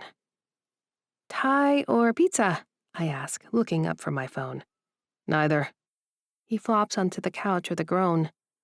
My body is one giant knot. What I really need is to just not think for a while. I set my phone down. Bad day? Not bad, just... He rubs a hand over his face. Between the training and fielding calls from Brian about media shit and dodging questions about us, I'm fried. Want me to order dinner while you nap? He looks at me thoughtfully. You know what I want? To get high. Just zone out completely. The statement surprises me, though I'm not sure why. I didn't know you smoked. I don't. It never seemed like a good idea, but now? He shrugs. League doesn't test for it, but I have no idea how to get drugs. Is that pathetic? I let out a laugh before I can stop myself. Of course you're not pathetic. And actually, I do. You do what? I know where to get some ganja. Alder sits up, eyebrows raised. Dr. Sinclair, you naughty girl. Where? I absolutely cannot believe the rush of heat I feel at the sound of Alder forming the words naughty and girl in regards to me. I clear my throat. Brad keeps a stash in his desk drawer. Top quality stuff, apparently, medical grade. And you never partook? Once or twice, I shrug. Not really my thing. So where's the desk drawer? In the apartment, in his office. I make air quotes around the word. Alder's eyes light up. The apartment you still need to get your stuff from? Yeah, that's... I stop as his meaning becomes clear. Oh, you're suggesting we... He grins, and there's something mischievous in it that makes my stomach flip. You need your things, and I need to unwind. Might as well liberate some of Brad's finest while we're there. That's petty theft. You think he'll report it to the cops? The blinding smile Alder sends my way includes dimples. I try not to stare and consider his question. Hell, I probably paid for it to begin with. There you go, just retrieving your property. He leans forward. Come on, when did you last do something just because it felt good? Something a little reckless. The question catches me off guard. Does moving in with a hockey player stranger count? When was the last time otherwise? Before Brad, certainly. Perhaps even before dental school. All right, I say, surprising myself. Let's do it. Alder's grin widens. That's my girl. The phrase sends another surge of warmth through me, which I immediately try to squash. I'm not his girl. But as we plan our heist, as Alder insists on calling it, I can't help but relish the conspiratorial energy between us. It would be great if he were out tonight, Alder says, pulling takeout menus from a drawer. I'd rather not have a confrontation if we can avoid it. Although, I also don't want to think about him and Adam fucking. I pull out my phone and open the shared calendar app Brad insisted we use. Looks like he has a department mixer tonight until 9. Perfect. We'll go at 7:30, be out by 8:30. We should probably eat first, I suggest, and maybe get some snacks for after. Alder glances up from the menus, a slow smile spreading across his face. Planning to join me, Dr. Sinclair? I'm keeping my options open. He laughs with a deep, genuine sound that makes me smile in return. I like this rebellious side of you. We decide on burgers, and while waiting for delivery, I make a list of essentials I need to retrieve from the apartment. Clothes, toiletries, important documents, and my framed diploma. It's surprisingly little, considering I lived there for 4 years. You should unlink yourself from that shared calendar, you know, Alder says, watching me scroll through my phone. Cut those digital ties. You're right. I delete the app entirely. One less way for him to track me. The burgers arrive, and we eat at the kitchen island, finalizing our plan. Alder will provide the muscle. I'll go straight for the essentials, in and out. There is minimal conversation if Brad happens to be there. What if he asks where I'm staying? I ask, suddenly nervous. Tell him the truth. Alder says simply. You're staying with me. Let him think we fuck all the time. I cross my legs and purse my lips, shaking my head at his candor. This plan awakens Alder's mischievous side, which borders on manic. But he's more animated than I've seen, and it's adorable. By the time we finish eating and load empty laundry baskets into Alder's car, my nervousness has transformed into something akin to excitement. There's something liberating about taking control like this, about having someone like Alder supporting me. Ready? He asks as we pull up outside my old apartment building. I take a deep breath. Ready. The apartment feels smaller than I remember. Or maybe it's just that I'm seeing it through new eyes. The furniture I paid for, cheap though it may be, the decor I chose, create a home that now looks strange and unwelcoming. Nice place, Alder comments, looking around. It served its purpose. I head straight for the bedroom, pulling out the suitcases. I'll start with clothes. Alder follows, leaning against the doorframe as I start emptying my side of the closet. Want me to help? Sure, dresser's over there. Top 2 drawers are mine. We work in comfortable silence for a while, with me packing clothes as Alder empties my dresser drawers. It's strangely intimate, him handling my things, but not uncomfortable.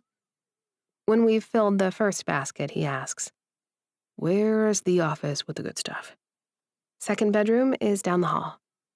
While I continue to pack clothes and toiletries, Alder disappears to find Brad's stash. He returns a few minutes later, triumphantly holding up a small wooden box. "Jackpot," he says with a grin. "And bonus, found these." He holds up a bag of gourmet chocolate-covered espresso beans. "Perfect for munchies." I laugh, feeling lighter than I have in days. He tucks the wooden box and the chocolates into his pocket. "How are we doing on time?" I check my phone. It's a little after 8. We should wrap up soon. I'm just tucking my underwear and bras into the second basket when we hear it. Keys in the front door lock. "Shit," Alder whispers. "I thought you said he'd be out until 9. That's what the calendar said. My heart rate skyrockets. He must have left early. We freeze, listening to Brad as he enters the apartment. His voice carries down the hall. He's on the phone. "No, babe. I told you it's fine. She's not an issue." A pause. "Yeah, staying with your hockey player, apparently. Ridiculous, right?" Alder's face darkens at Brad's dismissive tone. "I just need to grab some papers and I'll head over." Brad continues, his voice getting closer. Alder looks at me, then at the bedroom door, then back at me. Before I can process what's happening, he moves toward me in 2 long strides. "Trust me," he whispers, pressing me against the wall beside the bedroom door. And then his lips meet mine. The kiss starts as a performance. I'm aware enough to recognize that. A distraction, a strategy. But then his hand comes up to cup my face, and something shifts. His lips are soft, yet insistent, and despite myself, I respond. My hands find his waist, fingers curling into the fabric of his t-shirt. I hear Brad's footsteps in the hallway, but they seem distant and unimportant compared to the feeling of Alder's body pressed against mine, the gentle stroke of his thumb along my jaw, and the heat spreading through me like wildfire. The bedroom door swings open. "What the hell are you doing in here?" For a moment, Alder continues to kiss me, as if Brad's interruption is merely an annoyance. When he finally pulls back, his eyes meet mine briefly, and what I see there makes my breath catch. Confusion. Fire. Something unplanned. Then he turns to Brad, keeping his body partially in front of mine. "We can do what we want in Lena's bedroom, or anywhere else." Brad stands in the doorway, phone still in hand, his face contorted with indignation.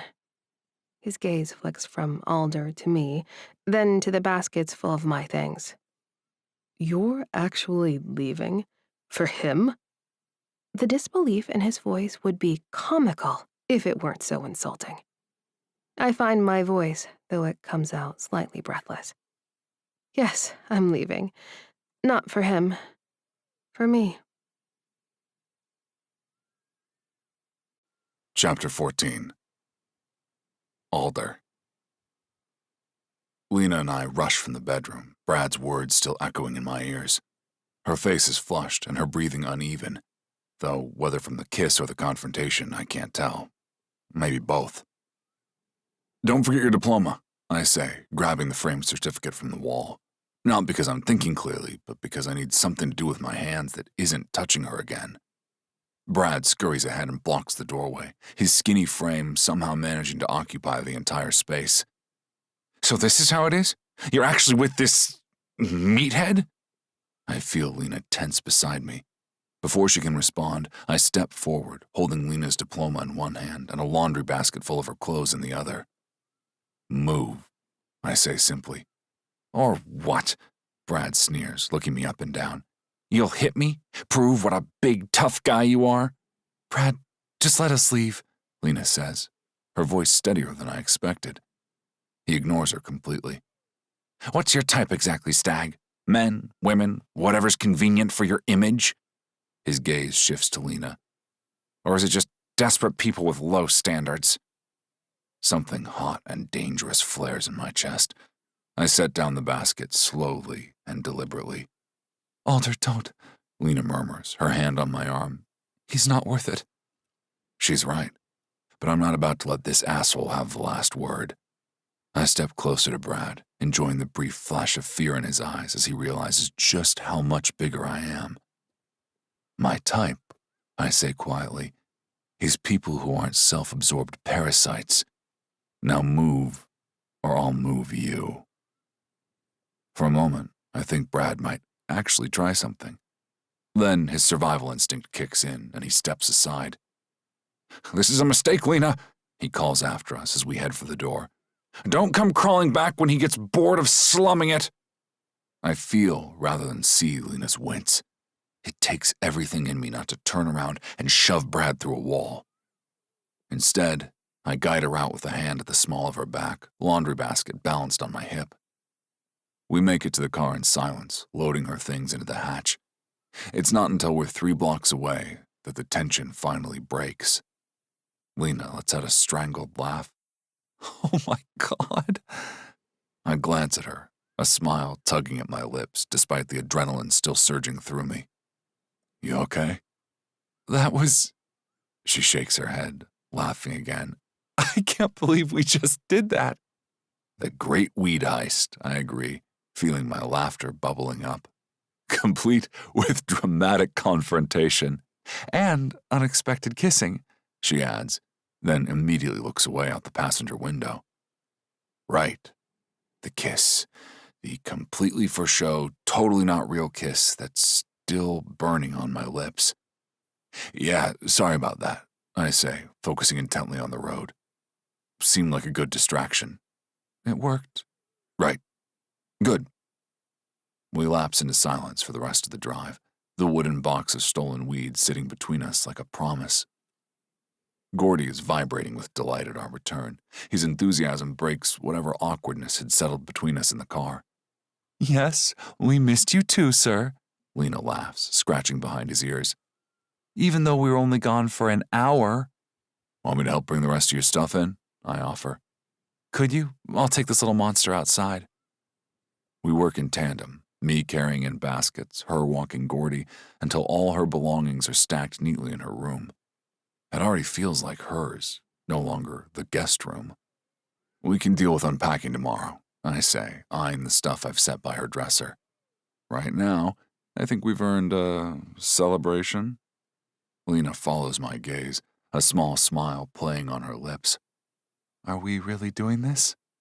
I open the box, revealing several neatly rolled joints and a small bag of loose marijuana. Unless you've changed your mind. No, but she looks at me curiously. Have you ever actually done this before? Nope. I shrug, trying to seem nonchalant.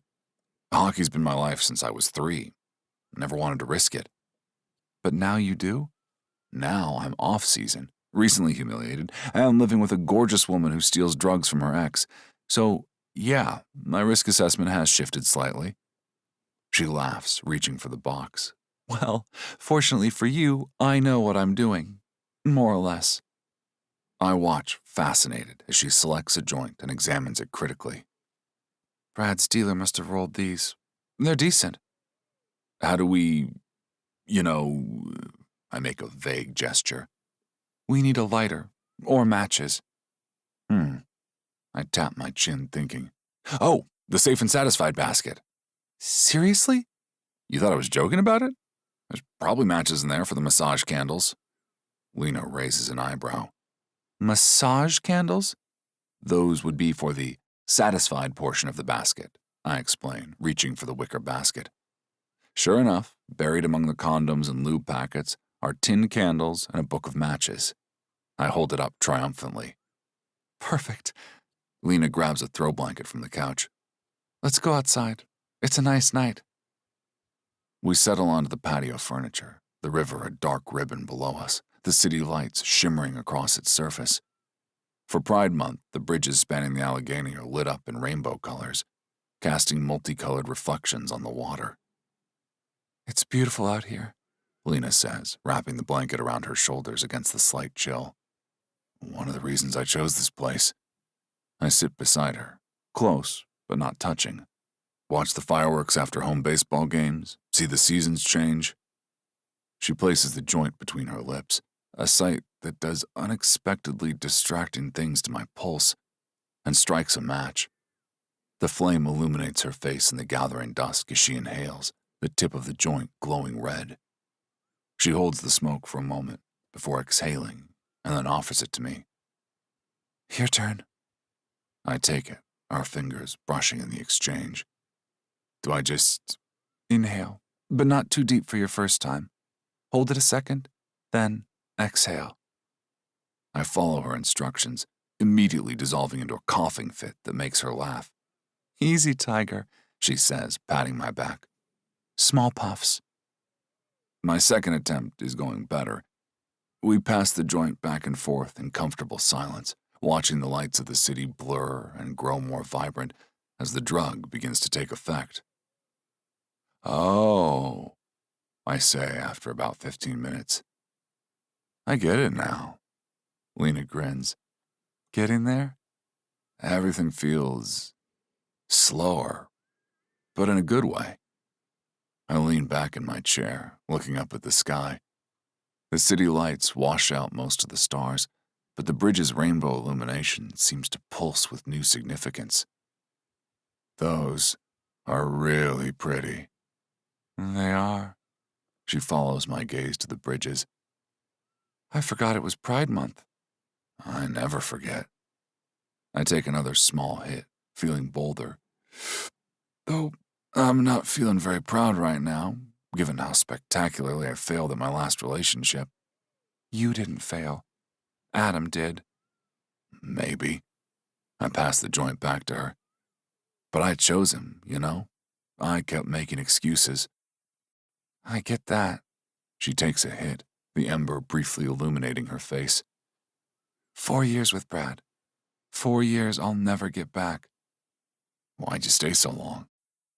She shrugs, a small, vulnerable gesture. He made me believe no one else would want me, that I was lucky to have him, and I believed it. That's such bullshit, I say, the words coming out more forcefully than intended. You're amazing. She laughs, but it doesn't sound happy. You don't have to say that. I'm not just saying it. I turn to face her fully. You're smart and kind, and you fixed my brother's tooth without murdering him, which automatically makes you a saint. This gets a genuine laugh. The bar is pretty low there. Plus, you're gorgeous. The marijuana seems to have disconnected my brain-to-mouth filter, but I can't bring myself to care. Brad's an idiot. She studies me for a long moment, her expression unreadable in the dim light. You're high. Doesn't make it less true. We lapse into silence again, finishing the joint and watching the lights on the water. I wonder if she's thinking about Brad's weird comments on my sexual preferences, as if he weren't jumping from one gendered person to another. The marijuana has relaxed me completely, melting away the aches from training and the tension from our confrontation with Brad. My thoughts drift pleasantly, occasionally circling back to the kiss we're both pretending was just for show. I'm hungry, Lena announces eventually. Did we get those chocolate espresso beans? Nachos, I declare, standing up too quickly and feeling the world tilt slightly. We need nachos. I pull out tortilla chips, cheese, jalapenos, and salsa in the kitchen. Lena perches on a bar stool, watching me with amusement as I layer ingredients into a baking dish. I thought you'd be more precious about food, she comments, being a professional athlete and all. Off-season, I remind her, sliding the nachos into the microwave. 2 glorious months where I can eat like a normal person. She opens the bag of chocolate-covered espresso beans, popping one into her mouth. These are so good. Want one? I lean across the counter, and instead of taking the bean she offers, I eat it directly from her fingers. Her eyes widen slightly, and I immediately wonder if I've crossed a line. But then she smiles a slow, beautiful thing that makes my stomach flip. You know what I love about you? I say, the words tumbling out before I can stop them. You actually eat, like real food. She raises an eyebrow. As opposed to, I've dated women who would only order salads, no dressing, and wouldn't even eat those. It was as if food was the enemy. Hell, Adam hasn't eaten a grain in years. Well, food and I have a very loving relationship, she says, eating another chocolate bean. It's refreshing. I check on the nachos, which are starting to bubble. I like a woman who enjoys things. What else do you like in a woman? She asks, her tone casual, something in her eyes making me think the question isn't. The weed has thoroughly dismantled my filters, so I answer honestly. Intelligence, kindness, a sense of humor. I pull the nachos from the oven and set them on the counter between us. Physically, I like women like you. Like me? How? She's not looking at me, but is suddenly very interested in selecting the perfect nacho. Curves. The word comes out lower than I intended. Soft, strong, thighs I could sink my teeth into. Her head snaps up, eyes wide. Shit. Did I actually say that out loud? That's, the weed talking. I backpedal, shoving a too hot nacho into my mouth and immediately regretting it. Sorry. Don't be. She selects her nacho, carefully avoiding my gaze.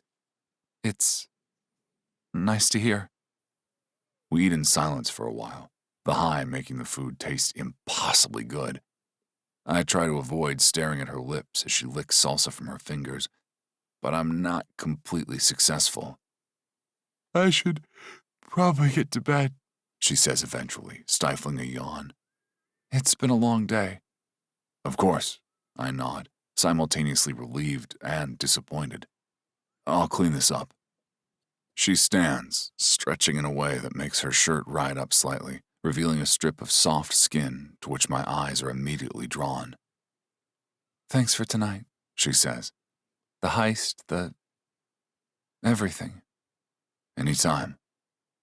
She hesitates momentarily, wanting to say something else, then simply nods. Good night, Alder. Night, Lena. After she disappears down the hall, I collapse onto a bar stool, my head in my hands. What the hell am I doing? Thighs I could sink my teeth into? Jesus Christ, Stag. The weed has made my thoughts sluggish, but intensely focused, and all I can think about is that kiss, the softness of her lips, the slight sound she made when I touched her face, the way her body felt pressed against mine. Did she feel the rock-hard length of my dick pressed against her soft belly? Did she like it, if yes? This is dangerous territory. We're roommates, payback partners, friends, maybe. However, anything more would complicate an already messy situation. She's fresh out of a 4-year relationship with an asshole who didn't appreciate her, and I'm still raw from Adam's betrayal. We're using each other for revenge and convenience. And yet, I can't remember the last time I felt this comfortable with someone. Can't remember laughing this freely or feeling this seen. Even high, with my defenses down, I don't feel like I need to be anyone but myself with her. My phone buzzes with a text. Adam's name appears on the screen, and I feel nothing but mild annoyance for the first time in days. I delete the message without reading it, then turn my phone off completely. I head back to the patio, taking in the rainbow bridges and the dark river below. My thoughts drift from hockey to family to the woman sleeping down the hall from me. For the first time in longer than I can remember, neither Adam nor hockey occupies the center of my mind. Just Lena.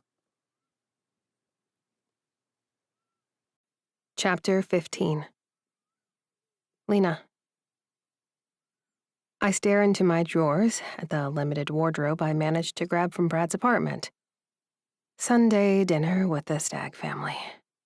What does one wear to meet an entire family of superstars? I could ask my roommate, but we've barely spoken since we kissed and got high together the other day. The kiss. I finally settle on dark jeans and a forest green tank that doesn't make me look like I'm trying too hard. Maybe. I hope. A knock on my door makes me jump. Almost ready? Alder calls through the wood. 5 minutes, I reply, reaching for my makeup bag. No rush.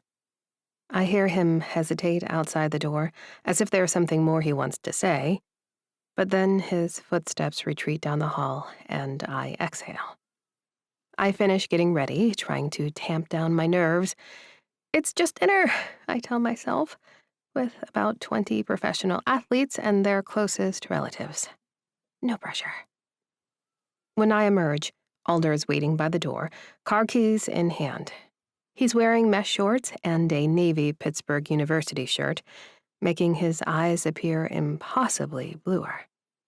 Gordy sits at his feet, looking forlorn at being left behind. You look nice, Alder says, his gaze flickering over me before quickly returning to Gordy. Thanks, so do you. I fidget with my purse strap. I feel like I should bring something. Wine, dessert? Just yourself, He assures me. There will be an ocean of food. I swallow. Should I be nervous? Absolutely not, He says, then immediately undermines this with, well, maybe a little. Uncle Tim will be there. You're a lawyer, Uncle? Yeah, he's kind of intense. Very nice on the inside, though.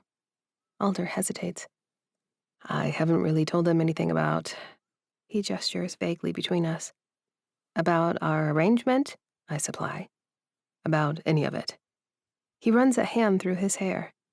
They know you're staying here. A moment of awkward silence stretches between us, both of us carefully, not to mention the kiss that's been hanging unspoken in the air since that night at Brad's. We should probably have some kind of story, I suggest. It's fine. They're just my family.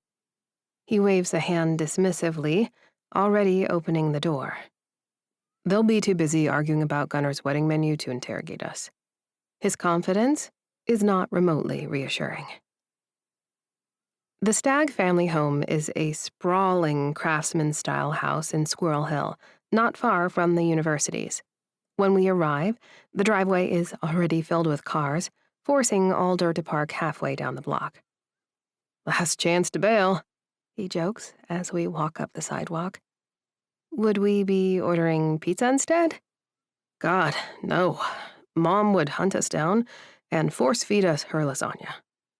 As if on cue, the front door swings open, revealing a statuesque woman with silver-streaked dark hair and Alder's jawline. You're late, she announces, though her smile is warm. And you must be Lena. She opens her arms. I'm Juniper. Before I can extend a handshake, I'm enveloped in a hug that smells of basil and expensive shampoo. It's lovely to meet you, Mrs. Stag, I say when she releases me. Juniper, please, she corrects, ushering us inside. I kept my name, you know. Couldn't bear to give up the alliteration. The house is a beautiful chaos of noise and activity. I count at least 15 people in the open living and dining areas, many of them tall, blonde, and unmistakably related to Alder. Gunnar spots us first, waving from where he sits with a curvy brunette who must be his fiancée, Emerson. The baby returns, he calls, and he's brought the tooth fairy. I feel Alder tense beside me, but Juniper swats Gunnar's arm as we approach. Behave, she warns, then gently pushes me toward Emerson. Lena, meet the bride-to-be. This is Lena, Alder's friend. I catch the careful phrasing and wonder how much Juniper actually knows or suspects. Emerson stands to greet me, and I'm struck by how she's built similarly to me. Curved hips, full chest, soft arms. She's wearing a sundress that highlights rather than hides her figure and carries herself with easy confidence. So, you're the infamous new team dentist, she says with a grin. And Alder's mystery woman from the soccer match. I flush. I don't know about infamous. Are you kidding? The photo of you two was all over social media. Kara's been complaining about how you stole her thunder after that assist. Despite her words, Emerson's tone is friendly. Come sit with me. I need a break from floral arrangements. I glance at Alder, who nods encouragingly. Go ahead. I'll get us drinks. I join Emerson on the couch, where she immediately pulls out her phone to show me wedding food options. It's a surprisingly effective icebreaker, and I find myself relaxing as we discuss the merits of various Pittsburgh traditions, like cookie tables and pierogies. You have to understand, Emerson explains. Marrying into this family means incorporating hockey somehow. Juniper's already suggested an ice sculpture. Of hockey sticks? Of stags. Like actual deer on ice? She rolls her eyes, but her affection is obvious. This family takes their name very seriously. I notice the tattoo, I admit, on Alder's shoulder. The family tat? They'll all have it. Even Kara's talking about getting one, and she's just dating Wes. Emerson leans closer. Between us, I'm holding out until the wedding gives Gunnar something to look forward to. I laugh, genuinely enjoying her company. Across the room, I spot a slim woman with an athlete's posture, who must be Kara. She's watching us with thoughtful eyes, reminding me that she saw Alder and me at her game and how we used her match for our petty revenge. Alder returns with drinks, handing me a glass of white wine. Mom's interrogating Tucker about his removable tooth, he explains. I barely escaped. Tucker's here? I scan the room, looking for Alder's twin. He's in the kitchen trying to escape Mom, Alder says. Food's almost ready. A tall, distinguished-looking man approaches us, his expression unreadable. Alder, he says, extending his hand. Good to see you. Uncle Tim. Alder's smile tightens slightly. This is Lena Sinclair, the new team dentist. Lena, this is my Uncle Tim Stag, attorney at law and family nuisance. Tim's handshake is firm. His assessment of me is unmistakable. Dr. Sinclair, I've heard a great deal about you. His gaze flicks between Alder and me. Before I can respond, Juniper calls everyone to dinner. Alder places a hand on the small of my back, guiding me to the dining room. Ignore him, he whispers. He's always looking for problems to solve. The Stag dining table could easily seat 30, and it's nearly full tonight. I find myself between Alder and Gunnar, with Tucker across from us. Hi, Tucker, I say. How's the tooth?" His eyebrows rise in surprise, and he spits his partial denture into his hand. Good.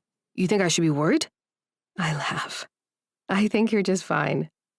Dinner commences with a flurry of past dishes and overlapping conversations. Juniper's lasagna is indeed magnificent, and I find myself genuinely enjoying the chaotic Stag family dynamic. It's so different from meals with my mom and whichever boyfriend of hers we were living with, which were often silent affairs punctuated by critiques of my appearance or eating habits. As the meal progresses, I notice Uncle Tim watching Alder and me with calculating eyes. Eventually, he clears his throat during a pause in conversation. "So, Alder," he says, his voice carrying down the table. "I've seen quite a lot about you in the press lately." Conversation's quiet as attention shifts to us. Alder's fork pauses halfway to his mouth. "Have you?" "Indeed. You and Dr. Sinclair seem to be generating quite a bit of attention." Tim's tone is casual, but his eyes are sharp. "Particularly at Kara's match the other night." Kara, seated next to Juniper, looks up. "Yeah, thanks for bringing your drama to my game, by the way. Very subtle." "We were there to support you," Alder protests. "Please," Kara says. "You were there to stir up gossip and fan flames."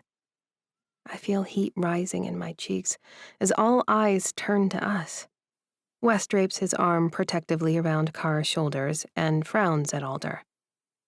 "I'm curious," Tim continues, "if either of you have considered the professional implications of your friendship? The team has strict policies about fraternization. I know, because I wrote them." I open my mouth to explain that we're just roommates, just friends, but Alder speaks first. "We're having a summer fling, Uncle Tim, that's all." The words hit me like a bucket of ice water. I stare at him, my mouth slightly open as he continues. Gunnar must have dropped his fork because I hear a clatter from his direction. Somehow, Alder keeps on talking. "Besides, the season's over. It's not fraternization if we're not actively working together, right?" I can feel my eyes widening and my cheeks burning. A summer fling? That's what he's calling this? That's what he's telling his family about me? Around the table, reactions vary from concern to amusement. Juniper appears troubled, while Gunnar barely suppresses a laugh. Tucker watches me closely, his expression unreadable. "I'm not sure the organization would see it that way," Tim says carefully. "There are optics to consider, especially after the unfortunate end to the season." I think what Tim's trying to say, Juniper interjects, is that we're concerned about the timing for both of you. Her kind eyes meet mine. Rebounds can be complicated.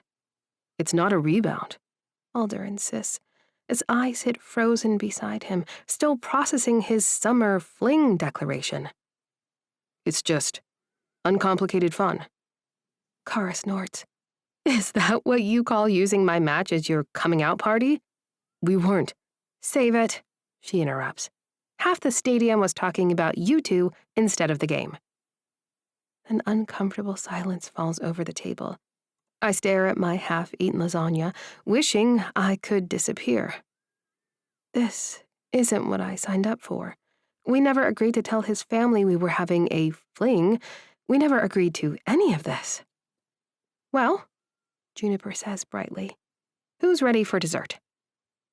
As the conversation reluctantly shifts to safer topics, I excuse myself to use the restroom. Instead, I find myself wandering onto the back porch, in need of air and distance. The sun is setting over the treetops, painting the sky in shades of orange and pink. I consider calling a ride, just leaving without a word, but that would only add to the spectacle. Despite my anger and embarrassment, I can't quite bring myself to abandon Alder. The door opens behind me, and I brace myself for an awkward conversation with my housemate. However, it's his mom who joins me, 2 glasses of wine in hand. "Thought you might need this," she says, offering me one. I blink in surprise and then accept the glass gratefully. "Thank you." I take a long sip, letting the cool wine soothe my frayed nerves. Juniper stands beside me at the railing, looking out into the backyard, which is sliced in two by a metal ramp. Juniper notices me pondering it and says, "We installed that last year when Odin was badly injured and using a scooter." She smiles. "We always want it to be easy for our kids to come to us." The sentiment triggers a wave of emotion that shimmers up my spine. "That's really lovely." "Thank you," she says, taking her glug of wine. "It doesn't always translate to the boys actually bringing us their problems." She makes a face that implies we are changing the subject to Alder. "I think you know that my son doesn't always think before he speaks." I cough out a laugh. "I'm learning that." Juniper takes our glasses and sets them on the table on the deck. Then she takes my hand in hers. "Did you know I was the Fury's legal counsel when I first met Alder Stag?" I shake my head. "You were?" She tips her head. "We were having a bit of a summer fling, and I suffered quietly in fear that I'd get disbarred when people found out I was dating a player." Juniper releases my hand and twists her wedding band, contemplating. "I wrestled with it for months, put my career first, tried to ignore how I felt." Her gaze is distant, remembering. "And I was utterly miserable." My throat tightens. "But you obviously figured it out." "I did." She turns to me, her expression serious. "There was a little more flexibility. I worked for Tim's firm, and it was easy enough to reassign me. So it's not quite the same thing." We're both quiet for a moment, as I struggle to form a response to what she's confided in me. Eventually, she squeezes my arm. "Whatever is happening with you and my son, you always have a place at our table. You can always come to me." With that, she leaves me alone on the porch, her words echoing in my mind. The simple assertion of acceptance touches something profound within me, a longing I hadn't fully acknowledged, even to myself. The door opens again. This time, it is Alder, looking uncertain and slightly lost. "There you are," he says. "I was wondering where you disappeared to." "Just talking to your mom," I reply. He looks surprised. "My mom?" His expression turns wary. "What did she say?" I sigh, not ready to share before I fully processed Juniper's words. "She told me you don't always think before you speak." He winces and scratches at the back of his neck.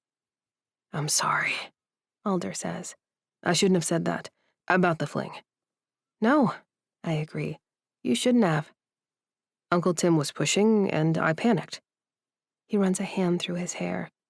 "He's always been like a second father to me, and he's also my lawyer, so he's hyper-aware of things that could affect my career." "So you told him we're having a casual summer hookup. Is that what you want?" "No, I mean, I don't know what this is." Alder gestures helplessly between us. "You never really defined it." "Because we've been avoiding talking about the kiss," I say, finally addressing the elephant in the room. He visibly flinches. "Yeah." "Look, Alder," I grip the porch railing. "I appreciate you letting me stay with you. I even appreciate the idea of making our exes jealous. But if we're going to do this, whatever this is, we need to be on the same page."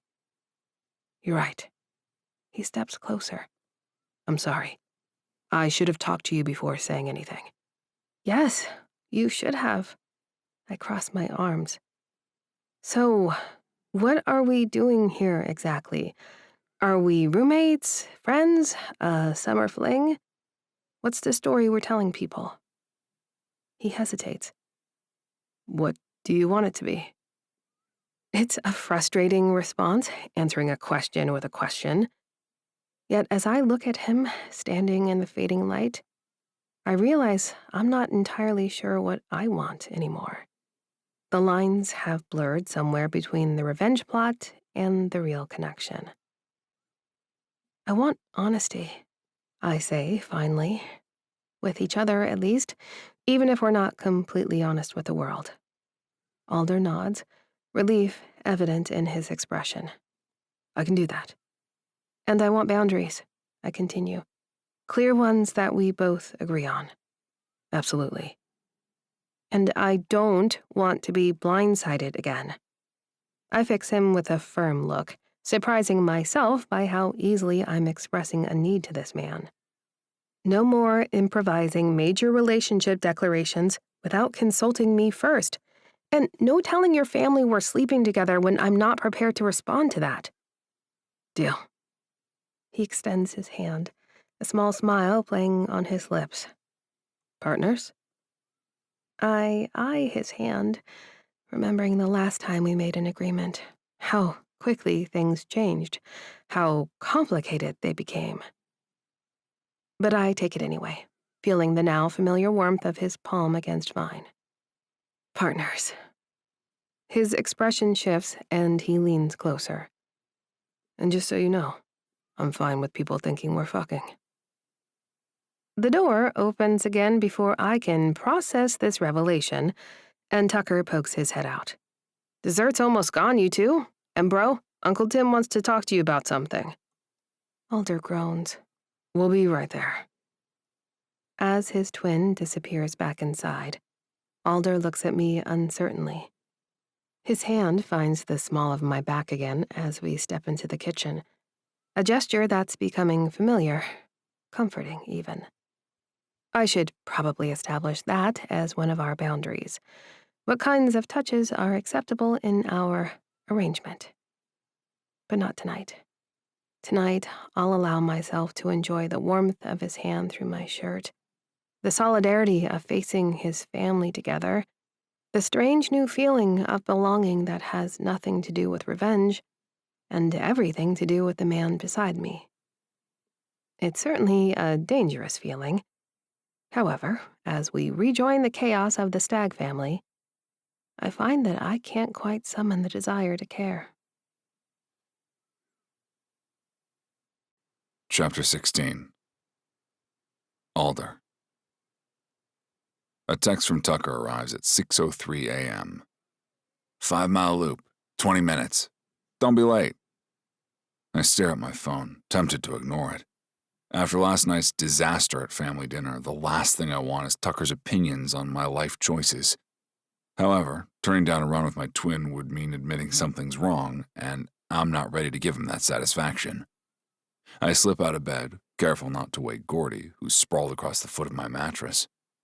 As I pull on my running shorts and lace up my shoes, I glance at Lena's closed door. Is she angry? Probably. I would be. Summer fling? What the hell was I thinking? I scribble a quick note.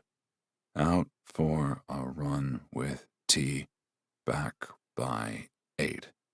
And leave it on the kitchen counter before heading out. Not that she should care why I've gone or even notice. We're friends. We're not having a fling. We're both hurting from big breakups. Whatever. The morning air is thick with humidity, promising a scorcher later. Tucker is waiting at our usual spot by the Shenley Park trailhead, stretching his quads against a bench. Since college, we've been running this loop, a 5-mile circuit through the park that ends with a brutal uphill slog. Our dad and his brothers prefer to run the paved roads and flatter options in Highland Park. We always felt like we were tougher or something, tackling the hills in a different park. You're late, he says without looking up. By 2 minutes. Still late. I don't argue. I just start my warm-up stretches. We fall into our familiar routine, mirror images performing identical movements. It used to freak our coaches out. We start running in silence, finding our rhythm side by side. Tucker has always been slightly faster on the straightaways, but I have better endurance on the hills. After decades of competing, we've settled into a pace that challenges us both equally. 2 miles in, Tucker finally breaks the silence. So, A summer fling? I keep my eyes on the path ahead. Don't start. Too late. He matches my stride effortlessly. What are you thinking, eh? It just came out, okay? Uncle Tim was pushing and I panicked. Yeah, but summer fling? You basically told Mom you're using our new team dentist for sex. I wince. That's not what I meant. Sure sounded like it. Poor Doc looked like she wanted to crawl under the table and die. We reach the frog pond at the halfway point, and I'm grateful for the excuse to stop talking as a flock of geese waddles across the path. Tucker waits until we're running again before continuing his lecture. So what is going on with you two? Because something's definitely going on. I don't know, I admit. We haven't really defined it. Tucker snorts. Classic Alder. Fuck you, fucker. This isn't like with Adam, if that's what you're implying. We're just helping each other through a shitty situation. By sucking face? I stumble slightly, catching myself before I faceplant on the trail. I heard you and Lena whisper fighting. Something about the kiss you've both been avoiding talking about? Great. Just great. Not only did I humiliate Lena in front of my family, but now my fat mouth just set off another avalanche of shit. It was a distraction, I say. Her ex walked in while we were getting her stuff. I kissed her to throw him off. And how'd that work out for you?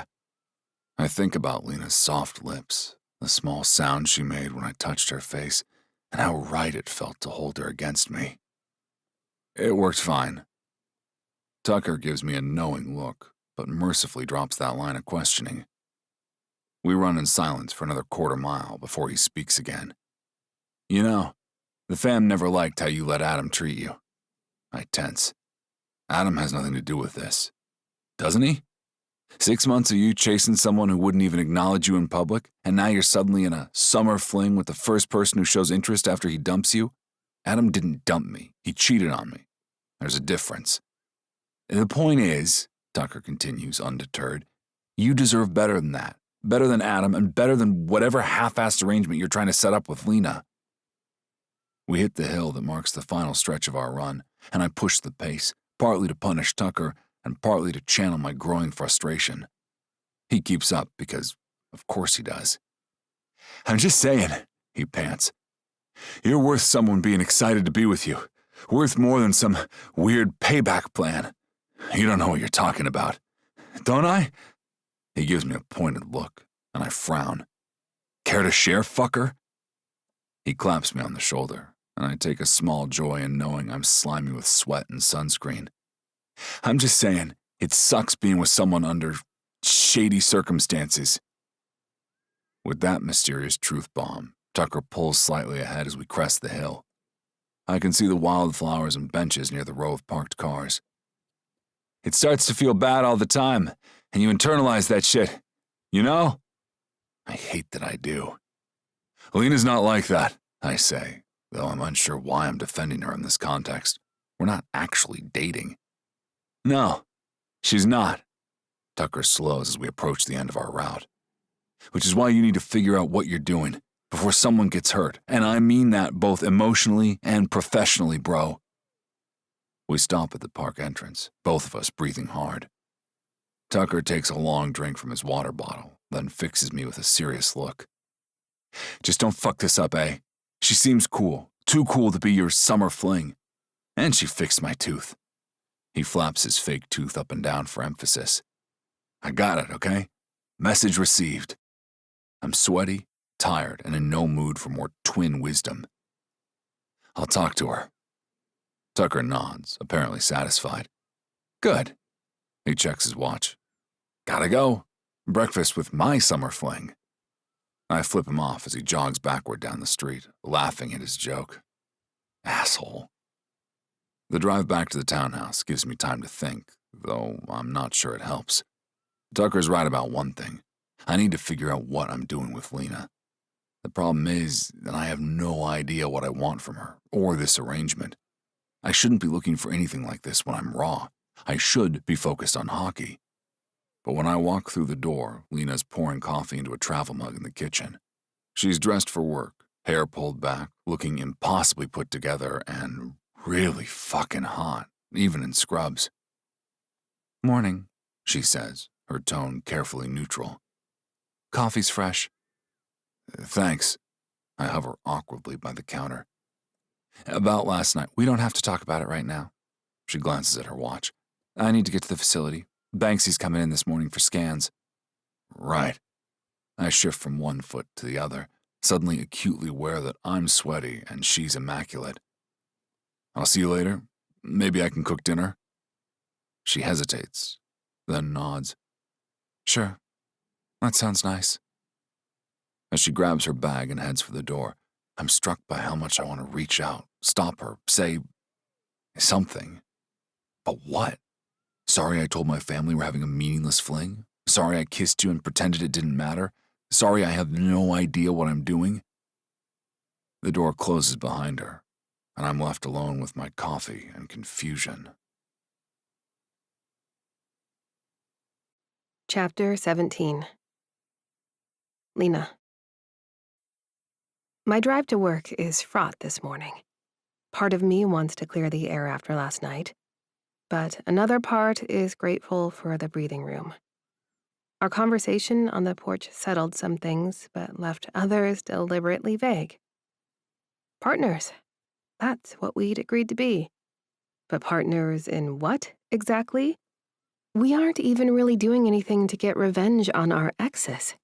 And I've made absolutely zero progress freeing myself from my lease. My phone rings in the distinctive tone I've assigned to my mother. For a moment, I consider putting it to voicemail, but that would only delay the inevitable. "Hello, Mom." "Lena, I was beginning to think you were avoiding me." Her voice has the artificial brightness she uses when building up to criticism. "Just busy with a new job." I cradle the phone between ear and shoulder, taking a swig of my coffee. "Yes, the new job." A pause.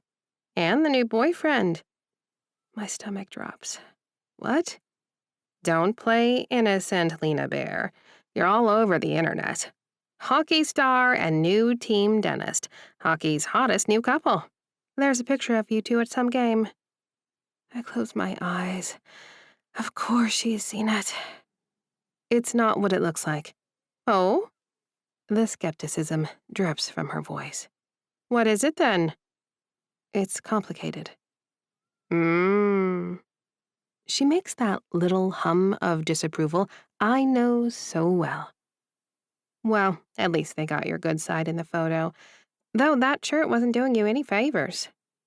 And there it is, the inevitable comment about my appearance. "The shirt was fine, Mom." "If you say so, dear." Another pause. "So you've moved on from Brad already to a professional athlete?" The edge in her voice makes me bristle. "Yes, I have. Alder is hotter and nicer than Brad ever was." The words fly out of my mouth before I can stop them.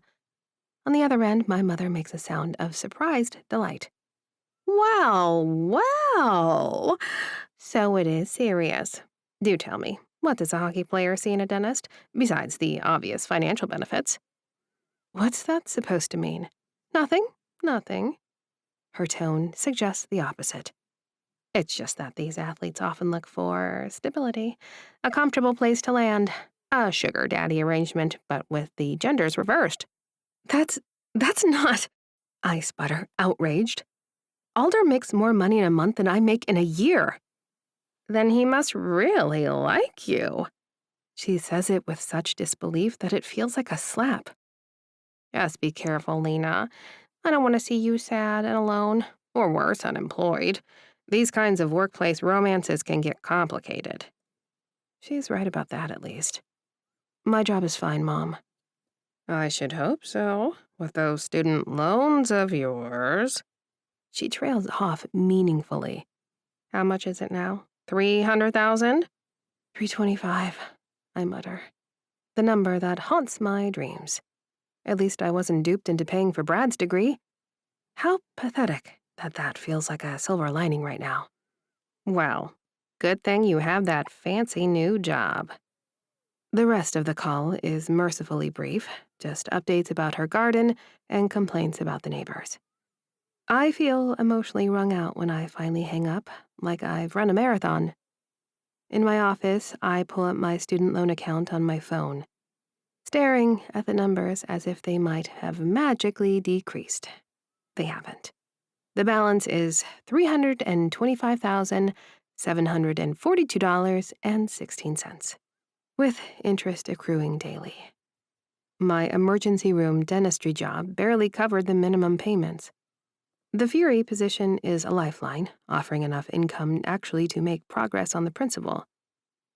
If I lose this job, I can't lose this job. Which means I need to be more careful about this thing with Alder. Whatever it is, partnership, fake relationship, summer fling, it doesn't matter what we call it. I can't afford to pursue it if it threatens my professional standing. The Fury facility is quieter than usual this morning. My first appointment isn't until 10, which gives me time to organize patient files and prepare for the day. Just as I'm settling in, a knock sounds at my door. Ryan Banks, Banksy, as the team calls him, stands in the doorway with an easy smile. Morning, Doc. I hear you're the person to see about a new mouthguard. That's me, I confirm, gesturing to him. And I believe you're scheduled for a scan, too. Unfortunately. He grimaces as he sits in the examination chair. No offense, but I hate these things. Most people do, I assure him, preparing the scanning equipment. But it's quick and painless. As I work, Banksy makes casual conversation. He's charismatic and friendly, lacking the apprehension that Tucker displayed during his appointment. So, he says while I adjust the scanner. You and Alder, huh? I keep my face carefully neutral. We're friends. Right. His tone is knowing, but not unkind. How's he doing with all this? The Adam thing, I mean. The question catches me off guard. I hadn't considered that as one of the few openly LGBTQ+ players, Banksy might feel a certain solidarity with Alder. He's coping, I say carefully. It's been a tough week. Banksy nods. I bet. The media can be brutal, especially with this kind of thing. When I came out, they dissected every aspect of my life for months. How did you handle it? I ask, genuinely curious. He shrugs. Kept my head down, played hockey, let my game speak for itself. He grins. And I had a great support system. Sounds like Alder does too. Something pointed in his gaze that makes me wonder if he's trying to tell me something. Open wide, I say, instead of responding, and he complies, effectively ending that line of conversation. After finishing Banksy's scan for his new mouthguard, I walk him to the door. He pauses before leaving. Tell Alder the guys have his back, would you? Whatever's going on with you two. He holds up a hand when I start to protest. It's your business, but he should know the team supports him, and we should get the dogs together soon. He grins. I'll tell him, I promise, touched by his concern. After Banksy leaves, my office phone rings.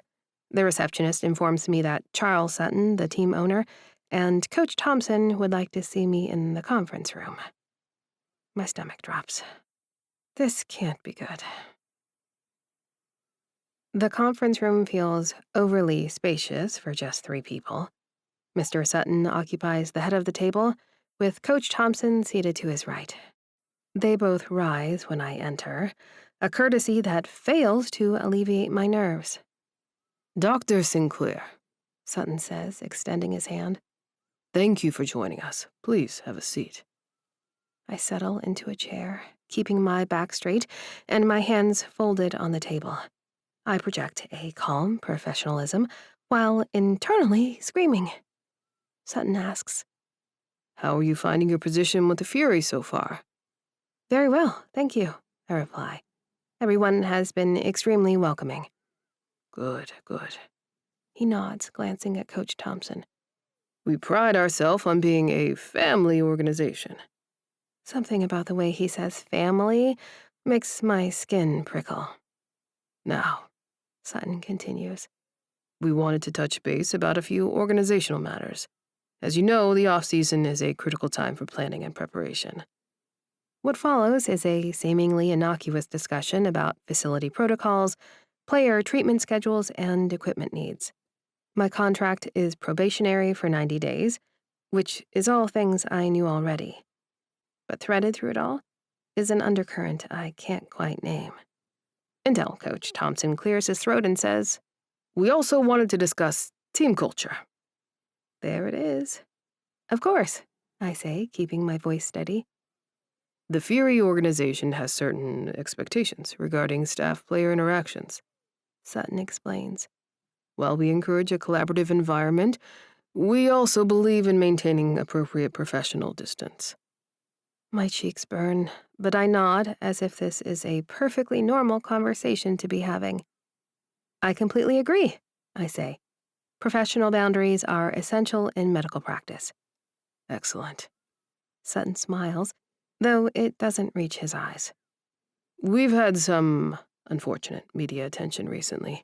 Nothing directly concerning your department, of course, but it's important that all staff understand our policies regarding public representation of the team. Coach Thompson slides a folder across the table. Our media guidelines and fraternization policies, standard for all staff. But you probably know we spent the first half of last season tied up in media nonsense with our goalie. We want to get ahead of anything, if you take my meaning. I take the folder, fingers numb. Thank you. We have high hopes for you, Dr. Sinclair, Sutton says, his tone warmer now that the message has been delivered. Dr. Bowman spoke very highly of your skills, and the players already seem comfortable with you. That's very kind, I manage. How is he feeling? Sutton shakes his head. Hates forced retirement. His wife and mine are friends. He'll probably stop by sometime to check in on you. Thompson nods. We just want to ensure nothing complicates your ability to do your job effectively. The meeting wraps up shortly after, with reassurances that this was just a routine check-in, the same one all new staff receive. But as I walk back to my office, folder clutched to my chest, I know better. They're warning me about Alder. Back in my office, I close the door and sink into my chair, finally allowing the mask of professionalism to slip. My hands shake as I open the folder, scanning the fraternization policy. Personal relationships between team medical staff and players are strongly discouraged due to potential conflicts of interest and impacts on team dynamics. Staff found to be in violation of this policy may be subject to disciplinary action up to and including termination. Termination. The word seems to pulse on the page. I think about my student loans, about my mother's voice dripping with doubt, about the apartment I need to find, about the career I've worked so hard to build. My phone buzzes with a text from Alder. Any preferences for dinner tonight? Also, had a revenge idea that wanted to run by you. Our plan. Our summer fling plan. Plan that might cost me everything. I type a quick response. Can't tonight, swamped with patient files. We'll catch up later. It's not entirely a lie. I do have files to review, and I need space to think and figure out how to navigate this impossible situation. Because the truth is becoming painfully clear. What began as a petty revenge scheme has evolved into something I can't afford, professionally or emotionally. I need to find my own place and establish clear boundaries with Alder. I need to protect my job. What I don't need is to fall for a patient, even one with kind eyes, a gentle touch, and a weird dog I've grown far too attached to. I pull up apartment listings on my computer, determined to take control of at least one aspect of my increasingly complicated life. Ditching the idea of revenge against Brad, I come up with a new plan, one that's just for me. Step 1, find a place of my own. Step 2, establish professional boundaries with Alder. Step 3, somehow ignore the fact that I'm already halfway to falling for him. Chapter 18. Alder. Focus, eh? Where's your head today? Tucker snaps his fingers in front of my face, pulling me back to the present moment. His living room, now transformed into a makeshift gym with kettlebells scattered across expensive rubber mats. I'm focused, I growl, but it's a lie, and everyone knows it. Even our trainer Marco exchanges a knowing look with Gunnar from where they're working on lunges. Tucker snorts and shoves a medicine ball into my chest. Yeah, right. You've missed every throw in the last 5 minutes. Stop checking your phone and get your head in the game. I reluctantly tuck my phone back into my pocket. No new messages from Lena anyway. My third text today, and it's not even noon, has gone unanswered like the others this week since she noped out of eating dinner with me. I hate that she's busy trying to move out of my house, and I hate that it's the right thing for her job security. Maybe your boy's got lady troubles, Gunnar calls from across the room. How's the dentist, eh? She's got a name, I snap, hurling the medicine ball back at Tucker with unnecessary force. He catches it with a grunt. And she's fine. Tucker gives me a pointed look. Sounds totally fine. You've been moping around all week. I'm not moping. I reach for a towel, wiping sweat from my brow. I'm just a little tired. Marco claps his hands. All right, circuit change. Twins on the battle ropes, Gunnar on box jumps. 3 minutes each, then rotate. We move to our stations, but not before I check my phone one more time. Nothing. I shove the phone back in my pocket, ignoring the twist in my stomach. Trouble in paradise? Tucker mutters as we position ourselves at the heavy ropes. There is no paradise, I grunt, gripping the heavy ropes. We're just roommates. Right. Tucker's eyebrows lift skeptically. That's why you've been checking your phone every 30 seconds? And 3, 2, 1, go! Marco starts the timer before I can respond, and we begin slamming the ropes against the floor, creating waves that travel between our hands. The physical exertion helps distract me, but not entirely. It's been a week since the disaster at Sunday dinner, and Lena has been avoiding me ever since. That's not fair. She's been focused on her to-do list and trying to get out of her lease, and she's not letting me help.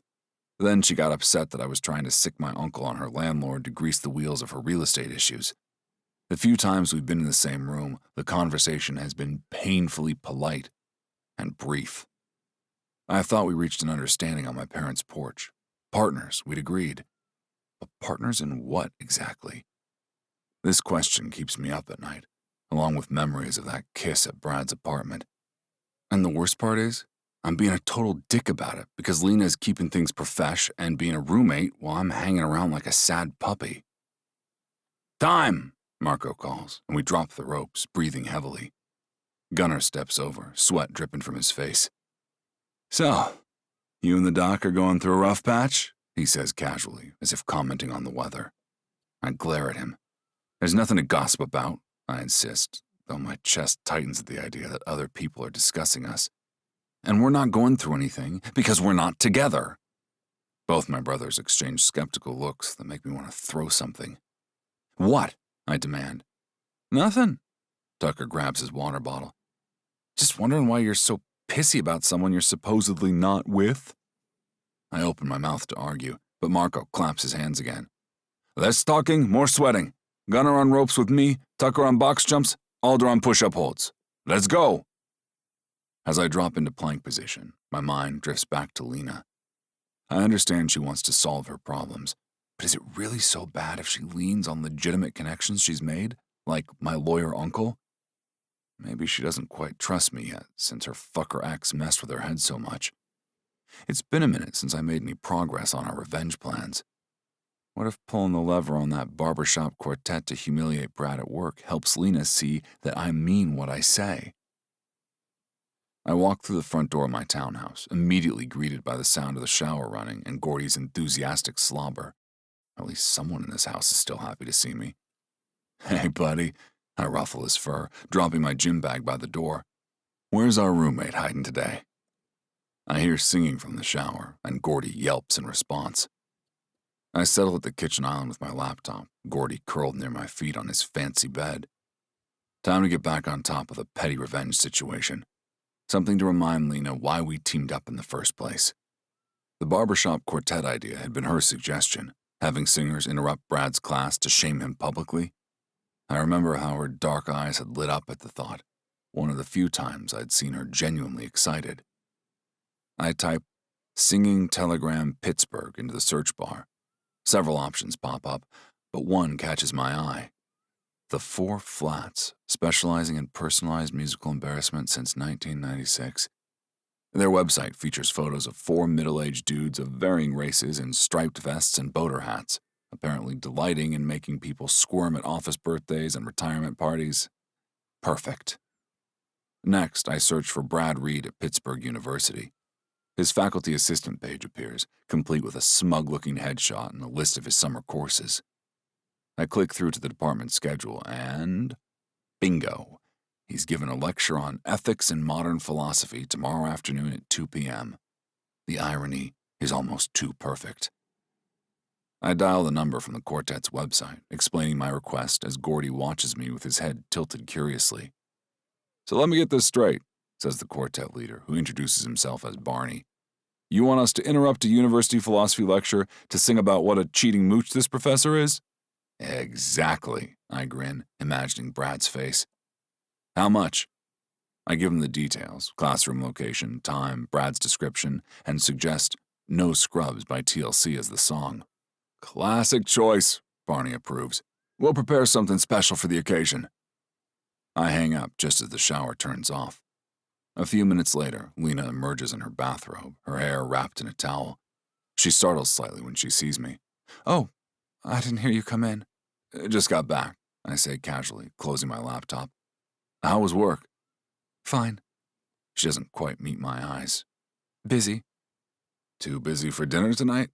I try to keep my tone light. She tightens the belt of her rope. I resist the urge to step into her space and pull it off her. My God, I am a sleaze. Lena says, "I really need to catch up on patient files. Rain check?" There it is again. The same excuse. No wonder. "Sure," I say, unable to keep the edge from my voice. "Maybe tomorrow night instead? We could order from that Thai place you like." "Maybe." She shifts uncomfortably. "I should get dressed." Before I can say anything else, she disappears down the hall, leaving me with Gordy and the increasing certainty that something is very wrong. The next day, I'm practically vibrating with anticipation. I've arranged to coincidentally run into Lena at the training facility around 1:30, giving us just enough time to spontaneously decide to visit Brad's lecture. It's the perfect plan. Except Lena doesn't show up for our coincidental meeting, despite my careful timing based on her schedule. By 1:40, I'm pacing the lobby, sending increasingly desperate texts. "Are you still at the facility? I'm in the lobby if you want to grab coffee." "Lena?" Finally, at 1:45, I get a response. "In a meeting with management. Can't talk now." My heart sinks. The quartet is already en route. In 15 minutes, they'll burst into Brad's classroom and deliver a musical humiliation that was supposed to be for both of us to witness. For a brief moment, I consider calling them to cancel, but the thought of Brad's smug face stops me. No, this is happening, with or without Lena. I race to my car and speed toward campus, hoping to at least document the moment for her. I park in someone's reserved spot, leave my blinkers on, and manage to slip into the lecture hall just as the clock hits 2 p.m. Brad is at the front, gesturing dramatically as he discusses something about categorical imperatives. The room is about half full, with students typing on laptops or staring vacantly at their phones. And then, right on cue, the doors on the opposite side of the lecture hall swing open. 4 men in matching striped vests and straw boater hats stride in, humming in perfect harmony. Brad stops mid-sentence, confusion spreading across his face. "Excuse me, what is—" "Brad Reed?" the lead singer interrupts cheerfully. "Yes, but I'm in the middle of— We have a special musical message for you." What follows is 3 minutes of exquisitely crafted public humiliation. The quartet launches into a barbershop version of No Scrubs, with lyrics modified to address Brad's specific offenses, living off his girlfriend, cheating with another man, and claiming to be an ethics expert while displaying none. Students are recording on their phones, some laughing openly. Brad's face cycles through confusion, shock, anger, and then a sickly kind of resignation as he realizes resistance is futile. He stands frozen at the podium, knuckles white against the wood. I sink lower in my seat, filming the whole thing while trying not to draw attention to myself. I created a fake account on one of those video apps and am live streaming this with all kinds of hashtags. This is everything I hoped it would be, except for one crucial detail. Lena isn't here to enjoy it.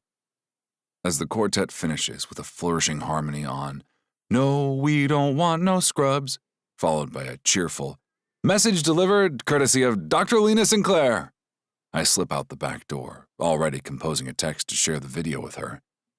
But when I get to my car, I find 3 missed calls and twice as many texts from Lena.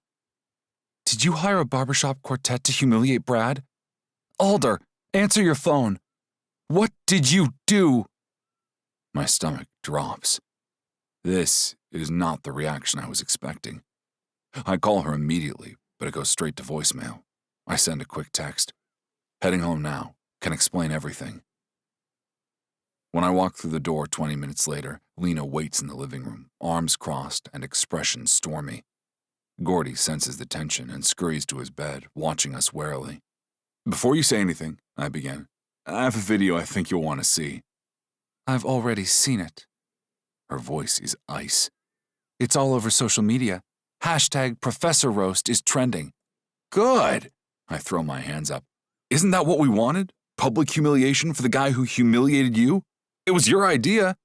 "My idea that I didn't ask you to execute without consulting me." She paces the living room. "Do you have any idea what you've done?"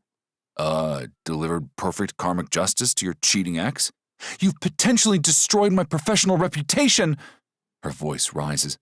"I had a meeting with management this week about professional boundaries, about the fraternization policy that could get me fired if I'm seen to be in a relationship with a player." I blink, taken aback. "What does humiliating Brad have to do with me? How would management link those two things?" "Oh, gee." She taps a sturdy finger against her red, pouty lips.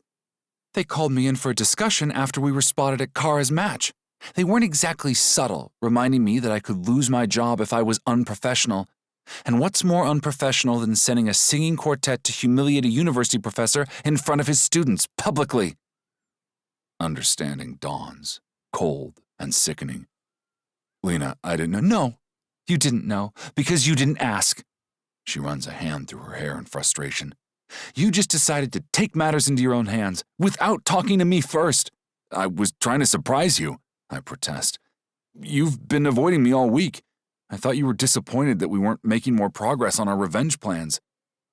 "I wasn't avoiding you because of the revenge plans. I was trying to create distance because I can't afford to lose this job." She drops onto the couch, deflated. "Do you know how much student debt I have? This position with the Fury is the only way I can make payments and still afford to live." I sink down beside her, keeping a careful distance. "I'm sorry. I really didn't think." "That's the problem, isn't it? You didn't think." She looks at me, and I see genuine hurt beneath the anger. "You just went ahead and made decisions for both of us, just like at your family dinner, announcing we're having a summer fling without consulting me first." Her words hit uncomfortably close to home. How the hell do I keep doing this, running my mouth until I fuck over everyone I care about? I said I was sorry about that. And yet here we are again. She sighs, the fight draining out of her. "We can be more careful. I can be more thoughtful, keep things professional. It's not like me to be impulsive like this. Not really. I'm usually more strategic. This situation with Adam has me fucked in the head." "It's not just that." She looks away. "I think I need space to figure things out. On my own." "Is this because of the quartet?" I'm scrambling now, feeling something important slipping away. "Because I can fix that. I'll call my agent. I'll talk to management and explain that you had nothing to do with it." It's not just the quartet. She finally meets my eyes again. It's everything.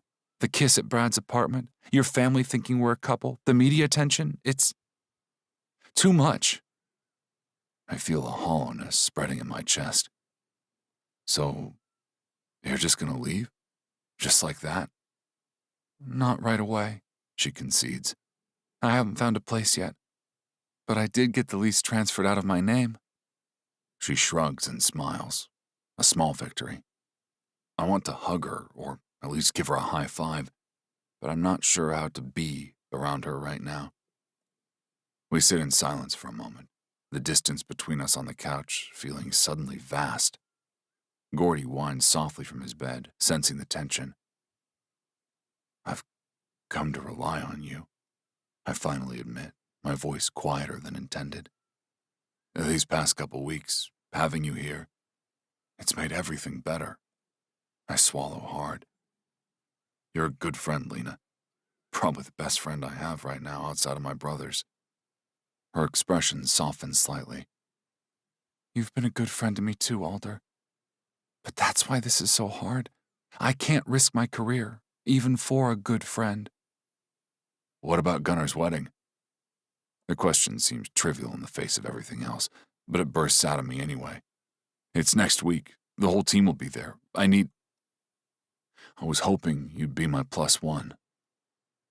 She hesitates, and for a moment I think she's going to refuse because of the optics. I'll think about the +1 status, she says finally, but no promises. It's not much, but it's not a no either. I'll take it. I'm sorry about the quartet, I say again. I really was just trying to make you happy. I know. A ghost of a smile flickers across her face. For what it's worth, the video was pretty satisfying. Brad looked like he was going to dissolve into the floor. So, mission accomplished? At least partially? She shakes her head, but the slight curve of her lips betrays her. You're impossible. Part of my charm, I attempt, but the joke falls flat in the still tense atmosphere.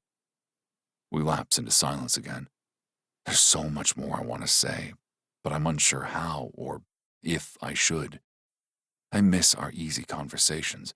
The townhouse feels wrong when she's not in it. But those aren't things you can say to someone who's already got one foot out the door. I should get some work done, Lena says finally, standing up. Real work this time, not just an excuse. Right, I nod, staying seated. I'll make dinner, if you want some. Maybe. She pauses at the edge of the living room. Alder? No more surprises, okay? No more surprises, I agree. I swear on my best pair of Bowers. After she disappears down the hall, I slump back against the couch. Gordy takes this as permission to approach, jumping up beside me and resting his head on my lap with a sympathetic whine. I really screwed up, didn't I murmur, scratching behind his ears. He truly does stink. I'll have to find a groomer who can see him regularly. My phone buzzes with a text. For a hopeful moment, I think it might be Lena already forgiving me. But Adam's name appears on the screen. Can we talk? I stare at the message for a long moment before deleting it without replying. Whatever twisted game Adam is playing, I want no part of it. Chapter 19. Lena.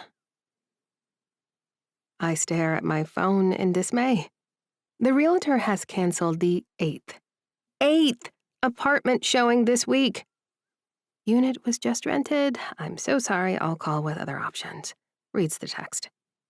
I slump back in my office chair, tossing my phone onto the desk with more force than necessary. Finding a new place is proving to be impossible. Everything in my price range is either 40 minutes from work or has serious issues. The one decent apartment I toured had a lease ready for me to sign until the landlord remembered their no pet policy when I mentioned occasionally dog-sitting for friends. I have no idea why I would mention Gordy to a potential landlord. He's not even my dog. And Alder isn't going to call me when he goes out of town and needs help with the smelly mutt. The lunch hour is nearly over, and I've accomplished nothing except increased frustration. I should be reviewing hockey teeth, not scrolling through rental listings I can't afford.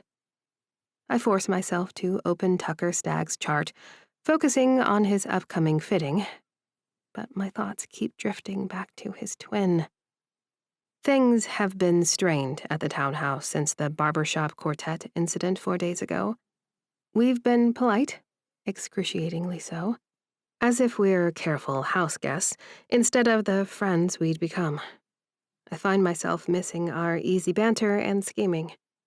I still haven't talked to him about our strategy for Gunner's wedding.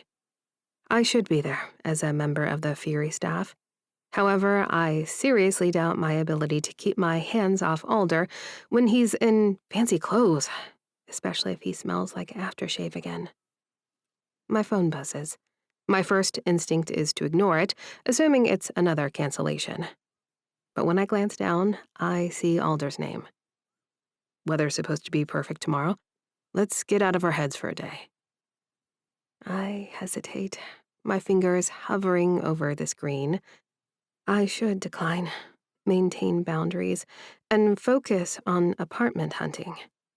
But the thought of another day spent calling realtors and looking at dingy studios tightens my chest. Beneath my professional concerns lies a simpler truth I'm reluctant to admit. I miss him. What do you have in mind? I type before I can talk myself out of it. Kayaking on the river. Pittsburgh rite of passage. No pressure. My stomach immediately clenches. Kayaking? With my body? The image of trying to wedge myself into a tiny plastic boat while athletic people look on in judgment makes me want to curl into a ball. Not sure if that's my thing, I respond, which is the understatement of the year. His reply comes quickly. Have you ever tried it? No, but... I stop typing, recognizing the familiar pattern. How many experiences have I avoided because of fear? How many times have I let Brad's voice in my head, or my mother's, dictate what I should and shouldn't attempt with this body?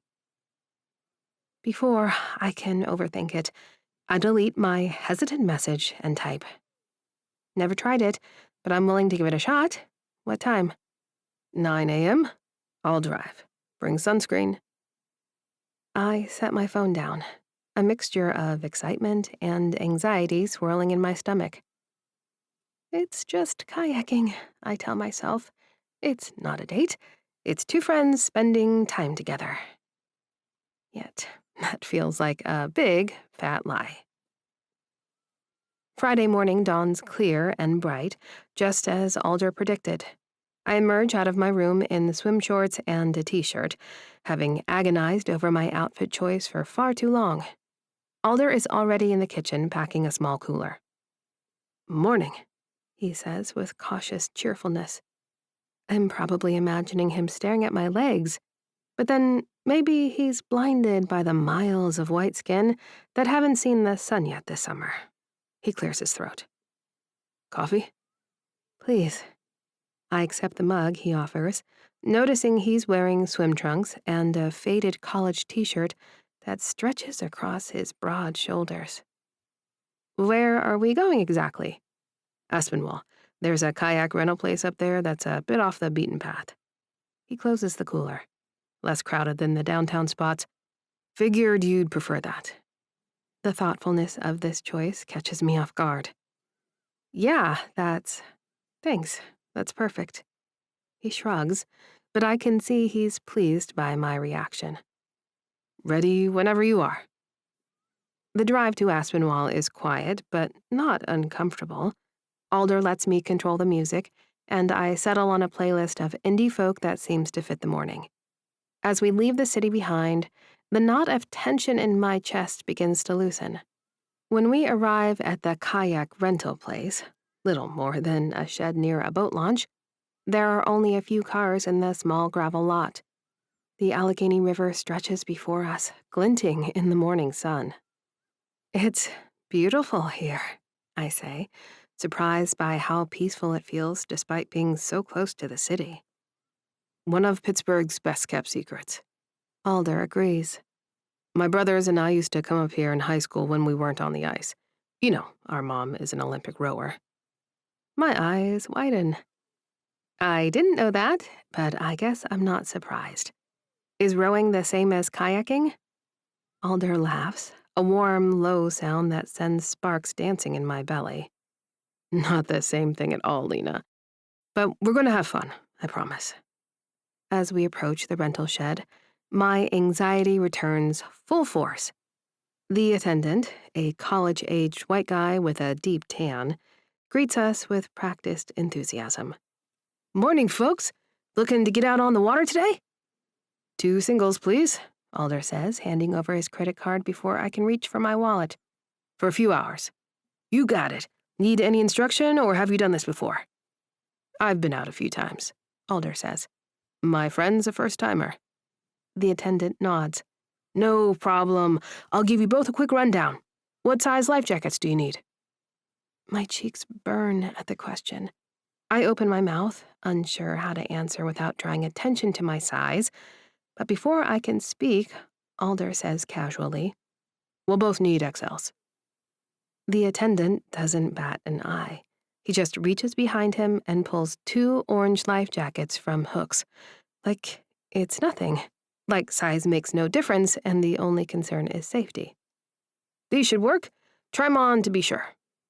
I take the offer jacket with trembling fingers, surprised when it unfolds to a size that looks like it might actually fit. I slip it on over my t-shirt and find that, while snug, it closes without issue. All good? Alder asks, already buckled into his vest. Yeah, I say, a little stunned. It fits. He raises an eyebrow. What, did you think they wouldn't have our size? I'm big too, Lena. His matter-of-fact tone makes me laugh despite myself. I guess I didn't think about it that way. That's what I'm here for, to provide perspective. He grins, the first genuine smile I've seen from him in days, and something warm unfurls in my chest. The attendant shows us the basics, how to hold the paddle, how to get in and out of the kayak, and simple steering techniques before helping us launch. I wobble precariously as I settle into the plastic seat, certain I'm about to capsize before even leaving the dock. You've got it. Alder encourages from his own kayak.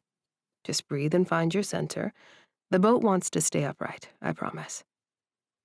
Somehow, I manage to push off from the metal dock without tipping over. The kayak feels surprisingly stable once I'm actually moving, and after a few tentative strokes with the paddle, I start to get the hang of it. This isn't so bad, I call to Alder, who's paddling alongside me with practiced ease. Told you. He grins again. Let's head upriver a bit. There's a nice stretch with less boat traffic. We paddle in companionable silence for a while, finding a rhythm that carries us smoothly through the water. This physical activity clears my mind in a way that nothing has in weeks. I'm not thinking about fraternization policies, student loans, or apartment hunting. Just the next stroke of the paddle, the sun warming my shoulders, and the quiet splash of water. And while Alder is a professional athlete, he's not zooming ahead or making this into a workout by any means. We're just cruising, and it's really, really nice. So, Alder says, after we've been on the water for maybe 20 minutes. I've been meaning to ask, did Brad ever respond to his musical serenade? I can't help but laugh. Not directly. However, one of the dental assistants at the facility has a daughter in his department. Apparently, he tried to finish the lecture as if nothing happened, but then dismissed the class early. He canceled his office hours for the rest of the week. Mission accomplished, then. He looks pleased with himself. I suppose so. I navigate around a partially submerged log. I'm sorry, I overreacted that day. It was just, the timing couldn't have been worse with the management meeting. No, you were right to be upset. Alder's voice is more serious now. I should have talked to you first. I just thought. He trails off, focusing on his paddling. Thought what? He shrugs. That you were avoiding me because you were disappointed. Maybe, if I showed some initiative with the revenge plan, things would return to how they were. His honesty catches me off guard. I wasn't disappointed in you, Alder. I was trying to protect my job. I pause, considering how much to reveal. And maybe to protect myself a little, too. From me? He sounds genuinely confused. From this whole situation. I gesture vaguely between us, nearly losing my balance in the process. It's complicated, and I'm not good at complicated. Seems like we're both pretty bad at it, he admits with a small smile. Maybe we should stick to simple today. Simple sounds perfect. We continue upriver, pointing out red hawks swooping above the water and laughing at a dog that barks frantically at us from the riverbank. The conversation flows as easily as the current, touching on childhood memories of summer, favorite water activities, and Gordy's hilarious fear of the neighbor's garden hose. After about an hour, Alder suggests we head back. There's a little cafe near the rental place. Best bagels in Pittsburgh.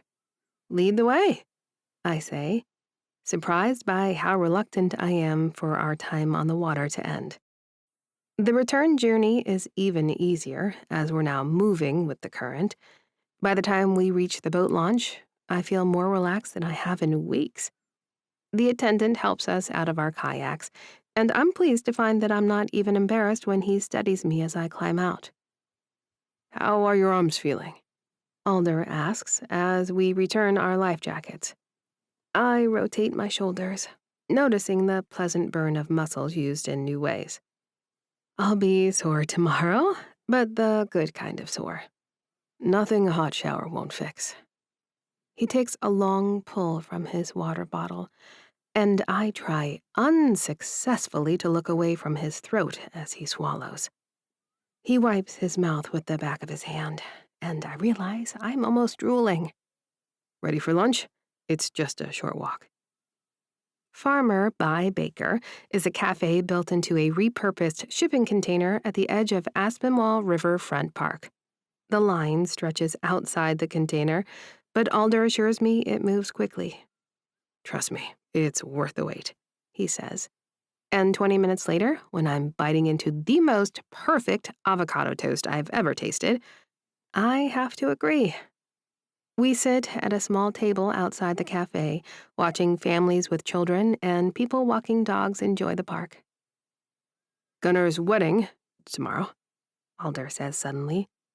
I know things have been weird, but I'd still really like it if you'd come with me. I take a sip of my iced coffee, buying time to organize my thoughts. I haven't changed my mind about finding my place, I say finally. I still think it's for the best. I know. He looks down at his plate. The invitation stands regardless. It would mean a lot to have you there. I pat his hand. I'm going to the wedding regardless, but the question is how much time I can safely spend with you while you're there. He shakes his head. You're the only one who gets it. What I've been through with Adam and... He hesitates. Because I like spending time with you. Today has been the best day I've had in weeks. The simple honesty in his voice makes my chest tighten. Mine too, I admit. So, wedding date? He gives me a hopeful look.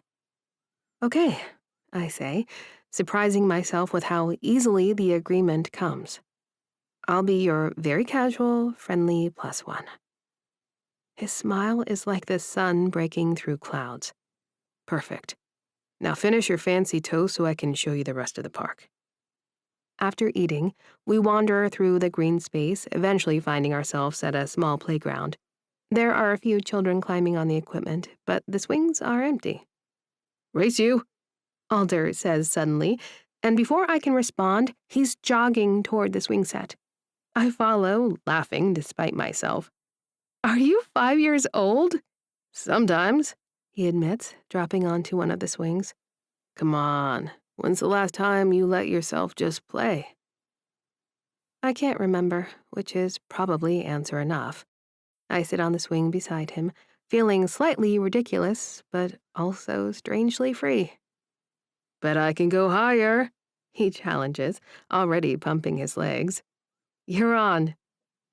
We swing side by side, trying to outdo each other, laughing like children. The fact that we're two grown adults, one a professional athlete, one a dentist with a doctorate, makes it all the more absurd and extraordinary. Jump on 3, Alder calls when we're both swinging high. 1, 2, 3. My first instinct is fear, but something about Alder and our morning together snuffs out that hesitation. I let go of the chains and sail through the air. I feel free, as if I'm flying, an actual bird. With a soft thud, I squeal before landing in the mulch, momentum carrying me forward onto my knees. Alder lands beside me, both of us laughing too hard to care about the mulch now stuck to our clothes. I can't believe we just did that. I gasp between laughs, brushing wood chips from my palms. I can, He says, sitting up beside me. You're fun, Lena Sinclair. He reaches over, and for a moment, I think he's going to take my hand. Instead, he gently plucks a piece of mulch from my hair. His fingers linger for just a second. And you're really beautiful. You know that? He says, his voice softer than before. Especially like this, with your cheeks all rosy and your eyes bright. My breath catches. No clever response comes to mind, no deflection or self-deprecating joke. All I can do is meet his gaze as something electric passes between us. Alder, I begin, not sure what I'm going to say next. Mom, look at me! The child's voice breaks the moment as a little boy races past us to the climbing structure. Alder withdraws his hand, but his eyes remain fixed on mine. We should probably head back, he says, though he doesn't sound particularly convinced. He stands and offers his hand, effortlessly pulling me to my feet. We brush ourselves off as best we can and begin walking back toward the parking lot, a newfound awareness humming between us. Thanks for today, I say as we reach his car. I needed this more than I realized. Me too. He opens my door for me. We should do it again sometime, before you... He trails off. Before I find a new place, I finish for him. That might be a while at the rate I'm going. Everything decent is either too expensive or already taken. No rush, he says, and I can hear both relief and caution in his voice. The guest room is yours for as long as you need it.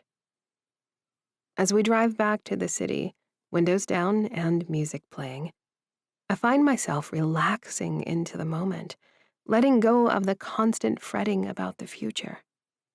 For today, at least, I can simply enjoy this.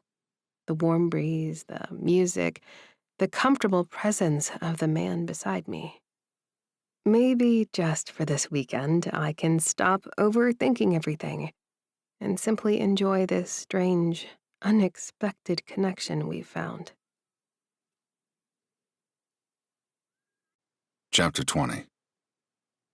Alder. The late afternoon sun slants through our townhouse windows as I rummage through the fridge, searching for something to offer Lena. My townhouse. Shit. After our day at the river, I'm not ready for it to end. I want to preserve this new easiness between us, this return to something that feels remarkably like friendship. Or maybe something more. I can't stop thinking about how she looked today, cheeks flushed with exertion, hair wild from the river breeze, that genuine laugh when she jumped from the swing. She'd seemed so free, so different from the guarded woman who's been avoiding me all week. "You hungry?" I called toward the hallway where she disappeared to change out of her damp clothes. "We've got leftover chicken, or I could throw together some pasta." No response, but I hear her footsteps, then a strange sound that makes me straighten up and close the fridge. "Alder, can you come here?" Lena's voice has an edge I haven't heard before. I find her kneeling beside Gordon, who's lying on his side in the hallway. My dog's eyes are half closed, his usual manic energy completely absent. "What's wrong with him?" I ask, dropping to my knees next to them. "I'm not sure, but something's definitely off." Lena gently strokes Gordy's head. "He was pawing at his mouth when I walked past. Has he been eating and drinking normally?" I try to think. I've been so wrapped up in my issues that I haven't paid close attention. "He didn't finish his breakfast this morning, but I figured he was just being picky. He does that sometimes." Lena frowns, her hand moving to Gordy's jaw. "I'd like to look in his mouth. Can you hold him still for me?" I nod, cradling Gordy's head in my lap. He whimpers slightly, but doesn't resist as Lena carefully pries his jaws apart. "Shit," she mutters, peering inside.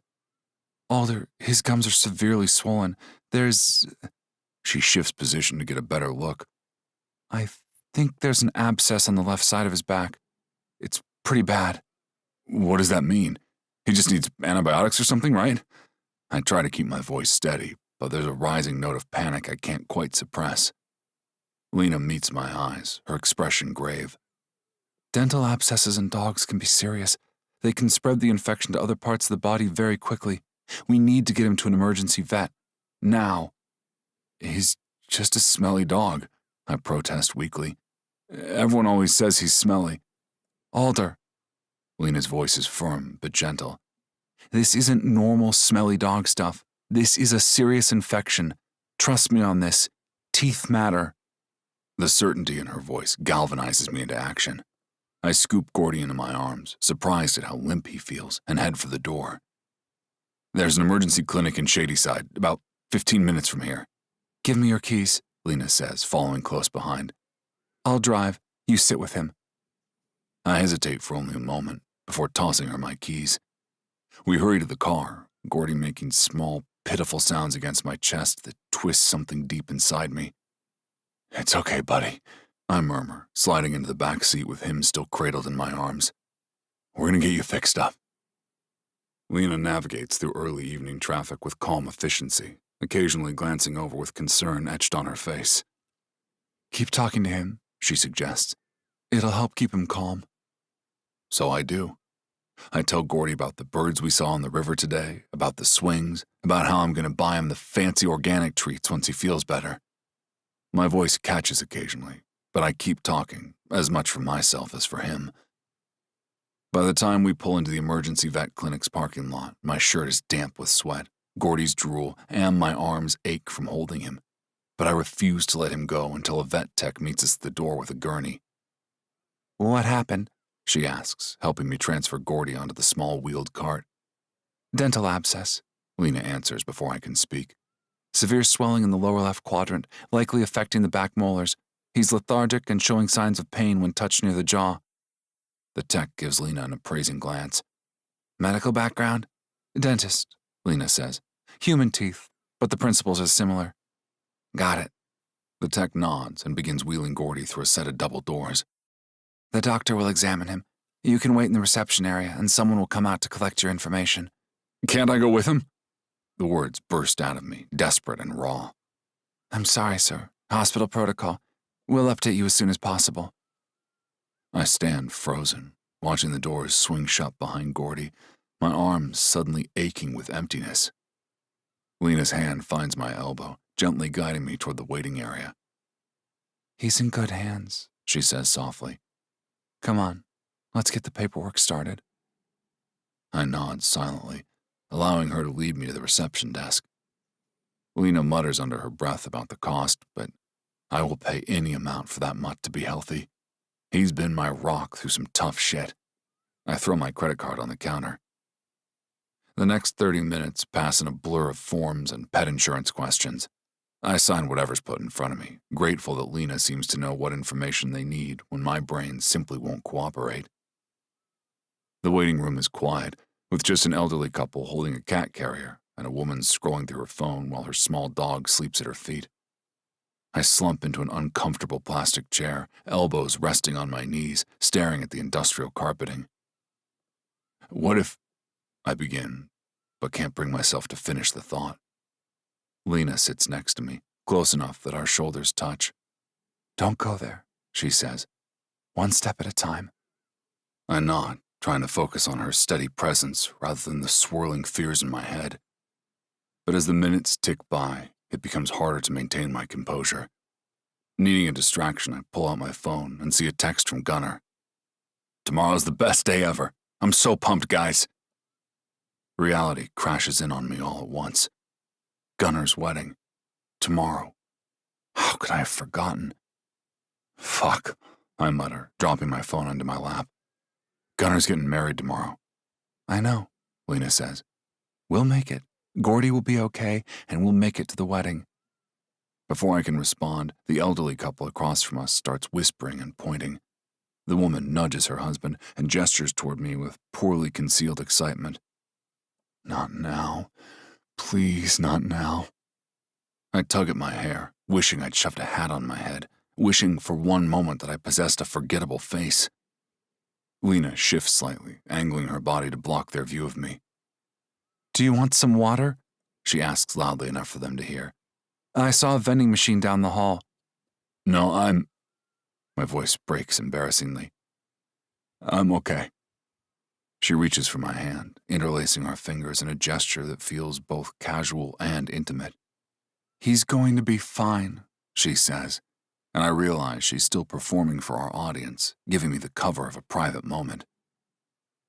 Mr. Stag? A different vet tech appears at the door. The doctor would like to speak with you. I stand on unsteady legs, and Lena rises with me, still holding my hand.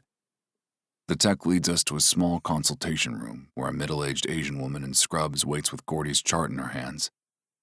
I'm Dr. Wei, she says, gesturing for us to sit. Your dog has a severe abscess that's causing significant infection. We've given him pain medication and started antibiotics, but he's going to need surgery to extract the affected teeth and drain the abscess. Surgery? My mouth goes dry. When? As soon as possible, Dr. Wei says, her expression serious. The infection is quite advanced. We'd like to keep him overnight for monitoring and do the procedure tomorrow afternoon. Tomorrow? Wedding day? Will he be okay? It's the only question that matters right now. With prompt treatment, the prognosis is good. Dental infections can be serious, but he's young and otherwise healthy. She glances between Lena and me.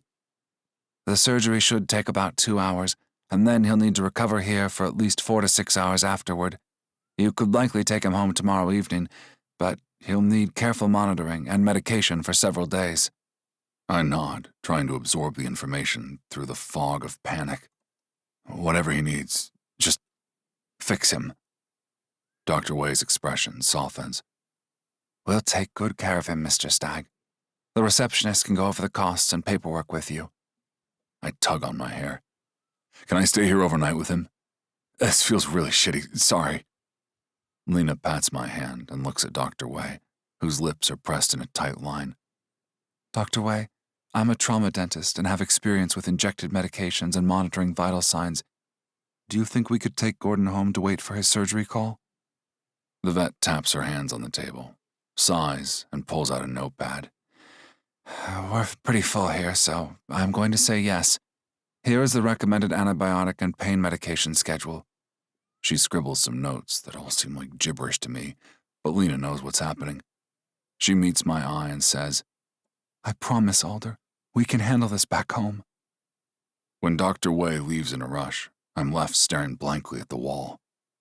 Gunnar's wedding is at 4 p.m. tomorrow. Even if Gordy's surgery is first thing in the morning, there's no way I can leave him alone while he recovers. Not for something as trivial as a wedding. Even if it is my brother's. Alder, Lena says gently. Talk to me. I can't go to the wedding, I say flatly. I can't leave him. Yes, you can. We'll figure something out. She leans forward, forcing me to meet her eyes. Is there anyone who could stay with Gordy after his surgery? Someone you trust? I think for a moment. My neighbor LaMarcus. He dog sits when I'm on the road. But this is different. This is medical. The vet staff will handle the medical part. LaMarcus just needs to be with him, right? Keep him company while he recovers? Maybe. I scrub a hand over my face. I could ask him. Good. Do that. She squeezes my knee. Let's finish the paperwork and go home. Somehow, Lena manages to handle everything. She's calm and assertive, and I stare in wonder as they teach her how to give my dog his pain medication. He wags his tail weakly and licks her hand, and I almost pass out from relief. I press my forehead against his, whispering promises I intend to keep about toys and treats and never ignoring him again. It's nearly 10 by the time we leave the clinic. I text LaMarcus on the drive home, and he immediately responds that he'll be happy to Gordy sit tomorrow. Small mercies. I cradle Gordy in my arms like a baby after Lena parks. She unlocks the door and smiles at me as I pass, walking directly to my room and placing Gordy on my bed where he belongs. When I stand to take off my shirt and prepare to climb into bed with my dog, I see Lena in the doorway. She steadies a bag of pre-filled syringes and arranges them up on my dresser. I stare at her, this woman who spent her day off paddling rivers and swinging on playgrounds with me, who recognized Gordy's distress when I dismissed it, who drove us to the emergency vet and handled the paperwork when I could barely function. Stay with me, I beg, the words escaping before I can second-guess them. In my room, I mean. The bed's plenty big enough, and I falter, unsure how to express the hollow ache in my chest that I know will expand the moment I'm alone. Lena studies my face for a long moment. Okay, she says finally. but just sleeping. I'm not taking advantage of your emotional state. A startled laugh escapes me. Wasn't planning to seduce you while worrying about my dog's surgery, but thanks for clarifying. She smiles, the tension breaking slightly. Just setting boundaries. Something we're supposedly getting better at. Supposedly, I agree, climbing beneath the sheets, shirt on. Lena disappears to change and brush her teeth, returning in sleep shorts and an oversized t-shirt. She smiles and climbs into the bed on the other side of Gordy, the two of us flanking him. I turn off the light, and we both lie there, stroking his fur as he snores. Thank you, I say finally. For today. All of it. Anyone would have done the same. No, they wouldn't. I look at her silhouette in the darkness. Most people would have just told me to calm down and call a vet in the morning. You recognized it was serious. You took charge when I couldn't. She's quiet for a moment. I care about Gordy too, you know. I know. And I do know, suddenly and with complete certainty. That's kind of amazing. We lapse into silence again, but it's more comfortable now. The knot of tension in my chest slowly unravels as exhaustion takes over. Just as I'm drifting off, Lena's hand finds mine under the covers, her fingers tangling with mine in a loose hold. He's gonna be okay, she murmurs, her voice thick with approaching sleep. Yeah, I whisper back. Yeah, he is. My phone rings at 4:17 a.m., jolting me from sleep. Disoriented, I fumble for it and nearly drop it in my haste to answer when I see the vet clinic's number. Hello? This is Alder Stag. Mr. Stag, this is Amanda from Pittsburgh Emergency Veterinary Clinic. We've had a schedule change and have an opening for Gordy's surgery at 6:30 this morning. Can you come in by 5 to complete the pre-surgical paperwork? Yes, I say immediately, sitting up. Yes, we'll be there. I end the call and turn to find Lena already awake and watching me with concern. They can take Gordy at 6:30, I explain, already climbing out of bed. We need to be there by 5. She glances at the clock and immediately pushes back the covers. I'll be ready in 10 minutes. We move with urgent efficiency, brushing teeth and throwing on clothes, checking on Gordy with choreographed precision as if we've been sharing mornings for years instead of weeks. Lena gives him a shot of something like it's no big deal, and then showers my dog with kisses. I'm profoundly grateful for her silent understanding of the situation and the way she matches my pace without question. I texted LaMarcus, I tell her as we head for her car. He'll meet us at the clinic around noon after the surgery. She nods, sliding into the passenger seat this time. Perfect. That should give us plenty of time to get ready for the wedding. I start the car, then pause, turning to look at her. Her hair is pulled into a messy bun. She's wearing yesterday's clothes, and there are pillow creases on her cheek. She looks exhausted, worried, and utterly beautiful. You really don't have to come to the wedding, I say. After all this, I'd understand if you'd rather skip it. She gives me a look that's equal parts exasperation and affection. Alder Stag, I'm going to your brother's wedding. Now drive, or we're going to be late for Gordy's surgery. I drive, trying to focus on the road rather than the strange, wonderful feeling expanding in my chest, a feeling that has nothing to do with relief about Gordy's care and everything to do with the woman beside me. The woman who, against all probability and maybe good sense, has become essential to my life in ways I'm only beginning to understand. Chapter 21. Lena. Over the past few hours, the waiting room chair has become a torture device. No matter how I shift, I can't find a comfortable position. At least there aren't arms on it to dig into my thighs. But my back aches, my neck is stiff, and the endless loop of daytime television is steadily eroding my sanity. Yet these physical discomforts are nothing compared to the weight of waiting. I've spent years on the other side of this equation, the professional behind the door, performing procedures while families wait in rooms exactly like this one. But being the person waiting is a new experience altogether, and it's giving me a fresh perspective on how my patients' families must feel. Alder paces the waiting room, checking his phone obsessively, as if willing it to ring with news. He's barely sat down since they took Gordy into surgery 2 hours ago.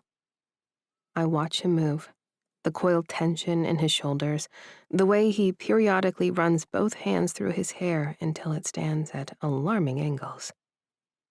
Sit down, I say for the third time. You're making me dizzy. He glances at me, then drops heavily into the chair beside mine. What's taking so long? They said 2 hours. It's been 2 hours and 7 minutes. I place my hand on his knee, which is bouncing rapidly. Surgeries don't run on exact timetables. Dr. Wee will come out when she's finished. Gordy's in good hands. He covers my hand with his own, squeezing with more pressure than he probably realizes. I know, He exhales sharply. I hate not being able to do anything. Yeah, I say softly. I get that. And I do. The helplessness of waiting is a uniquely miserable feeling, especially for someone like Alder, who's accustomed to solving problems through sheer physical will. Watching him navigate this vulnerability has revealed layers I hadn't fully appreciated before. The professional athlete, the charming brother, the revenge conspirator. All these versions of Alder Stag are now joined by this worried dog dad who spent the night whispering reassurances to his pet between fitful stretches of sleep. I find myself unexpectedly drawn to this version. The realization hits me with startling clarity as I sit in this uncomfortable chair, surrounded by outdated magazines and the faint antiseptic smell. I care about this man. Not as a part of our revenge plan, not as my roommate or the owner of the dog I've grown attached to, but as himself, as Alder. The thought should frighten me, but after the past 24 hours, it simply feels like acknowledging something that's been true for a while now. Mr. Stag? Dr. Wee appears in the doorway, still wearing her surgical mask. Gordon's surgery went well. We removed the infected teeth and drained the abscess. He's in recovery now. Alder springs to his feet, pulling me up with him since he's still holding my hand. Can we see him? In a few minutes. He's still coming out of anesthesia, but his vitals are stable, and his prognosis is excellent. The relief on Alder's face is so profound, I can almost feel it radiating from him. He turns to me with a brilliant smile, making my chest ache. He's okay, he says, as if I hadn't just heard the same news. He's okay, I confirm, returning his smile. Dr. Wee discusses aftercare instructions, medication schedules, and follow-up appointments. I find myself instinctively taking mental notes, falling into my professional habit of cataloging medical information, while Alder is surprisingly attentive to every detail. Just as Dr. Wee finishes, the waiting room door opens to reveal a lanky black teenager with a backpack slung over one shoulder.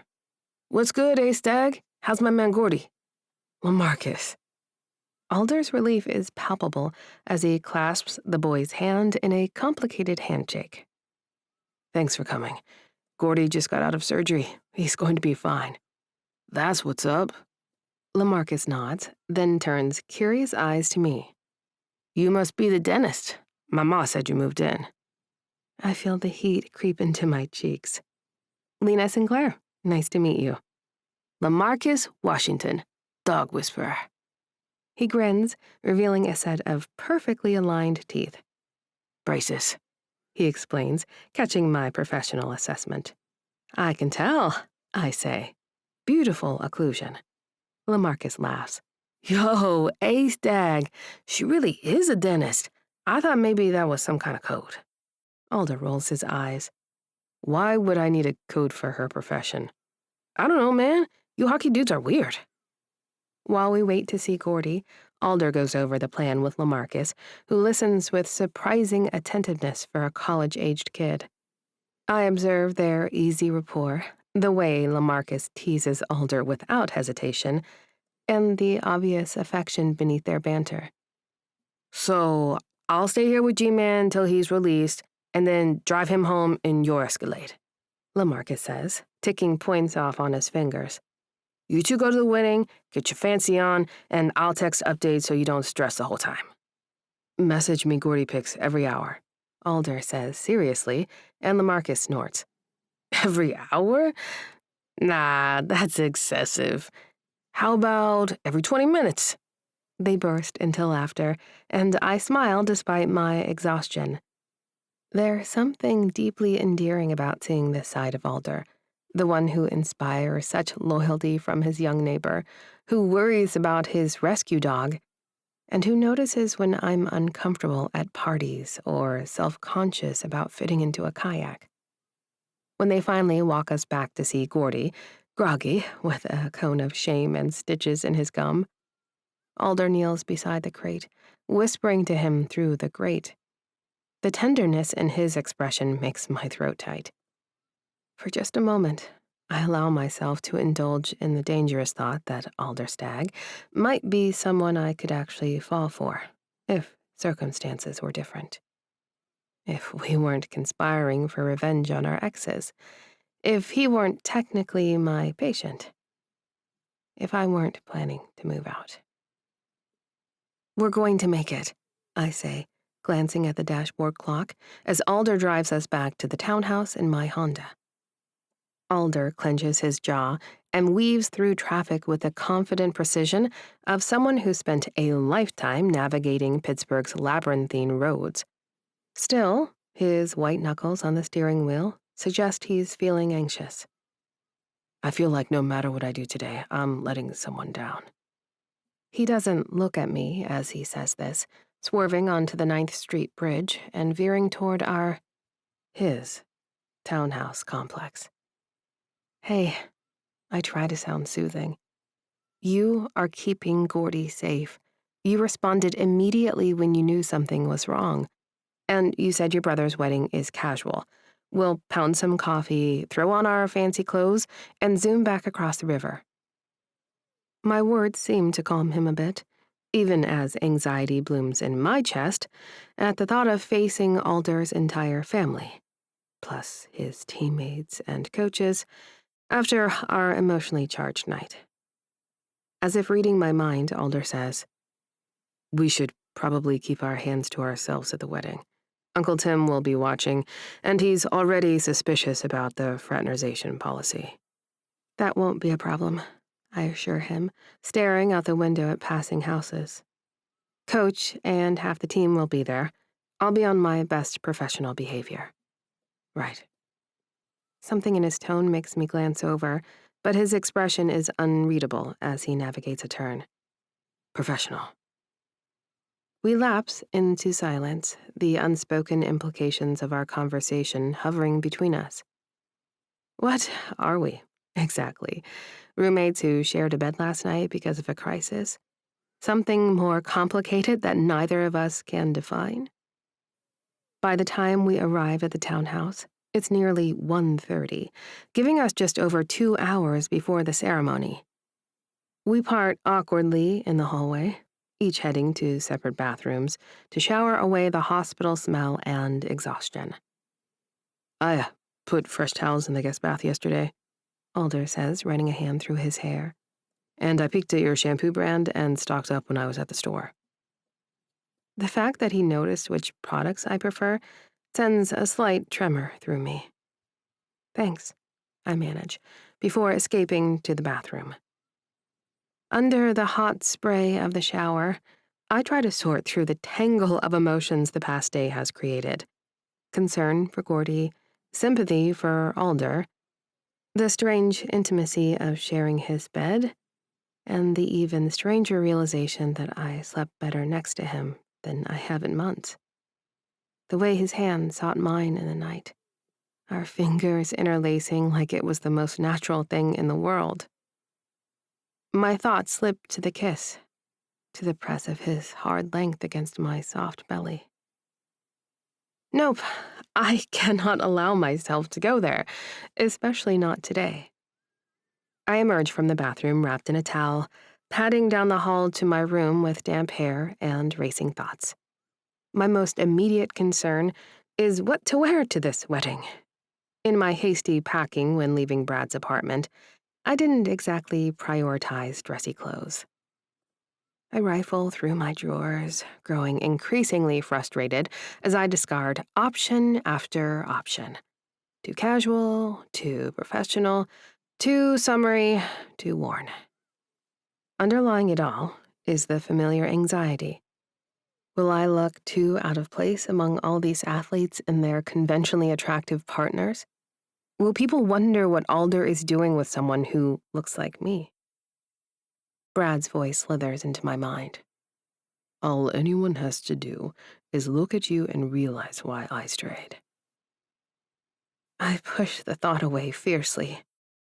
No, I refuse to let him in my head today. Just as I'm about to give up and text Alder that I need to make an emergency shopping run, my hand brushes against something silky at the back of the closet. I pull out a navy blue dress I'd forgotten I owned, a splurge from my final year of dental school that I wore exactly once before Brad commented that it was a bit much for my figure. I hold it up skeptically. The fabric is beautiful, a rich midnight blue with a subtle shimmer.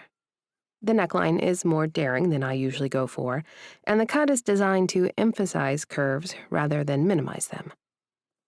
With a deep breath, I slip it on, steeling myself for disappointment. But when I turn to the mirror, I'm startled by my reflection. The dress fits. More than fits. It looks good. The color brings out the warmth in my skin, and the cut accentuates my waist while skimming over my hips. For the first time in longer than I can remember, I look at my body without immediately cataloging its flaws.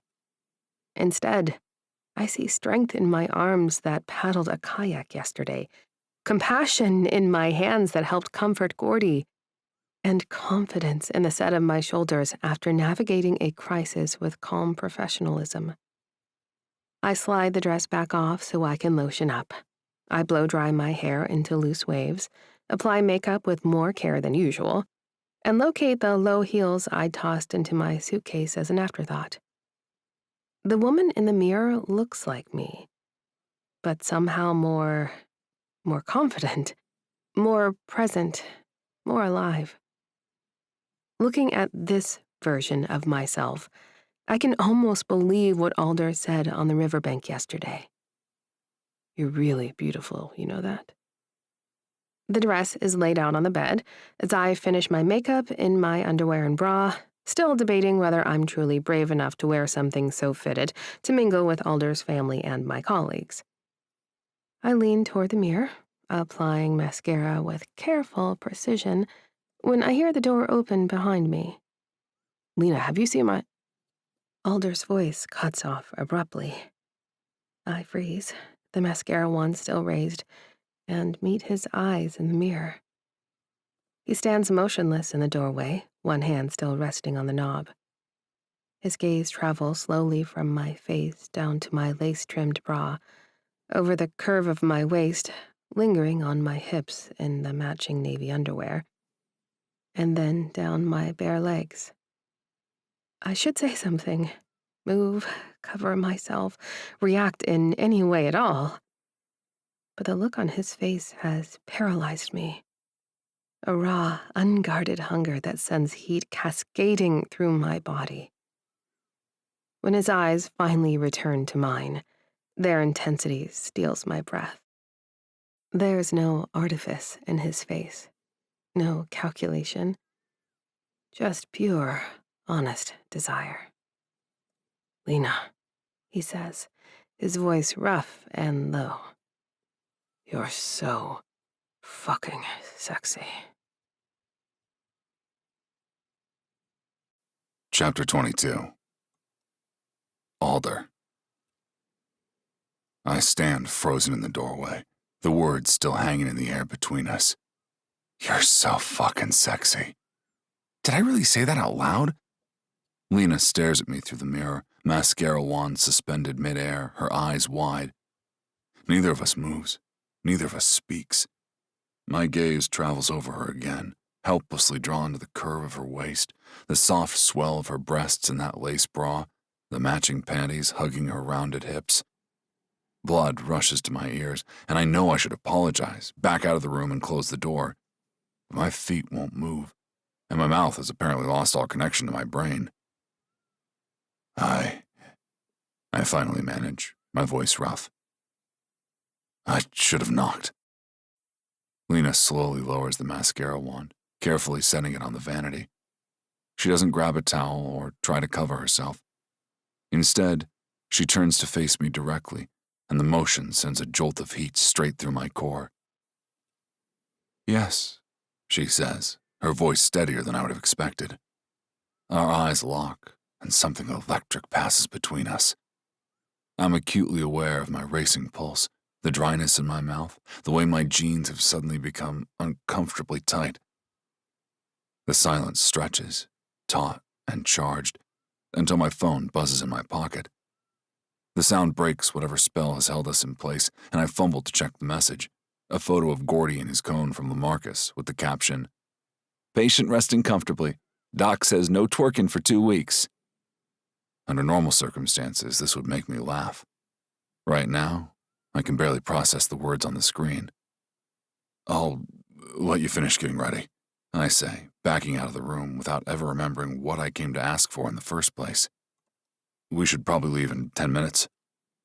I close the door and lean against the wall in the hallway, running a hand over my face. What the hell just happened?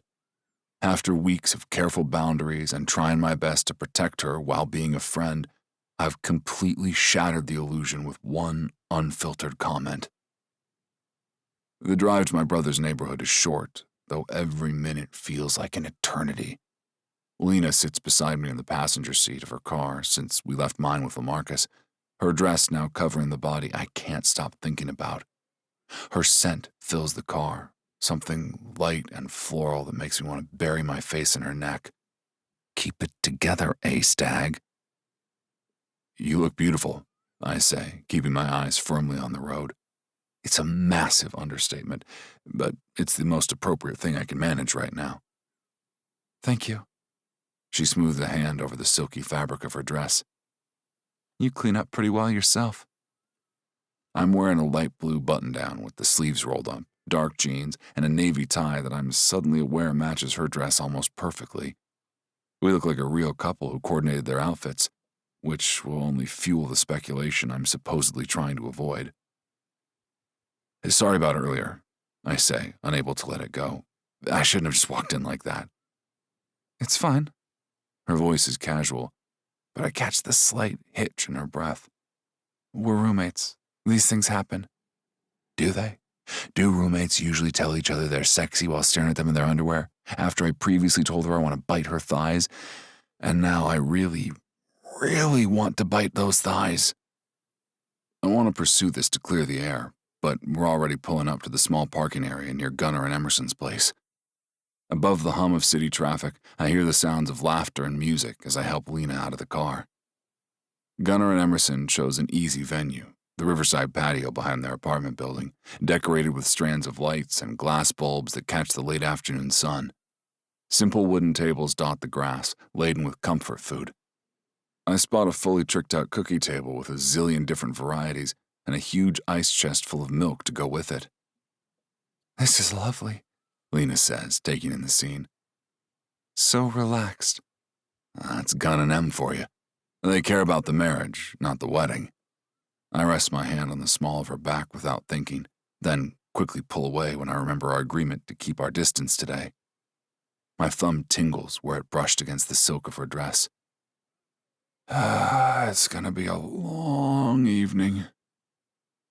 We make our way through the gathering, with Lena greeting various family members and teammates. Each time I say her name, each time I watch her smile and shake hands, I remember the curve of those hips and the soft skin I haven't touched.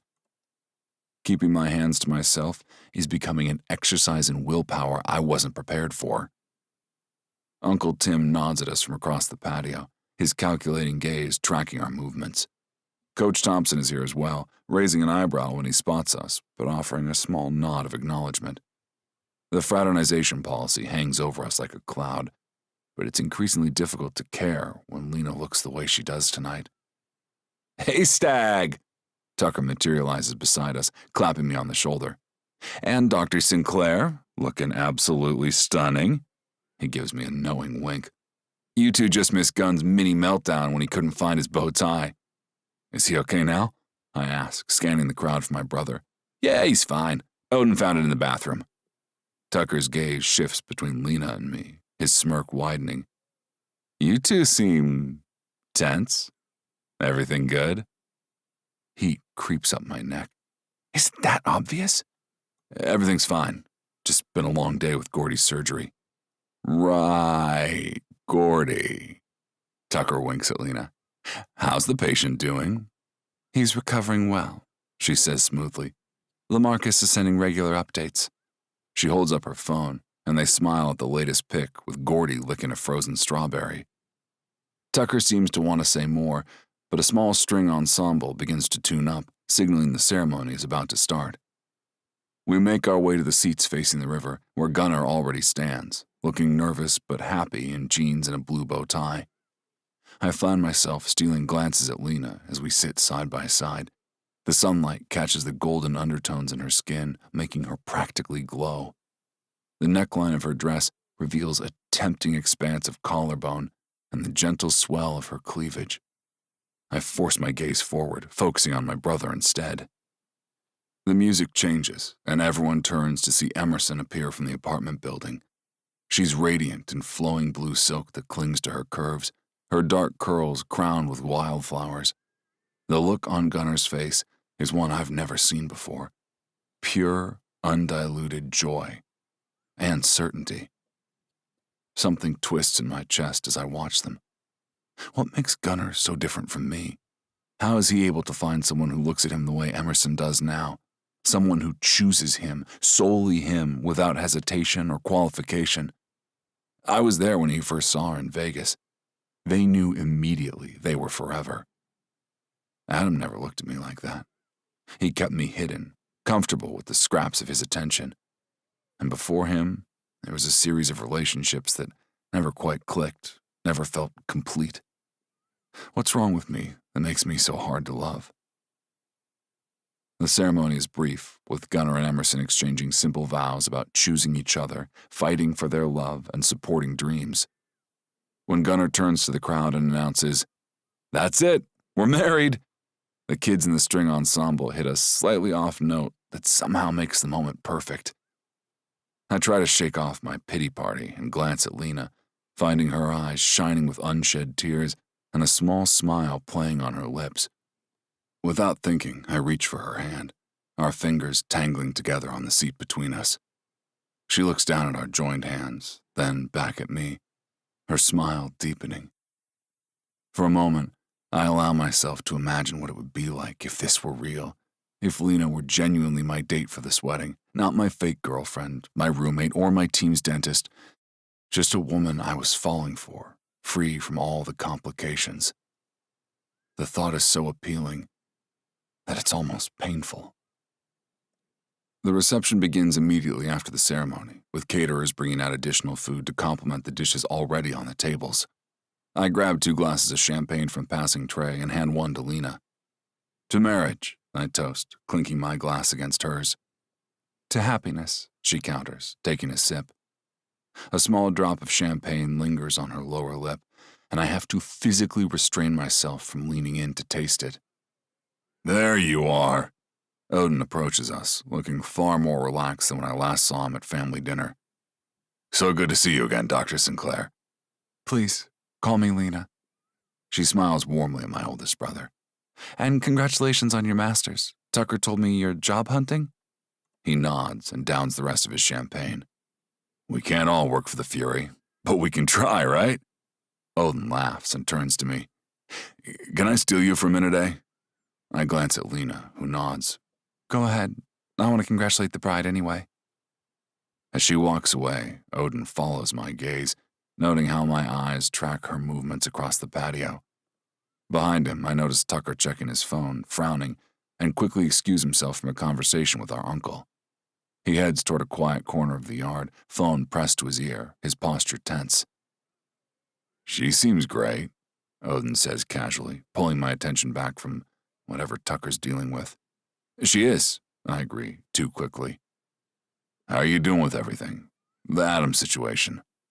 I shrug, watching as Lena reaches Emerson. The two of them immediately fall into an animated conversation. "It's fine. Ancient history." "Is it?" Odin raises an eyebrow. "Because you look at her like she's much more than a summer fling or a rebound." "I don't know what she is," I admit. "It's complicated. Because of the team policy? That and everything else." I take a long sip of champagne. "We're roommates. She works for the team. We're both coming off bad breakups."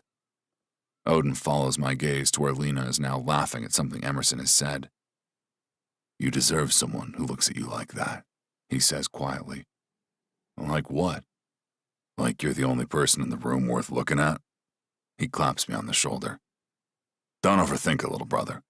Sometimes the best things in life don't make sense on paper. You can trust me, because I'm a psychologist now." I shove his hand off my arm. "You've had your degree for about 5 minutes, asshat." He pulls me into a hug, and then wanders off to find his girlfriend. I find myself drawn into conversations with various family members and teammates, listening to everyone's vacation plans and summer training strategies.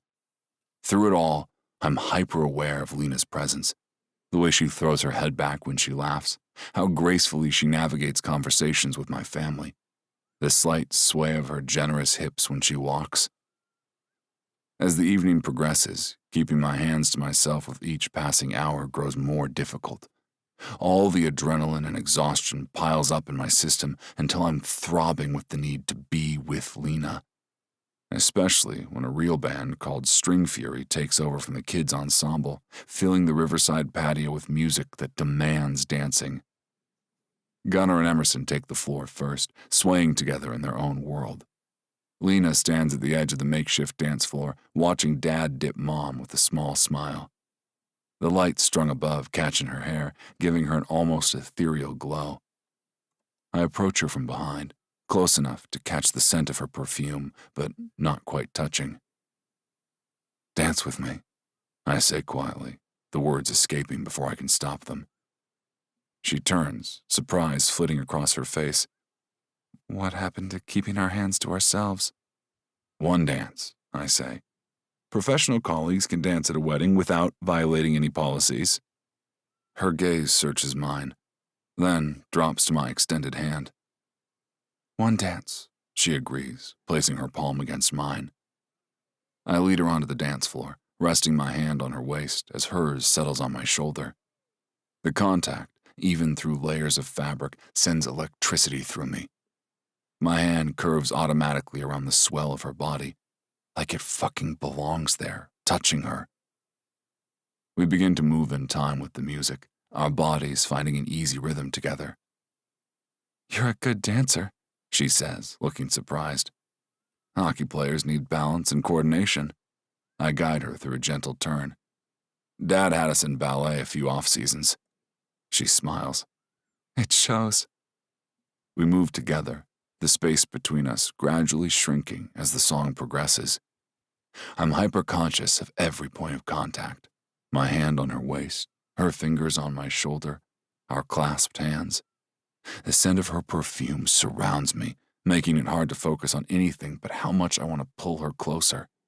I want my thigh in between hers, pressing into that space where I hope she's burning as hot as me. "I'm not sorry about what I said earlier," I say, my voice low, after a moment. Her eyes widen slightly, and I watch her throat work as she swallows. I've been fighting this," she admits. "Whatever this is between us." "Me too." I tighten my grip on her waist slightly, feeling her respond by pressing incrementally closer. Not very successfully, apparently. "No," she agrees, her lips curving into a small smile. "Not very." The music shifts, the tempo slowing further. Lena's body sways against mine, and I have to bite back a moan at the subtle friction. Images from earlier flood my mind. Lena in that lingerie, the softness of her belly, the fullness of her breasts. I wonder what she'd feel like bare under my hands, how her skin would taste. "Hey, Stag!" Coach Thompson's voice cuts through my thoughts like a bucket of ice water. He stands at the edge of the dance floor, expression carefully neutral. "Mind if I steal the good doctor for a dance? I've been meaning to discuss the new dental protocols for next season." I release Lena immediately, taking a step back. "Of course, Coach." As Thompson leads Lena away, I catch her glancing back at me, her eyes dark with the same desire I'm fighting to control. The knowledge that she wants this too, wants me, is both exhilarating and maddening.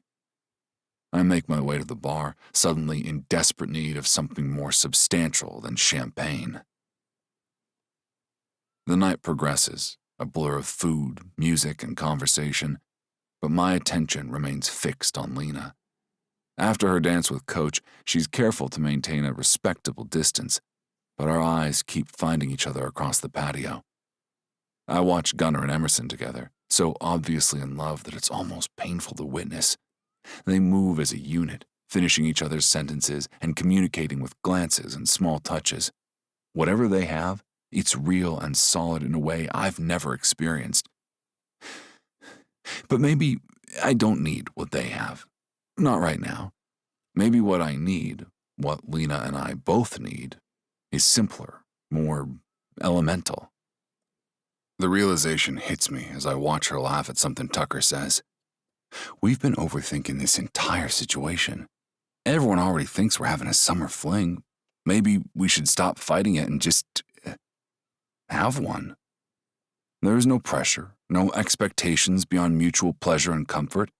We can address this attraction, enjoy each other for a few weeks, and then move on when preseason starts and Lena finds her own place. It is clean, uncomplicated, and honest. I feel relieved by this solution. We don't need to analyze it to death or worry about fraternization policies. We just need to be discreet and understand that this isn't forever. It's just for now, and it's going to be hot. I make my way to where Lena stands near the river, a slight breeze lifting tendrils of hair from her shoulders. The sun is set, painting the water in shades of deep blue and purple, mirroring the color of her dress. "Hey," I say, coming to stand beside her. "How's your night going?" "Good." She smiles up at me. "Your family is wonderful, and the wedding was beautiful." It was. I hesitate, then decide to be direct. "I've been thinking." "Dangerous?" she teases, but I can hear the slight catch in her voice. "Maybe we've been making this more complicated than it needs to be." "How so?" She turns to face me fully, her eyes searching mine. "Everyone already thinks we're having a summer fling." I move closer, lowering my voice. "Maybe we should stop fighting it." Her breath hitches, almost imperceptibly.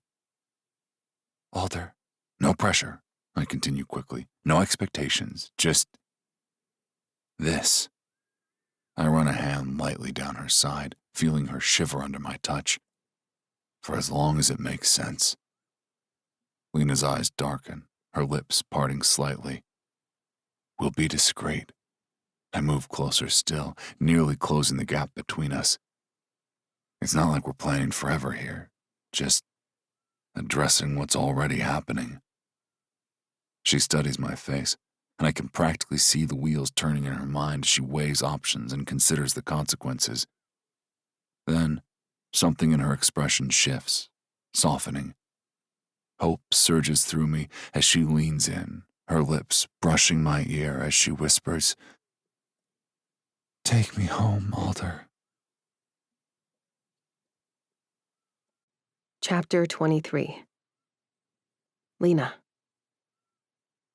The rideshare pulls away from Gunnar and Emerson's building, leaving no evidence of our hasty departure. We didn't say goodbye to anyone, not to Alder's brothers, not to Coach, not even to the bride and groom.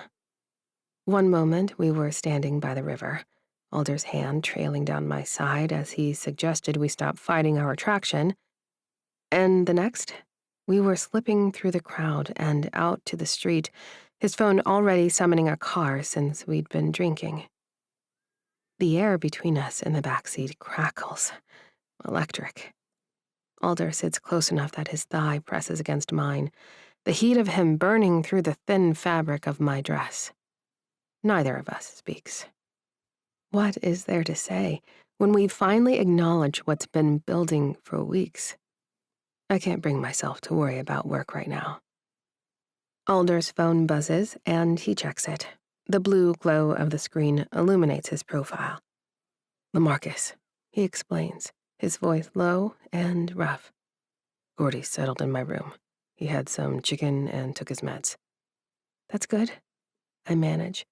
Though at this moment, Gordy is the furthest thing from my mind. My entire body thrums with anticipation, need, and the knowledge that soon, finally, Alder's hands will be on me. Alder types a quick response, then tucks his phone away.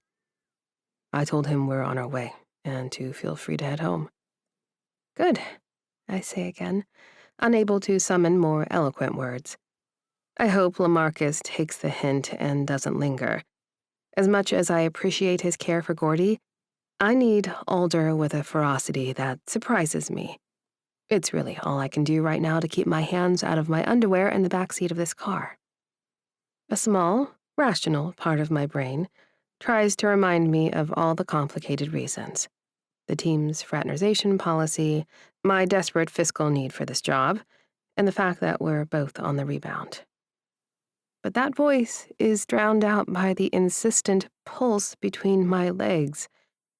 The memory of Alder's eyes darkening as he looked at me in my underwear, the way his hands felt on my waist as we danced. We're not promising each other forever. We're not even promising each other tomorrow. This is about tonight, about finally giving in to the attraction that's been building since that kiss in Brad's apartment. If I'm being honest, since the first day I moved into Alder's townhouse. The car stops in front of our building, and Alder helps me out, his hand lingering at the small of my back as we walk to the door. The simple touch feels different now, possessive, intentional. My skin tingles beneath his palm. LaMarcus is in the living room when we enter, his backpack already slung over one shoulder. "Hey, there's the party people," he says, with a grin that suggests he knows exactly what's going on. "Gordo's all tucked in and comfy." "Thanks, man," Alder says, his voice admirably steady. "You're a lifesaver." "No worries." LaMarcus's eyes flick between us, taking in our tense postures as we're both slightly flushed. "Well, I'll head out. My ma's expecting me." "Let me get you some cash," Alder says, already pulling out his wallet. I shift impatiently as they handle the transaction, eager for LaMarcus to leave so we can be alone. Finally, he heads for the door. "Take care of that dog," LaMarcus says, then adds with a smirk, "and yourselves." The door closes behind him, and suddenly we're standing in the entryway, the air thick with anticipation. "We should check on Gordy," Alder says, though his eyes never leave mine. "Of course," I agree. We move down the hallway to Alder's bedroom, where Gordy is indeed settled on the bed, cone around his neck, eyes half closed with medication. He wags his tail weakly when he sees us. "Hey, buddy," Alder murmurs, gently petting his head. "You feeling better?" The tenderness in his voice and the care he shows his pet stir something deep inside me. Alder may present himself as a tough hockey player, but there is a gentleness to him that continues to surprise me. Gordon seems comfortable, already drifting back to sleep, and Alder straightens up. When he turns to face me, the gentleness is gone, replaced by something darker, more primal. His posture shifts, shoulders squaring, jaw tightening. He's no longer the worried dog dad or the dutiful brother attending a wedding. This Alder is all predator, and I'm his chosen prey. He steps toward me, deliberate and slow, backing me into the hallway. I retreat instinctively, pulse racing, as he leaves the bedroom door open for Gordy if needed. "Lena," he says, my name like a declaration on his lips. And then he moves, closing the distance between us in 2 long strides. Before I can react, his arms wrap around me, lifting me effortlessly. I gasp, my arms instinctively circling his neck as he carries me down the hall toward my bedroom. I've never been carried like this before, like I weigh nothing, like I'm precious cargo. His strength is both intimidating and thrilling, the solid muscle of his chest pressed against me as he moves purposefully through the doorway to my room. He lays me on the bed with surprising gentleness, then follows me down, his body covering mine. We stare at each other for a heartbeat, the final moment of hesitation before crossing a threshold we can't uncross. Then his mouth is on mine, and any remaining doubts evaporate. His kiss is nothing like the brief press of lips we shared in Brad's apartment. This is hungry, demanding, his tongue-seeking entrance, which I readily grant. His hands roam my body with the same urgency, mapping the curves he'd only glimpsed earlier. This is usually the part where I worry about how my body feels to my partner. but Alder has made it clear that he is deeply turned on. And that alone almost sends me over the edge.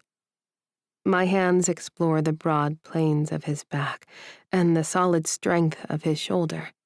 His mouth travels from my lips to my jaw, then down the column of my throat, drawing a moan from deep in my chest. God, Lena, He murmurs against my skin. you have no idea how long I've wanted this. I think I have some idea, I manage, arching into him as his hands cup my breast through my dress. He pulls back slightly, and I whimper at the loss of contact. His eyes are dark, pupils blown wide with desire. I need to tell you, He says, his voice strained. I sent in the test kit after Adam. Everything's healthy. The abrupt shift to practical matters catches me off guard, but I appreciate his honesty. Me too, I say. All clear. Relief crosses his features. Good, He says. Still, we should use protection. Yes, I agree, touched by his responsibility even in this heated moment. He rolls off me, and I make a small sound of protest. I have condoms in the basket, He explains. above the fridge. The safe and satisfied basket? I ask with a small smile. He responds with a serious expression.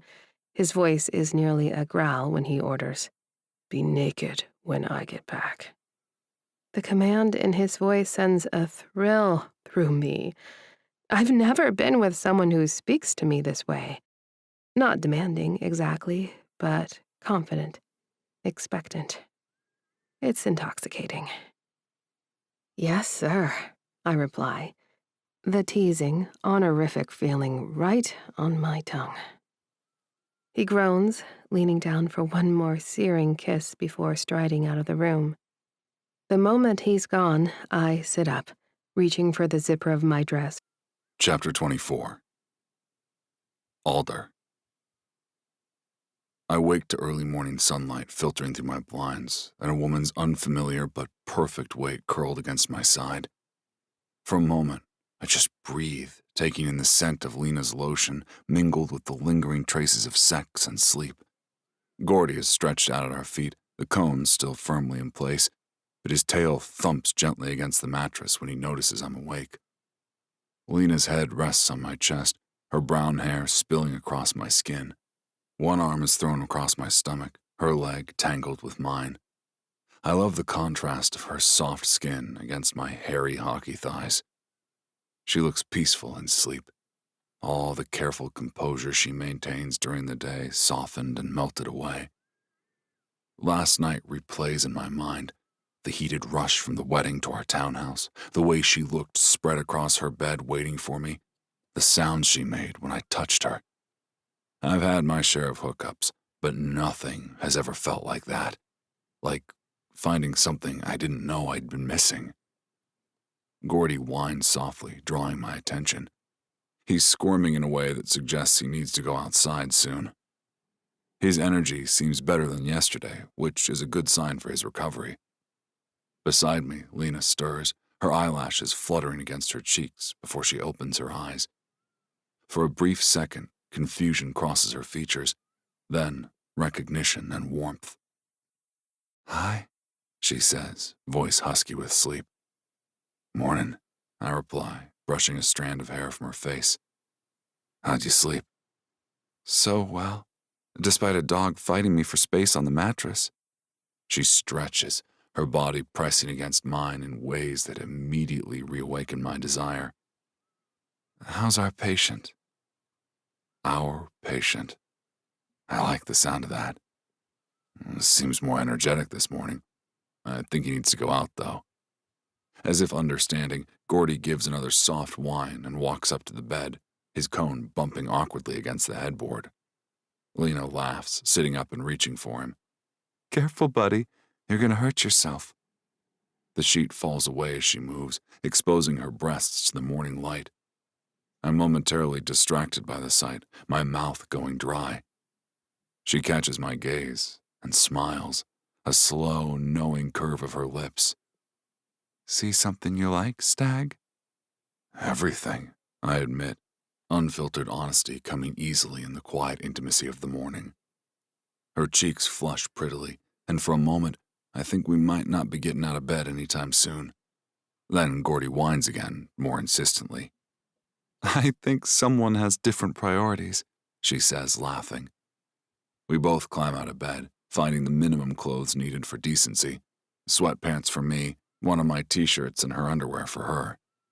The sight of Lena in my shirt, legs bare, hair tousled from sleep and sex, makes my chest tighten with something deeper than just desire. Together, we navigate Gordy's leash with his cone and head outside into the humid morning air. The river gleams in the near distance, and a few neighbors are already out, walking dogs or jogging along the path. Kim waves at us from her patio with a knowing smile as she takes in our disheveled appearance. Morning, you two, she calls. Gordy feeling better? Much better, Lena replies easily, as if we do this daily, as if she's been part of this routine for years instead of hours. We stroll along the grass, letting Gordy sniff and do his business. I find myself stealing glances at Lena in the golden morning light. There's something surreal about this moment. This woman I was determined to keep at a professional distance, now walking beside me in my clothes, fresh from my bed, caring for my dog. Our hands brush as we walk, and I capture hers in mine, our fingers intertwining naturally. Her hand is strong from the work she does, and I love that she doesn't bristle at my rough palm. We don't speak much, but the silence is comfortable. When Gordy finishes his morning duties, we head back to the townhouse, our shoulders gently bumping as we walk. Hungry? I ask as we enter. Starving, she admits, but Gordy probably needs his medicine first. She's right, and the fact that she remembers, that she cares enough to prioritize him, affects me deeply. The pills are in my bathroom, I tell her. I'll wrap them in cheese from the fridge. We move around each other with surprising ease as we prepare Gordy's medicine and help him settle in. I find myself wondering how we've developed such effortless coordination after just one night together. Once Gordy is medicated and resting comfortably on his bed in the living room, Lena turns to me, her posture slightly awkward. I should probably shower, she says. I'm still a bit sticky. Images from last night flash through my mind. Lena coming apart under my touch, the taste of her lingering on my tongue, the wet heat enveloping me. My body responds instantly to the memories. Need help with that? I ask, the words coming out more hopeful than suggestive. Cheesy eggs? She asks, wrapping her arms around me from behind as I stand at the stove. With butter, I confirm, flipping one with a practiced motion. And I have ketchup. Fancy, she teases, pressing a kiss to my shoulder before moving to pour coffee for us both. We move around the kitchen in that same easy synchronicity, setting the table, feeding Gordy, and preparing breakfast together like we've done 100 times before.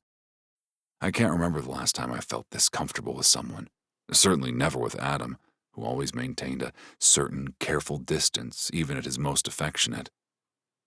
Over breakfast, we talk about nothing important. Gunnar and Emerson's wedding, whether anyone noticed our early departure, what we might do with the rest of our Sunday.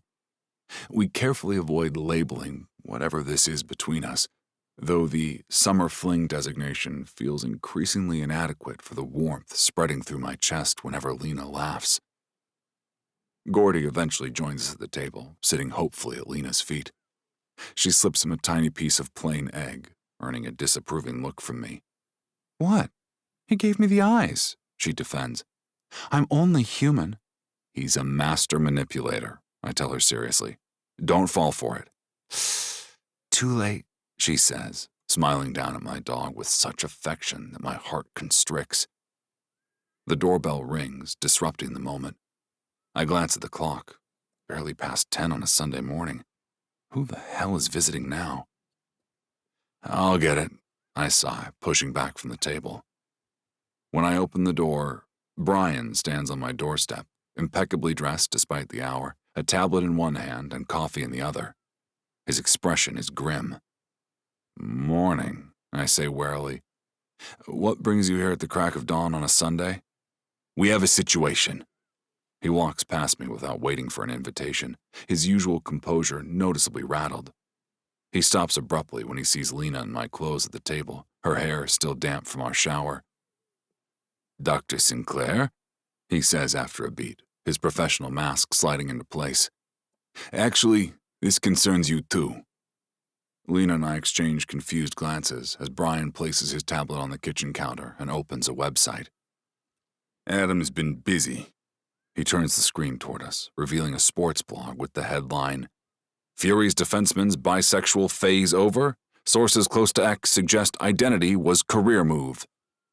My stomach drops as I scan the article, which quotes an anonymous source familiar with the relationship, claiming my bisexuality was always more about image than identity, and suggesting I was ready to return to a conventional lifestyle now that I've gotten the publicity I wanted. "There's more."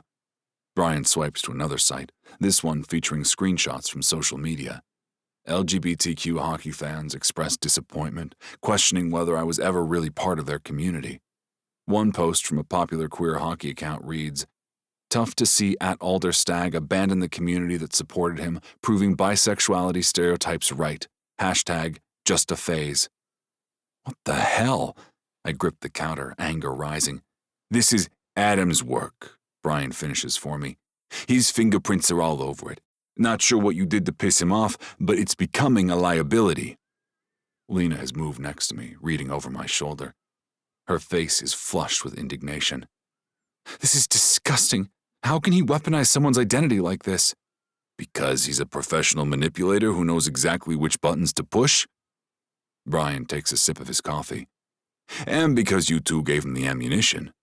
"It's just been petty prank shit," I protest, though the memory of holding Lena's hand, of the deliberately public display, undermines my argument.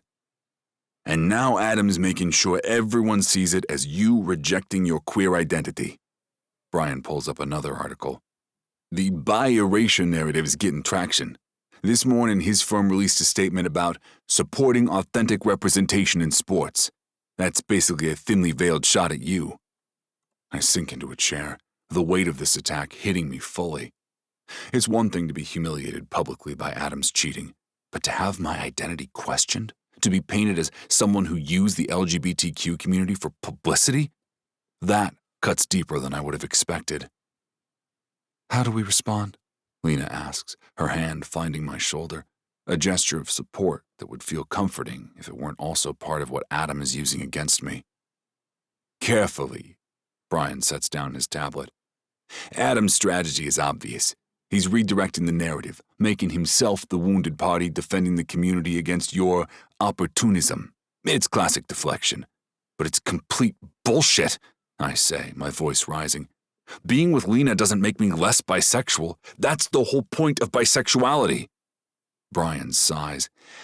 "I know that. You know that. Most reasonable people know that." A rare, empathetic expression crosses his face. "But Adam is humiliated, and he doesn't deal in mailed dick pasta or singing telegrams. He's manipulating legitimate issues in the queer community to attack you personally." I run a hand through my hair, frustration building. "So, what's the play?"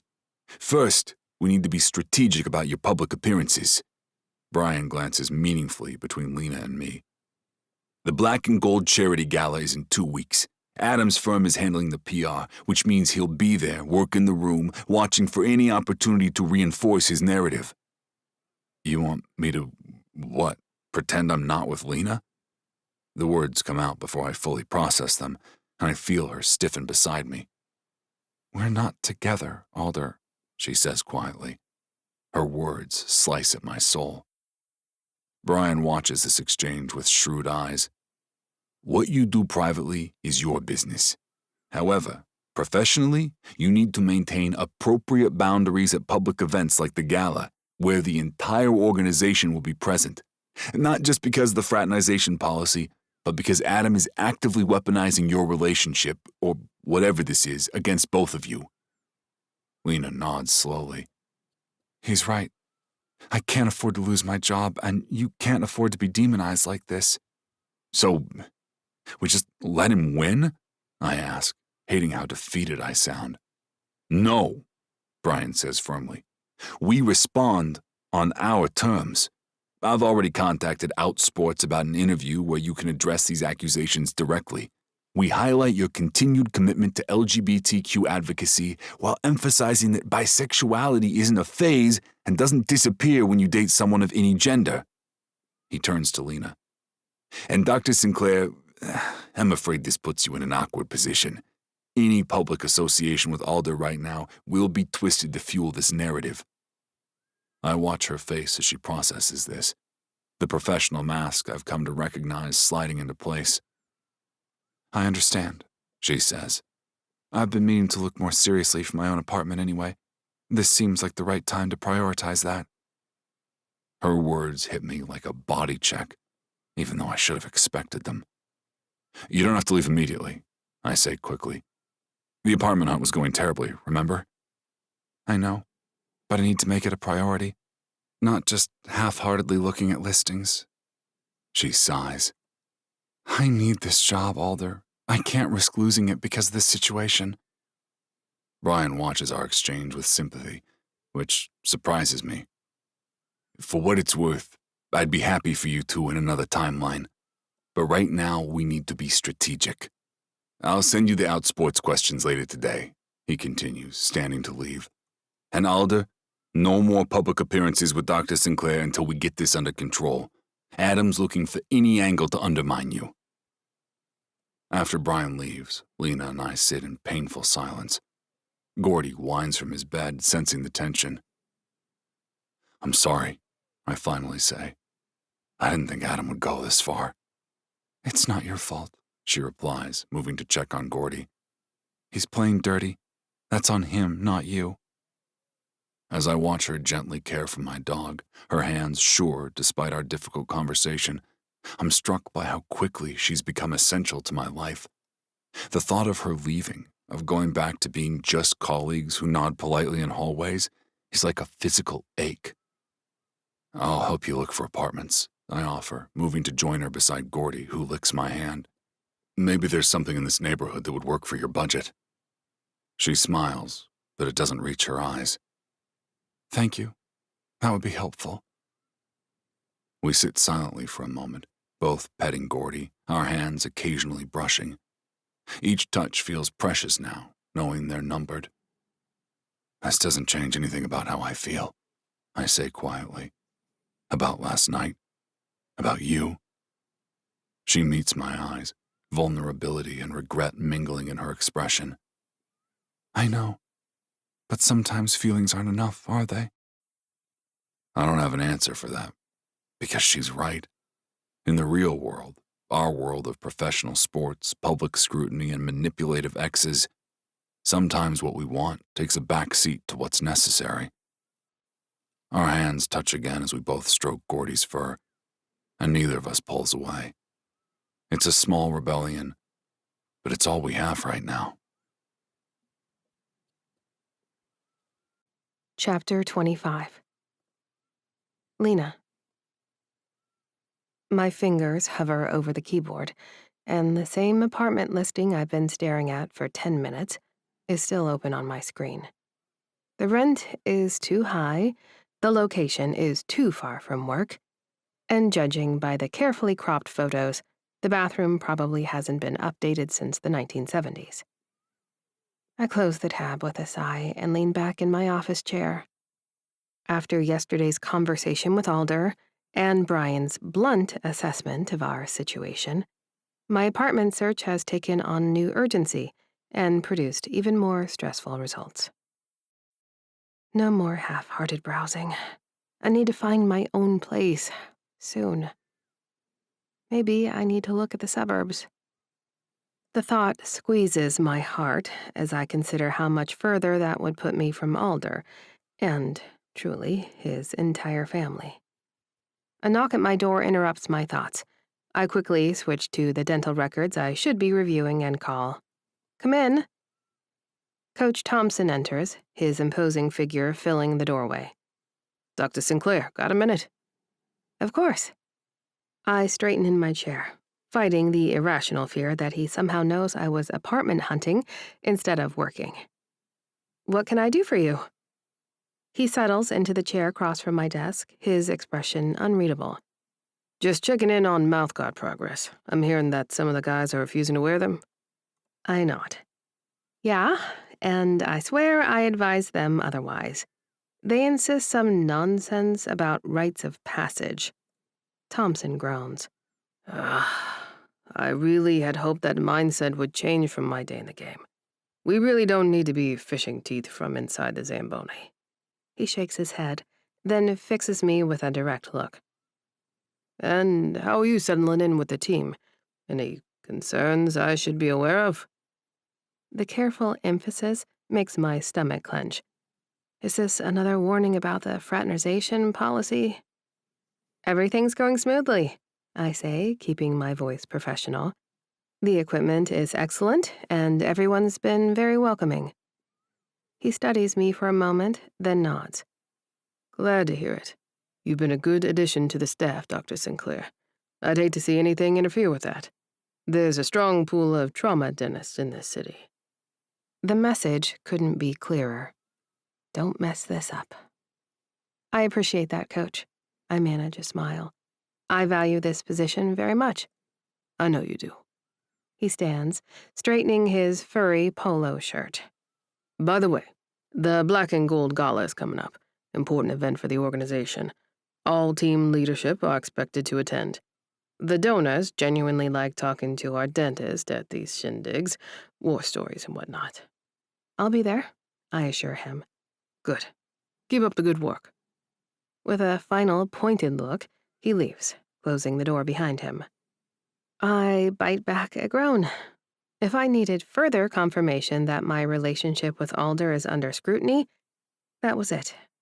The team values discretion, and we've been anything but discreet. My apartment search needs to be my top priority, not just for my career, but also for my sanity. Living with Alder while trying to maintain professional boundaries is becoming impossible, especially after this weekend. My phone buzzes, my mother's name flashing on the screen. Perfect timing as usual. Hi, Mom, I answer, steeling myself. Lena, darling, I've been trying to reach you for days. Her voice has that tone where I can tell she's about to say something mean. Too busy with famous athletes to call your mother? Of course not. I've just been busy with the new job. The hockey position? How's that going? Have they realized they made a mistake yet? She laughs lightly, as if she's made a joke instead of questioning my competence. Actually, it's going really well, I say, ignoring the barb. I'm getting settled in. And where are you living now? Did you work things out with Brad? I wince. No, Mom, that's over. She sounds disappointed, as if my refusal to reconcile with a cheating boyfriend is somehow a failure on my part. So you found your own place? I'm in a temporary situation while I look for something permanent. Not technically a lie, though I doubt she'd approve of my current situation. Well, don't wait too long. Good apartments are harder to come by than good men, she says, as if I don't know this from weeks of searching. And with your student loans, you can't be picky. I'm aware of my financial limitations, Mom. I'm just being realistic, darling. She sighs. So, what else is new? I hesitate, then decide to mention the gala. If nothing else, maybe she'll have practical advice about formal wear. The team is having a charity event soon. I need to find a dress. A formal event? Well, I'm sure you have something appropriate in your closet. Her voice takes on that careful tone she uses when discussing my appearance. Something black and plain would be best. No need to draw attention to yourself. Of course. Heaven forbid I wear something that might truly make me feel good about myself. I thought I might get something new, I say, surprising myself with the defiance in my voice. Oh, Lena. She sighs again. You know how hard it is to find flattering formal wear in your size. Why waste the money? Just wear something dark and conservative that you already own. I glance at the clock. I should go, Mom. I have patients waiting. All right, dear. Just remember what I said. Black, simple, no fuss. It's what works for you. I hang up, feeling deflated yet irritated, the familiar emotional cocktail my mother specializes in serving. She's wrong, of course. I know she's wrong. But part of me still hears her voice when I shop for clothes and see myself through her critical eyes. It's hard not to slip back to memories of my time in bed with Alder, the way he looked at my body with reverence, ran his hands along me like I was a precious work of art. My phone buzzes again, this time with a text from an unknown number. Hi, Lena. This is Emerson, Gunner's wife. Got your number from Alder's phone. Hope that's okay. Fern's taking me shopping for the charity gala this weekend. Would love for you to join us. Us curvy girls need to stick together. I stare at the text, warmth blooming in my chest even as a knot forms in my stomach. Emerson and Fern, Wyatt's girlfriend, who is back from London for the wedding, are reaching out to include me, which feels unexpectedly nice. But the prolonged interaction with Alder's family is a painful reminder of my precarious position. In another life, one where I wasn't the teen dentist, and Alder and I didn't have a damning policy hanging over our heads, maybe I could have been friends with these women.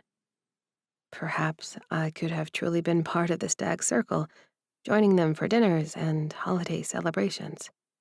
But that's not my reality. Still, I could use help finding a dress, and the thought of facing formal wear shopping alone after my mother's comments is depressing. I'd love that, I reply. Could definitely use your expertise. Emerson responds immediately. Perfect! Curvy Couture is on Walnut Street in Shadyside. Tomorrow at around 5, they have amazing stuff. See you there, I confirm, trying to ignore the voice that whispers I'm only setting myself up for more pain by strengthening connections I'll eventually have to sever. Curvy Couture is tucked between a high-end shoe store and a coffee shop on one of Shadyside's trendy shopping streets. It's right near the emergency vet where we took Gordy the other day.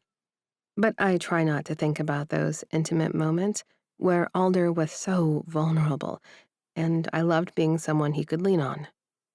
The shop window display features mannequins with actual curves wearing beautiful, vibrant formal wear. Not a shapeless black sack in sight. Emerson and Fern are already waiting outside when I arrive, both looking effortlessly stylish. Emerson waves enthusiastically when she spots me. Lena, so glad you can make it. She pulls me into a hug like we're old friends instead of people who've met exactly twice. You remember Fern? Fern offers a warm smile and a handshake. Nice to meet you properly. I saw you at the wedding, but things were a bit chaotic. You too, I say, taking in her classic style and bright colors. How long have you been back from London? Just a couple of days. Wyatt has a game this weekend, so we will fly back soon. Emerson pats her arm. The aunts are really going to be pressuring you two to get hitched now that we broke the seal. Fern shakes her head. No way. I'm finishing this PhD if it kills me. I can wait a few more years.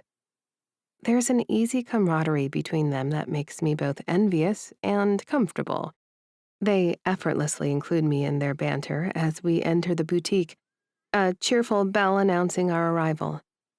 Fern confesses that Wyatt used to be her student when she was a TA for his math class, and I realize the Stagmen seem to specialize in impossible relationships, and, evidently, figuring out how to make them work. The store is a revelation, filled with beautiful, fashionable clothes designed for bodies like mine. There are no shapeless tents or matronly styles, just gorgeous, well-made garments that acknowledge curves as assets rather than flaws to be hidden. First-timers? Asks a stylish Asian woman who introduces herself as Vivian. Welcome. Looking for anything in particular? Formal wear for a charity gala, Emerson explains. Something fabulous for the doc and myself. Vivian grins. I can definitely help with that. Let me pull some options. As she bustles away, Fern turns to me. So, you and Alder, how's that going? The directness of her question startles me. Oh, we're not. I mean, it's complicated.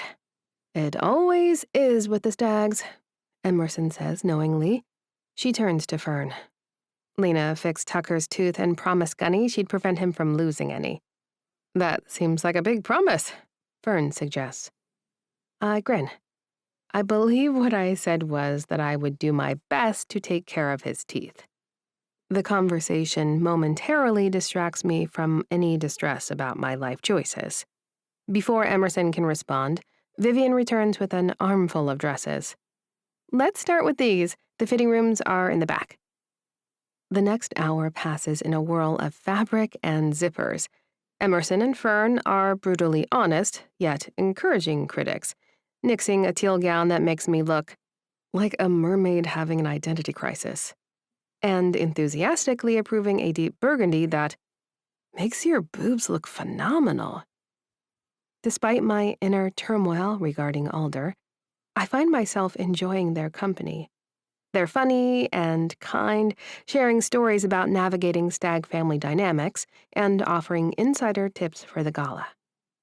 Whatever you do, avoid the shrimp puffs, Emerson advises. No shellfish in Pittsburgh during months with no R. It's a rule. Totally a rule, Fern adds. That's my best bartender tip. I'll keep that in mind, I say, emerging from the fitting room in a dark purple gown with a sweetheart neckline. I'm absolutely hoping not to stand out at this event. The words come out more wistful than intended, and both women exchange a glance. Trouble in paradise? Emerson asks gently. I hesitate, then decide on a partial truth. Well, I mean, Alder's a wreck about the recent press stuff about him not being queer enough, and then the team has a fraternization policy. It's professionally complicated. Understanding dawns on their faces. It'll work out, Emerson says, with confidence that seems unfounded given the circumstances. The Stag family is nothing if not determined. When they want something, they find a way. I don't share her optimism, but I appreciate the sentiment. What do you think of this one? I asked, changing the subject, as I smoothed the fabric over my hips. Stunning, Fern says immediately. Alder won't be able to keep his eyes off you, Emerson adds with a wink. That's precisely the problem, but I don't say it. Instead, I study my reflection, hardly recognizing the woman looking back at me. The dress hugs my curves without constricting them, and the color makes my skin glow. And my eyes appear darker. I look powerful, confident, and beautiful. Not at all like someone who should be hiding in plain black to avoid drawing attention. I'll take it, I decide impulsively.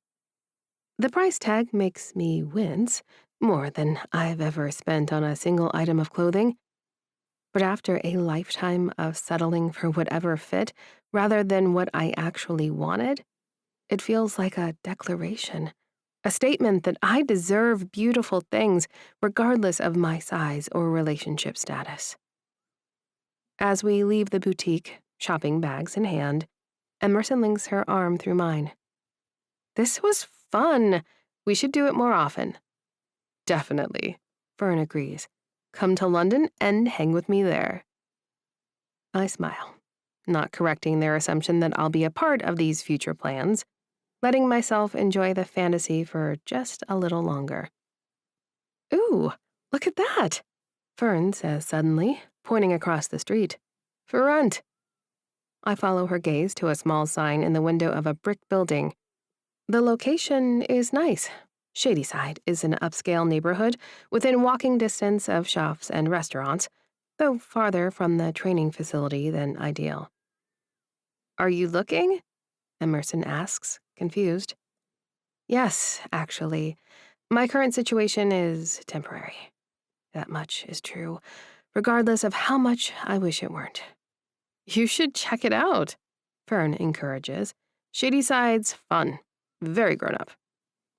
Almost before I realize what I'm doing, I'm crossing the street, pulling out my phone to call the number on the side. To my surprise, the landlord answers immediately. I'm essentially around the corner, He says when I inquire about viewing the apartment. Can you wait 10 minutes? I agree, turning to wave at Emerson and Fern, who give me a thumbs up from across the street before heading off with their promises to text later. The landlord, a middle-aged white guy named Jim, arrives shortly. He leads me through a side entrance and a narrow staircase to the second floor. It's not huge, He warns as he unlocks the door. but it's clean, utilities included, and I installed new appliances last year. The apartment is indeed small. A studio with a kitchenette along one wall, a bathroom tucked behind a pocket door, and a main living space that would service both bedroom and living room. A bay window overlooking the street provides the only real architectural feature of note. It's objectively less nice than the place I shared with Brad, and certainly a far cry from Alder's spacious townhouse. The bathroom is dated, the kitchen cramped, and I can already tell the closet space will be woefully inadequate. But it's available immediately, and it could be mine alone. "What's the rent?" I ask, already mentally calculating if I can make it work. Jim names a figure that's high for the square footage, but still within my budget. Barely. "Could I have a minute to think?" I ask. Sure thing, I need to take a call anyway. He steps out into the hallway, leaving me alone in the empty apartment. I move to the window, looking out at the tree-lined street below. Despite its limitations, the apartment has good natural light, and the neighborhood feels safe. I could walk to shops and restaurants. Parking may be a bit of a nightmare, a far cry from the assigned spots at Alder's. Alder. I close my eyes, allowing myself to remember this morning, waking in his bed, his arm thrown protectively across my waist, with Gordy snoring at our feet. Despite the lecture from Brian, we fell into bed together that evening, wordlessly. It all feels so right with him, the easy domesticity of making food together, his lips brushing my neck as he reaches past me for a mug or the salt. The way his eyes follow me across the room as if he can't quite believe I am there. It would be so easy to stay, to keep pretending we can make this work, to sink further into the comfort and connection. But Brian's words echo in my mind. You slip up there, it's not just your ass on the line. I can't be responsible for damaging Alder's career, and I can't risk losing the job I worked so hard to secure. $300,000 in student loans doesn't leave room for romantic indulgence. And it's only a matter of time before Alder's breakup catches up with him emotionally. What we have is temporary. By definition, a summer fling. Eventually, it would end anyway. Better to make a clean break now before I'm in too deep. If I'm not already. Jim returns, and the phone call is completed. So, what do you think? "I'll take it," I say, before I can change my mind. He seems pleased, pulling rental documents from his messenger bag. Great. I can get you the keys today if you've got the deposit. 20 minutes later, I stand on the sidewalk outside my new apartment building, keys in one hand, dress bag in the other. A strange mix of emotions swirls through me. Pride at taking the step toward independence, anxiety about telling Alder, and a hollow ache at the thought of no longer waking up beside him every morning. My phone buzzes with a text from the man in question. How's shopping? When will you be home? Home. The word makes my heart clench. Alder's townhouse has felt more like home in 2 weeks than my apartment with Brad ever did in 4 years. Shopping was successful, I reply, deliberately ignoring his second question. Heading back soon. I look down at the keys and then back at my phone. I should tell him. He deserves to know I've found a place. But not yet. Not today. Today, I want one more night of pretending this summer fantasy could be real. Tomorrow will be soon enough for reality. I slip the keys into my purse and head for the bus stop, the weight of my decision sitting heavy on my chest. Chapter 26. Alder. The river looks different today. Calmer, flatter, and more inviting than it had been last week when Lena and I took Gordy for his morning walk. Perfect kayaking conditions. Lena and I are supposed to keep things professional, but we're friends. I do shit with my friends. And paddling seems like a healthy distraction from my current drama. Much better than driving to Adam's place and knocking him out. I click through the rental options on my laptop, searching for a place away from the busy downtown spots where we might be recognized. I find a small place up in North Park that offers private launches. More expensive, but worth it for the privacy.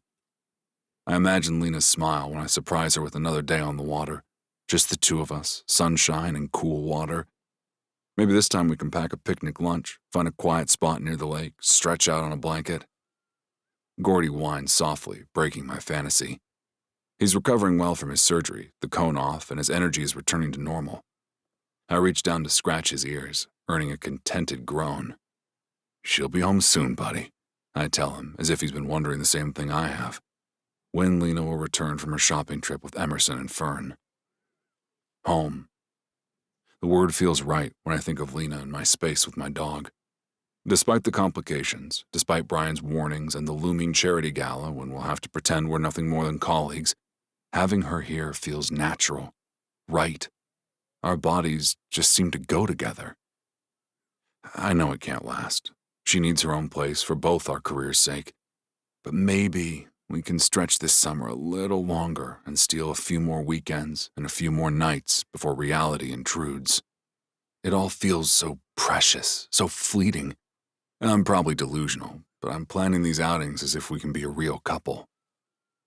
I start to realize Lena and I are just as much of a dirty secret as me and Adam, but I like to hope that Lena's intentions are different.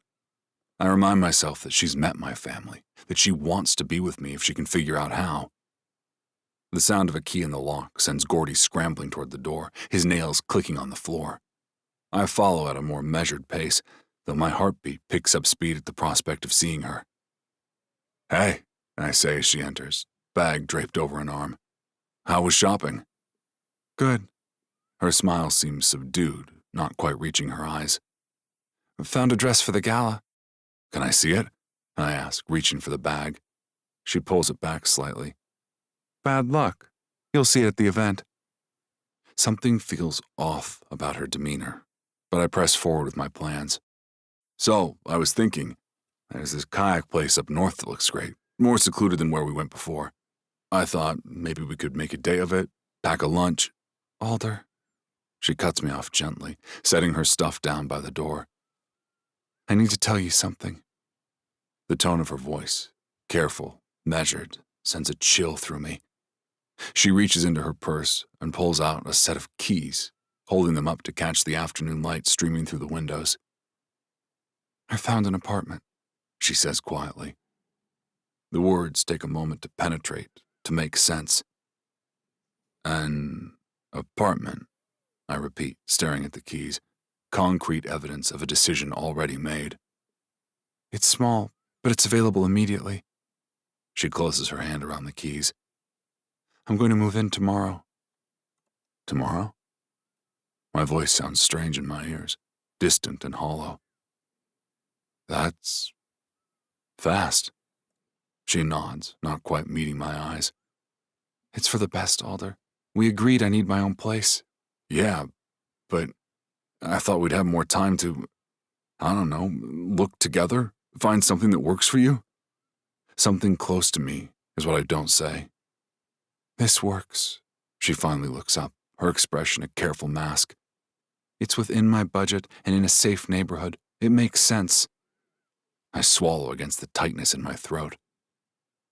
When were you planning to tell me? I'm telling you now. She sighs, setting her purse down and moving past me into the living room. I thought moving while you were at training tomorrow would be easier. Clean break. The phrase echoes in my head, sharp and painful. Is that what she wants? To be done with whatever this is between us? I follow her into the living room, where she's kneeling to greet Gordy. The dog presses against her, sensing something's wrong. What about us? I ask, the question bursting out before I can stop it. She looks up at me, sadness etched in the lines around her eyes. There can't be an us, Alder.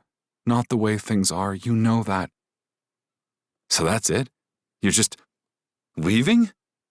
I hate how plaintive I sound, but I can't seem to control it. I sound like I sounded with Adam, always begging him to stay longer. Shit, I'm a pathetic wreck, begging people to be with me. I have to. She stands, Gordy still pressed against her legs. We both have careers we've worked hard for. This arrangement was always temporary. Right. My laugh sounds bitter even to my own ears. I remember. It's not just that. She wraps her arms around herself as if suddenly cold. This is getting complicated, fast, and complicated is the one thing we can't afford to be. I want to argue, to tell her we can figure this out and to find a way to make it work. But the rational part of me knows she's right. We've been playing with fire, risking our careers for something we initially defined as temporary, petty revenge. I'll help you move, I say instead, surrendering to the inevitable. She shakes her head. I hired movers. My stuff that's here will fit in my car, and they're meeting me at the other place tomorrow at 10.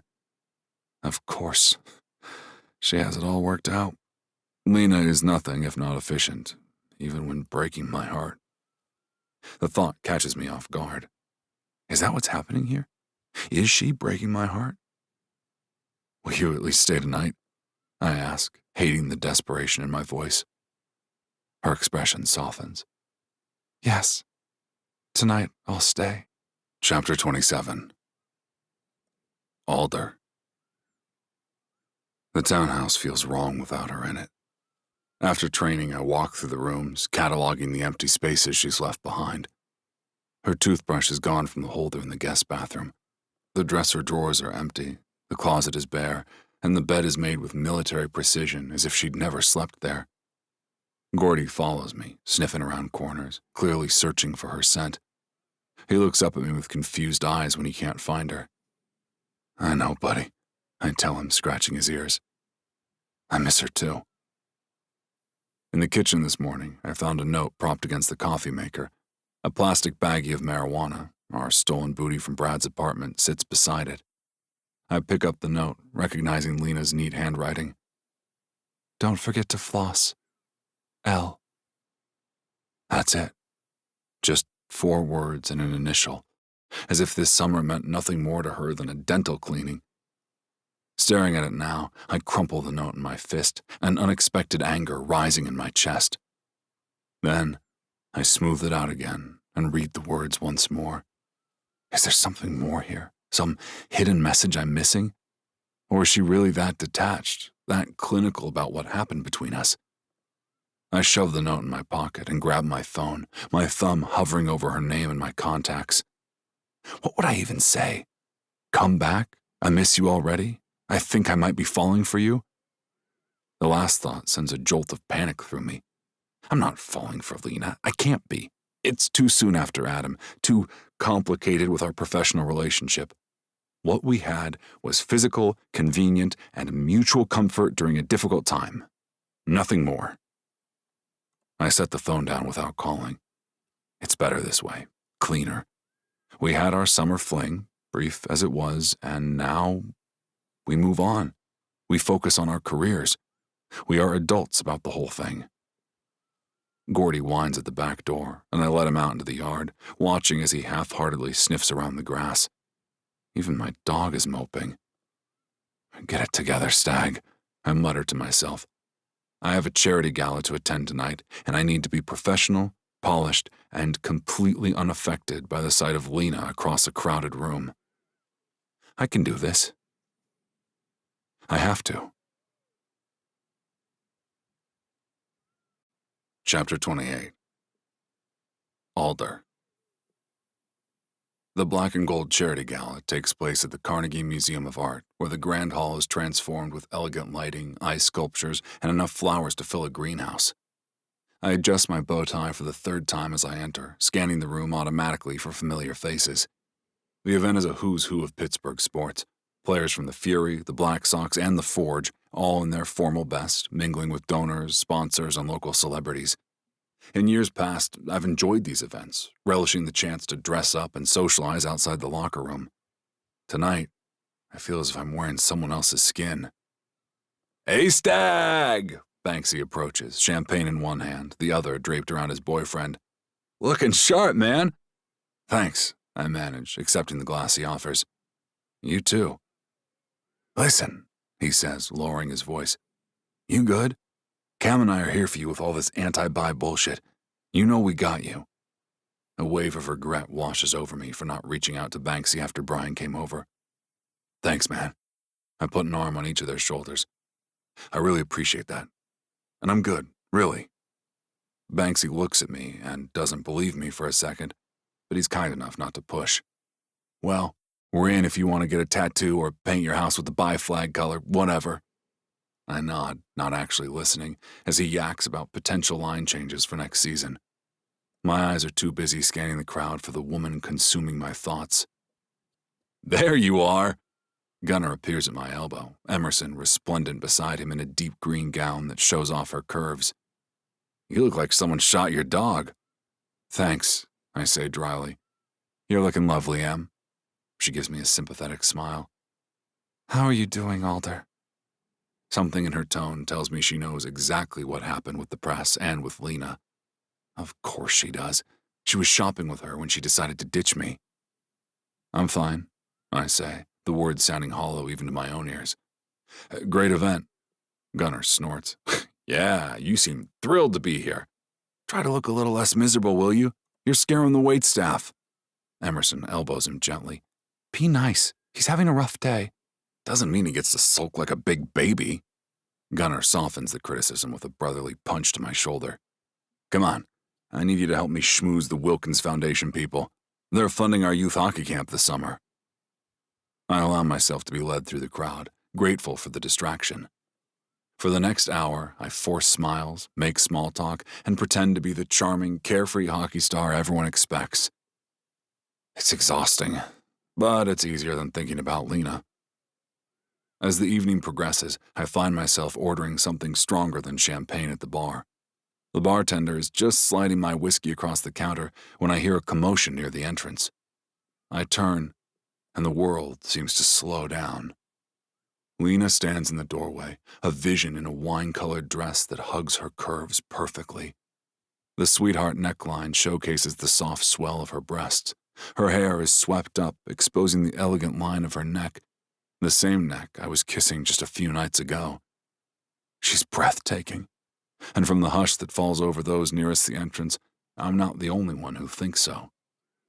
Our eyes meet across the room, a brief electric connection before she looks away, moving further into the crowd. I watch as Coach Thompson greets her, introducing her to some donors with obvious pride. She's an asset to the organization, after all, a skilled professional who belongs here just as much as any of us. Just not with me. I down my whiskey in one swallow, welcoming the burn. Well, well, if it isn't Alder Stag. I freeze at the familiar voice, then turn slowly to find Adam standing beside me at the bar. He's immaculate in a tailored tuxedo, perfectly styled dark hair, and a press badge hanging around his neck. "Adam," I acknowledge coldly. "All day long," he signals the bartender. "Scotch, neat." He turns back to me with that smile I once found so charming. You're looking tense. Are you not enjoying the party? It's fine. I focus on my empty glass, wishing I could order another without looking like I need it. I saw your dentist arrive. Quite the entrance. He accepts his drink from the bartender. She seems to be settling in well with the team, though I hear she's recently changed her living arrangements. Of course he knows. Adam makes it his business to know everything about everyone in Pittsburgh sports. Not your business, I say, my voice tight. Just making conversation. He takes a sip of his scotch. Been seeing a lot of interesting comments about your fans online lately. The community never does like being used as PR. I don't respond, but I can feel my jaw clenching. Tell me, how is life in the mainstream straight guy? Adam's voice is casual and conversational, but his eyes are calculating. I wouldn't know. His smile turns smug. The accusation behind his words hits like a body check that I didn't see coming. I've never been straight. No? He laughs softly. Could have fooled me. And then his demeanor changes. He's predatory almost. Actions have consequences, Alder, Adam says coolly. You compromised my professional reputation. Only seemed fair to return the favor. My eyes widen. I made a mistake, I say through gritted teeth. You orchestrated a campaign to humiliate me. Adam shrugs. Consider it a lesson in the power of strategic PR. Something you should have thought about before running your mouth.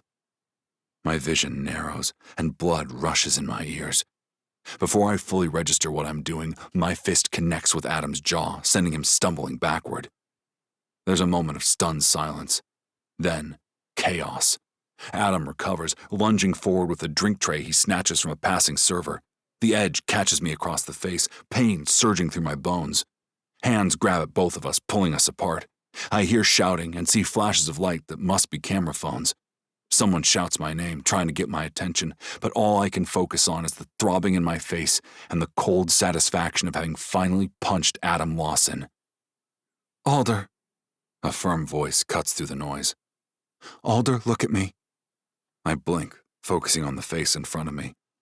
Lena, her expression professional, but her eyes concerned. I need to check your jaw, she says, loud enough for others to hear. Come with me. She doesn't wait for a response. She just takes my arm and guides me away from the crowd through a side door into a quiet hallway lined with artifacts under glass. That was quite a statement, she says once we're alone, her tone caught between clinical and concerned. Let me see. Her fingers are cool against my skin as she gently probes my mouth. I wince when she hits a tender spot. Nothing broken, she declares after a moment. But you're going to have a bruise. She steps back, creating distance between us. What happened? Adam happened, I say, the words coming out sharper than I intended.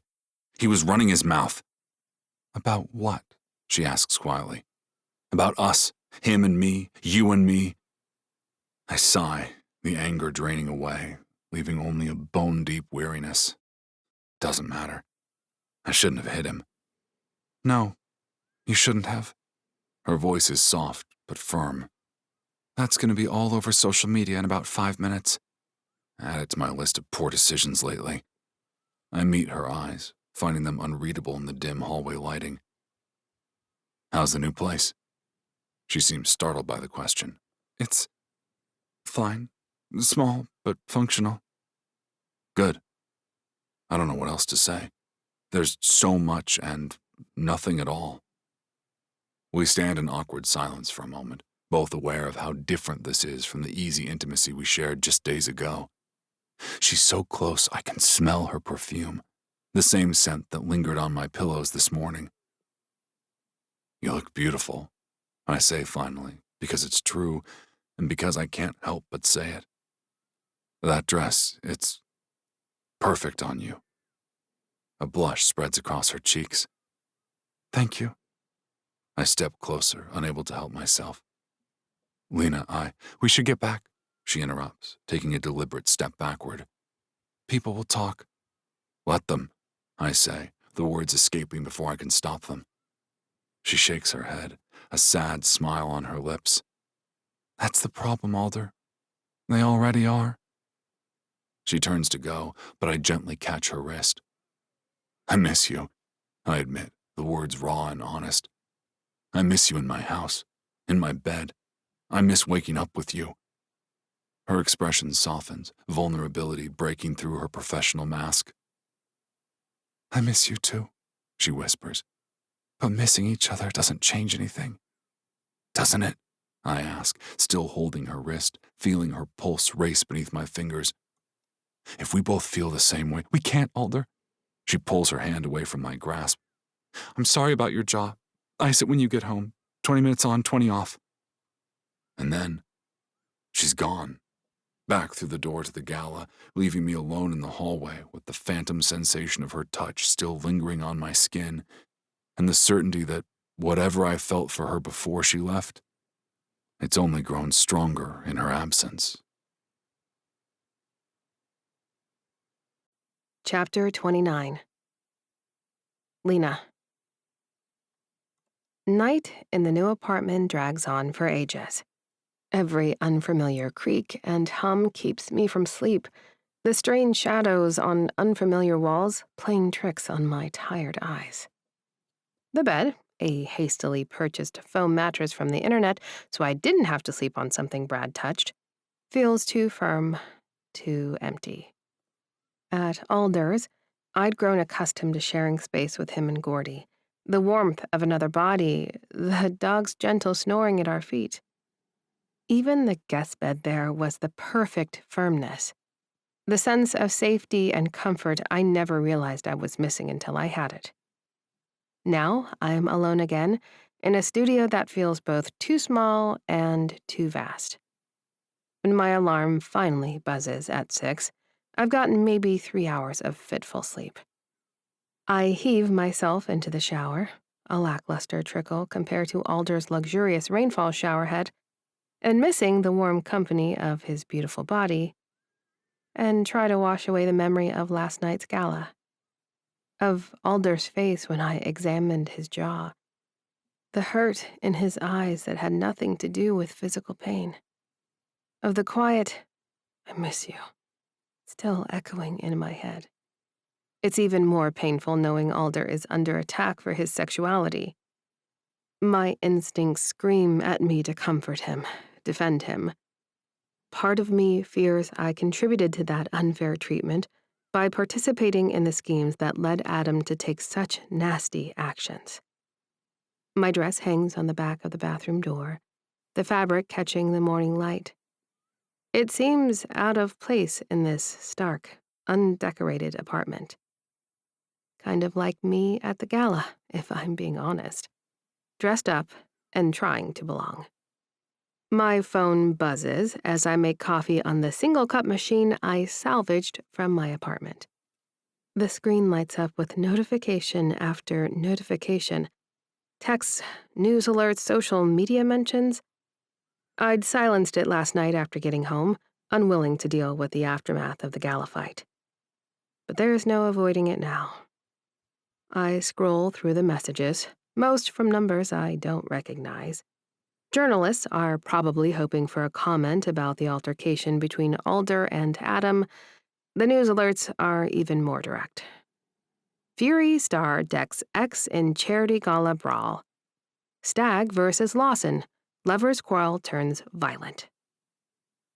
I can't help but feel a wave of relief that I'm mentioned only in passing in most articles, if at all. A few notes that team dentist, Dr. Lena Sinclair, was seen attending to Stag's injuries. But the focus is squarely on Alder and Adam. Silver linings, I suppose. My career might survive this mess after all. I hesitate for a moment, then open my messages and tap out a text to Alder. How's the jaw this morning? Professional concern. That's all it is. His response comes quicker than I expected. A photo of Alder's face in profile. A spectacular bruise spreading along his jawline in mottled purple and blue. He's giving an exaggerated frown to the camera. Even injured and pouty, he's ridiculously handsome. I shouldn't respond. I should maintain a professional distance. But my fingers are typing before I can stop them. Impressive bruise, ice and ibuprofen, and maybe don't punch anyone else for a while. 3 dots appear, then. No promises.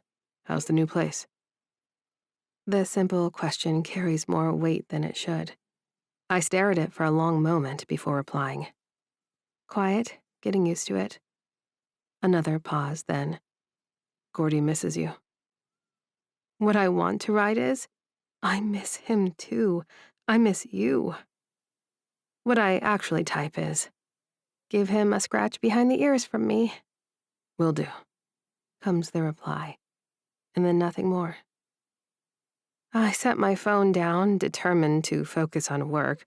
The move to my place was the right decision, the necessary one. The fact that it feels wrong is irrelevant. The drive to the Fury facility seems to take forever. When I arrive, the main space buzzes with youth hockey camps and frenzied talk between scouts and the coaching staff. I make my way to my office, nodding professionally to the staff I pass, relieved that Alder isn't here volunteering. I throw myself into patient files and equipment inventory, grateful for the mundane tasks that require concentration without emotional investment. The morning passes in a blur of paperwork and consultations with the athletic trainers about face shield modifications. Just before noon, there's a knock at my office door. I look up to find Sarah Collins, the assistant coach, leaning against the doorframe. Her dark hair is pulled back in her trademark sleek ponytail, and her Fury polo and slacks are impeccably wrinkle-free. I feel frumpy, by comparison, in my scrubs. Got a minute, Doc? She asks. Of course. I gesture to the chair across from my desk. What can I do for you? She closes the door before sitting down, which immediately puts me on alert. This isn't a casual visit. Quite a show last night, she says, her expression neutral. How's A-Stag's jaw? Bruised, but not broken. I keep my tone clinical. He'll be fine. Good to hear. She studies me for a moment. Just wanted to make sure. Can't have him taking more hits to the face while he's healing. I nod. He should be able to maintain his conditioning work. Sarah taps her hands on my desk, but makes no move to leave. I'm sorry I missed most of the excitement, she says after a moment. I was held up. Something in her tone makes me glance up. There is a knowing look in her eyes, almost a challenge. I noticed you arrived late, I say carefully. Did you get caught in traffic? A small smile plays at her lips. Something like that. She leans forward slightly. Listen, not to pry, but... A sharp knock interrupts whatever she was about to say. The door opens without waiting for a response, and Coach Thompson sticks his head in. Collins, need you in the video room. Going over defensive strategies with the new rookie class.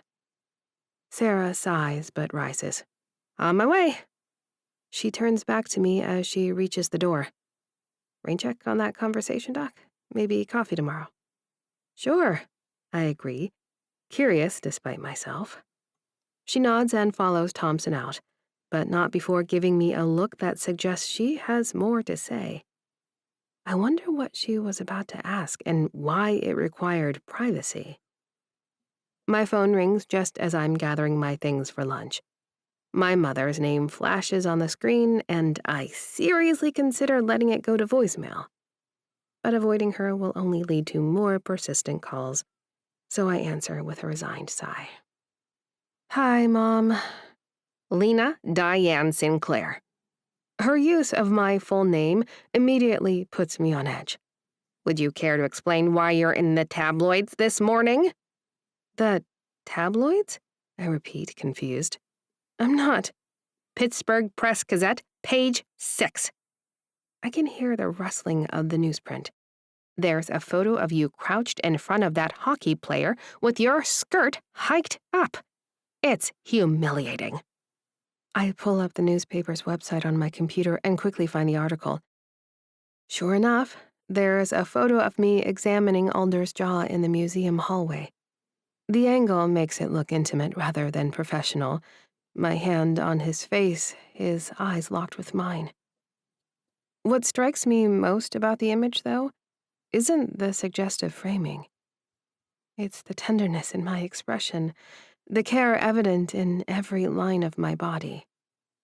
I look like a woman in love, not a doctor treating a patient.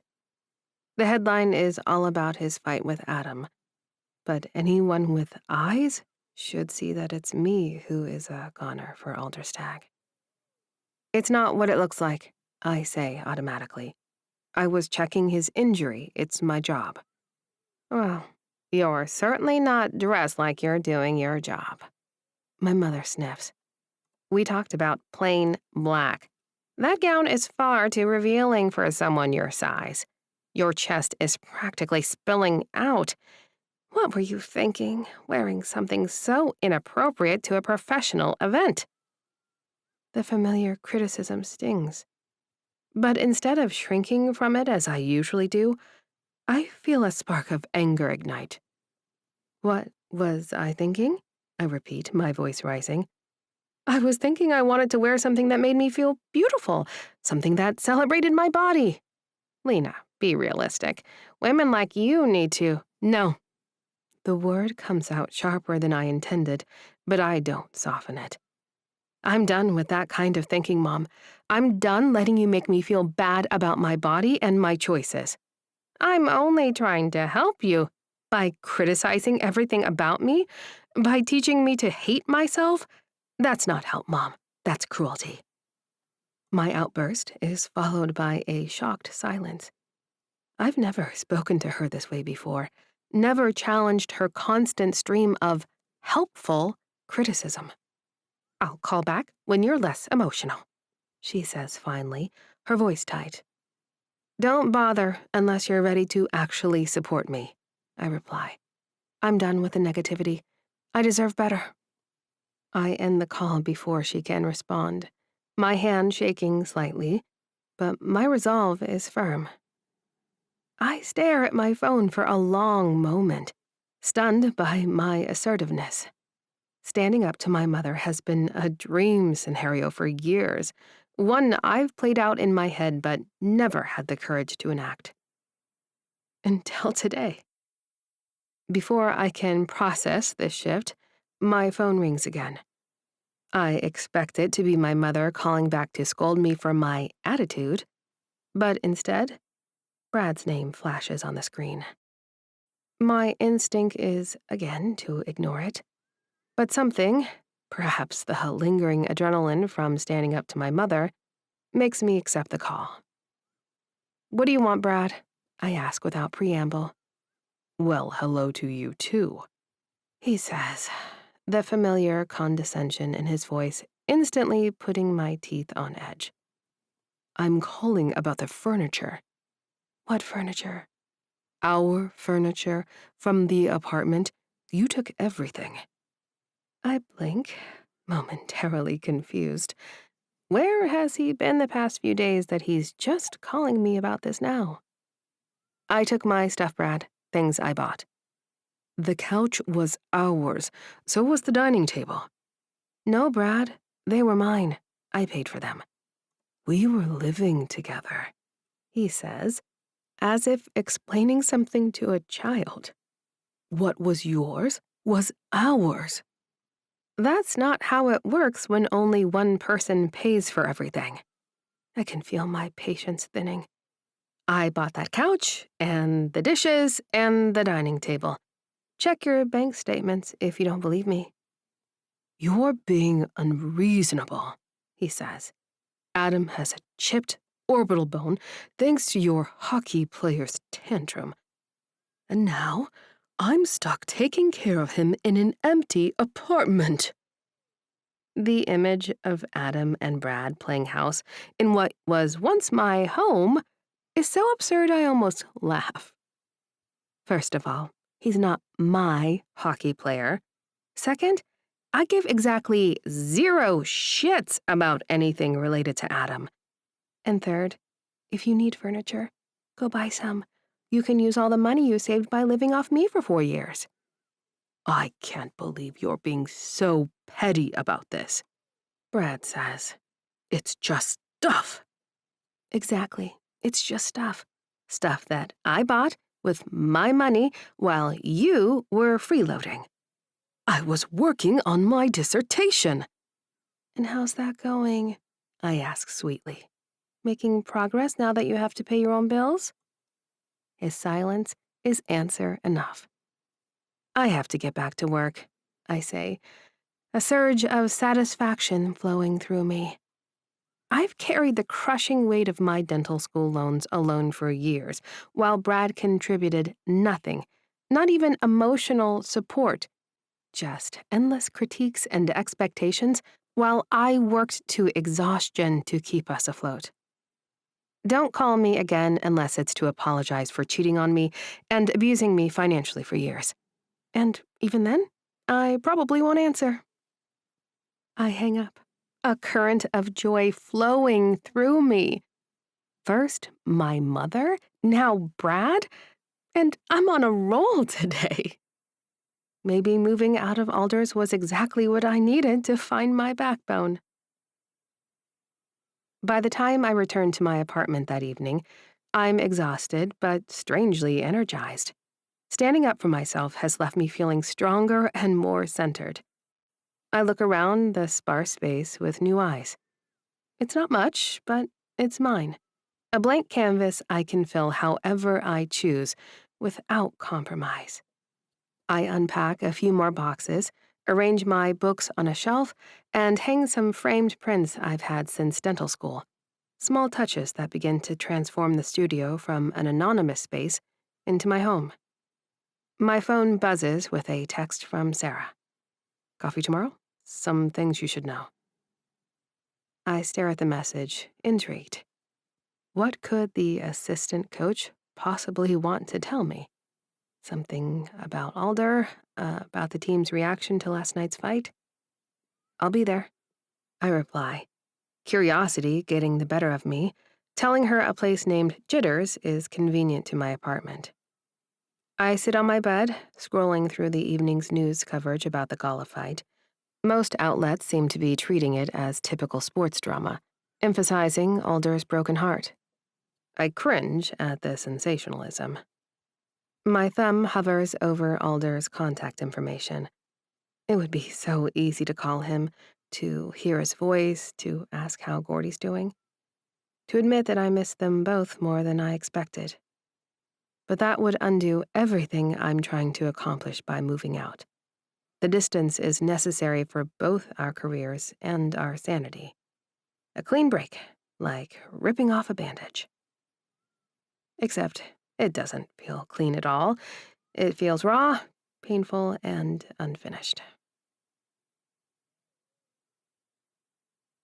Chapter 30. Lena. As the single-cup coffee maker sputters out just enough for one travel mug, I catch myself glancing toward the door, expecting a cold nose to nudge my leg.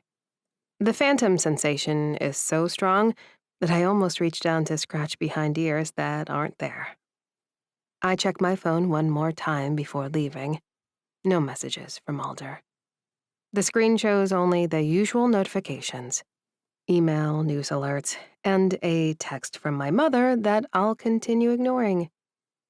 Relief and disappointment war in my chest.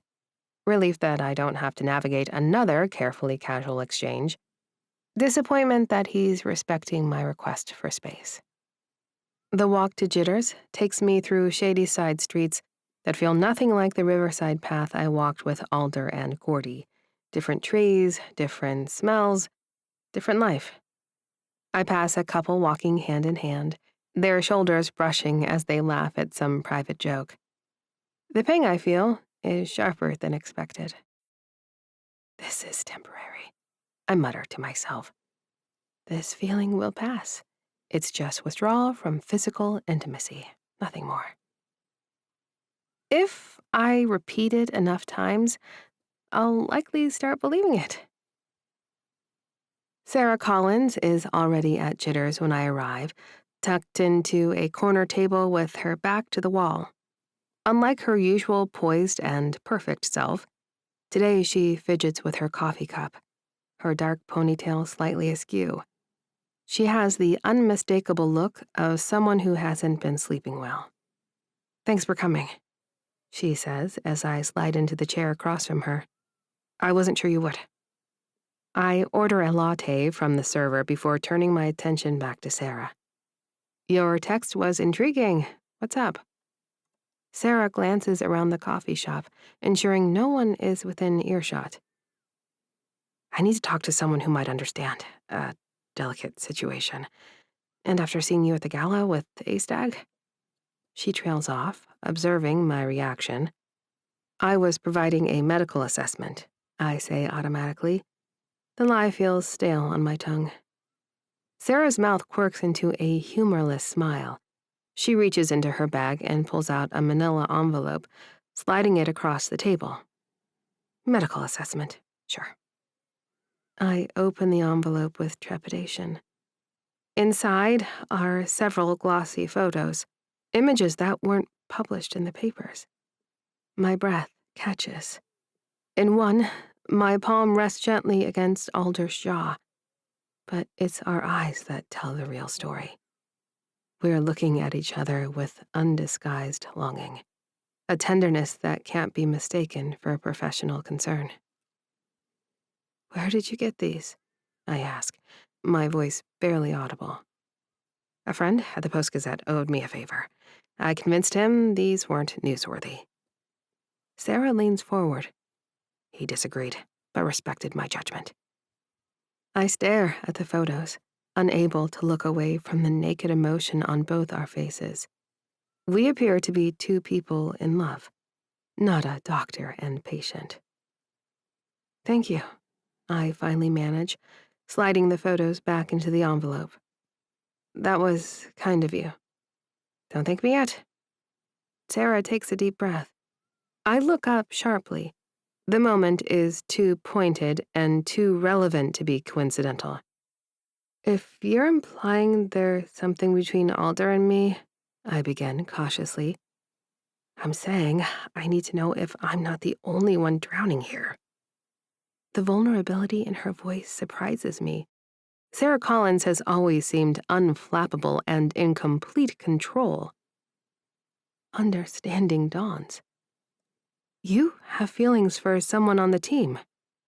She nods once, sharply, not volunteering a name. "It's completely inappropriate. I'm a coach. It creates complicated power dynamics when you're in leadership."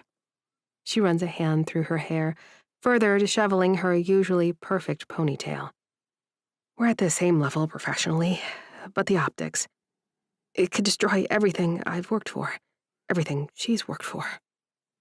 The pronoun surprises me, but I keep my expression intact, allowing her to continue. "But then I saw you and Stag at the gala," she continues. "The way you looked at each other. And I thought maybe you'd figured something out that I haven't."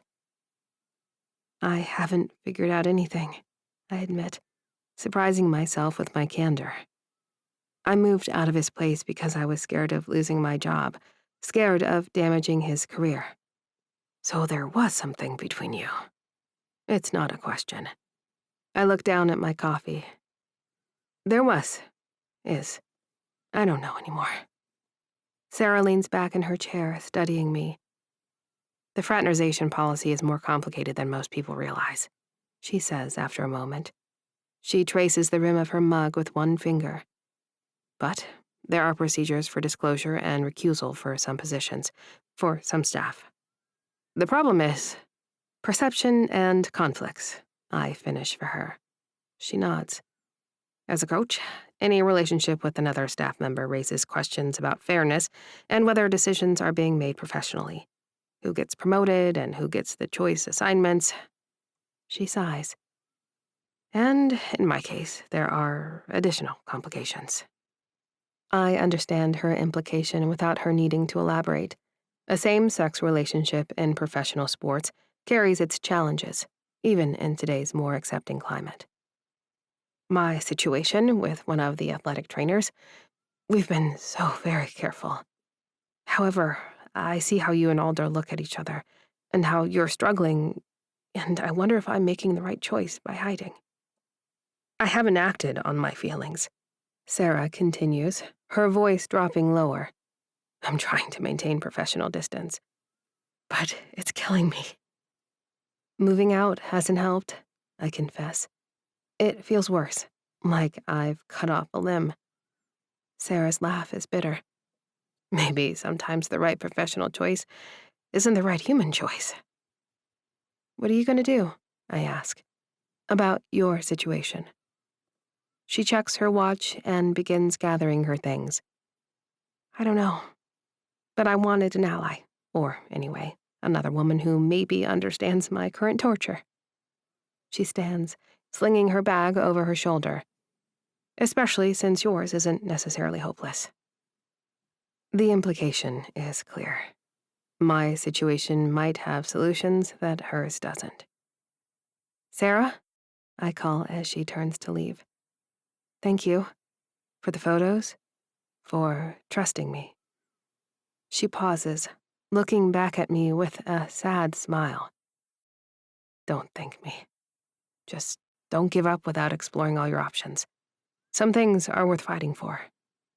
She hesitates, then adds, and maybe someday I'll find the courage to take my own advice. After Sarah leaves, I remain at the table staring into my cooling coffee. The manila envelope sits beside my cup, its contents burning a hole in my awareness. I should destroy the photos. Instead, I open the envelope again, studying the image that captures precisely what I've been denying. The depth of feeling between Alder and me. My chest aches with a longing so intense, it feels physical. I miss his laugh, warmth, and how he smells after a shower. I miss Gordy snoring at the foot of the bed. I miss feeling like I belong somewhere, with someone. I've spent my entire life trying to be smaller, less demanding, and less trouble, with Brad, with my mother, with everyone. I shrank myself to fit the spaces others allowed me. Until Alder. Until Gordy. Until the Stag family chaos, which somehow made me feel more at home than anywhere I've ever been. But I can't lose sight of reality. My student loan payments don't care about my feelings. Over $300,000 in debt means I need this job with the Fury. Professionally, physically, and financially, I can't afford to risk it all for romance, no matter how right it feels. Maybe I gave up too easily. Perhaps we both did. I just don't know what to do about it. Chapter 31. Alder. This organization isn't your personal fight club, Stag. Charles Sutton leans back in his leather chair, fingers steepled. His expression is the carefully neutral mask of a man who's spent decades negotiating with millionaire athletes and billionaire investors. The bruise on my jaw throbs under his scrutiny. Adam Lawson is threatening legal action, he continues. Not just against you, but against the organization. His company is not happy, to put it mildly. He deserved it, I say, the words escaping before I can stop them. Brian shifts nervously beside me. He's been hovering since we entered the office, like he's afraid I might lunge across the desk and take a swing at the owner next. Coach Thompson, who's been silently observing from the corner, steps forward. Maybe he did, but that's not how professionals handle things off the ice. He pauses, then adds in a lower voice. Even if I would have done the same in your position. The unexpected show of solidarity doesn't soften the blow that follows. Public apology, Sutton declares. Community service with the youth hockey program, and you're covering any medical expenses for Lawson. I nod, accepting the punishment without argument. Adam's probably going to milk me for a nose job.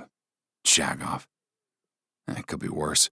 They could bench me next season, trade me to a team in the middle of nowhere, and completely end my career. We'll draft a statement, Brian jumps in. Schedule a press conference. Fine, I say, just wanting this meeting to be over. One more thing. Sutton's eyes bore into mine. This is your only warning, Stag. Next time, there won't be a conversation. The implied threat hangs in the air as I'm dismissed. What were you thinking? Brian explodes the moment we're alone in the hallway. Do you have any idea the PR nightmare we're dealing with? I lean against the wall, suddenly exhausted. It wasn't planned, Brian. No shit. He shoves a piece of paper into my hand. Public statement. Memorize it. We're holding the press conference tomorrow morning. I scan the typed paragraph, a generic apology full of corporate speak about regrettable actions and commitment to sportsmanship. There's nothing about Adam's smug face or his taunts about Lena, nothing about how it felt to finally hit something that had been hurting me. This is bullshit, I say, crumpling the paper slightly in my fist. Brian steps closer, lowering his voice. This is your last chance, Stag. No more public outbursts, no more scenes. The team has been more than patient with the loss after the kiss cam and all the circus that followed. I want to argue, but I know he's right. This isn't helping anyone, least of all me. Brian's expression softens slightly. Look, I get it. The guy's a dick, but this isn't helping you move on. Move on?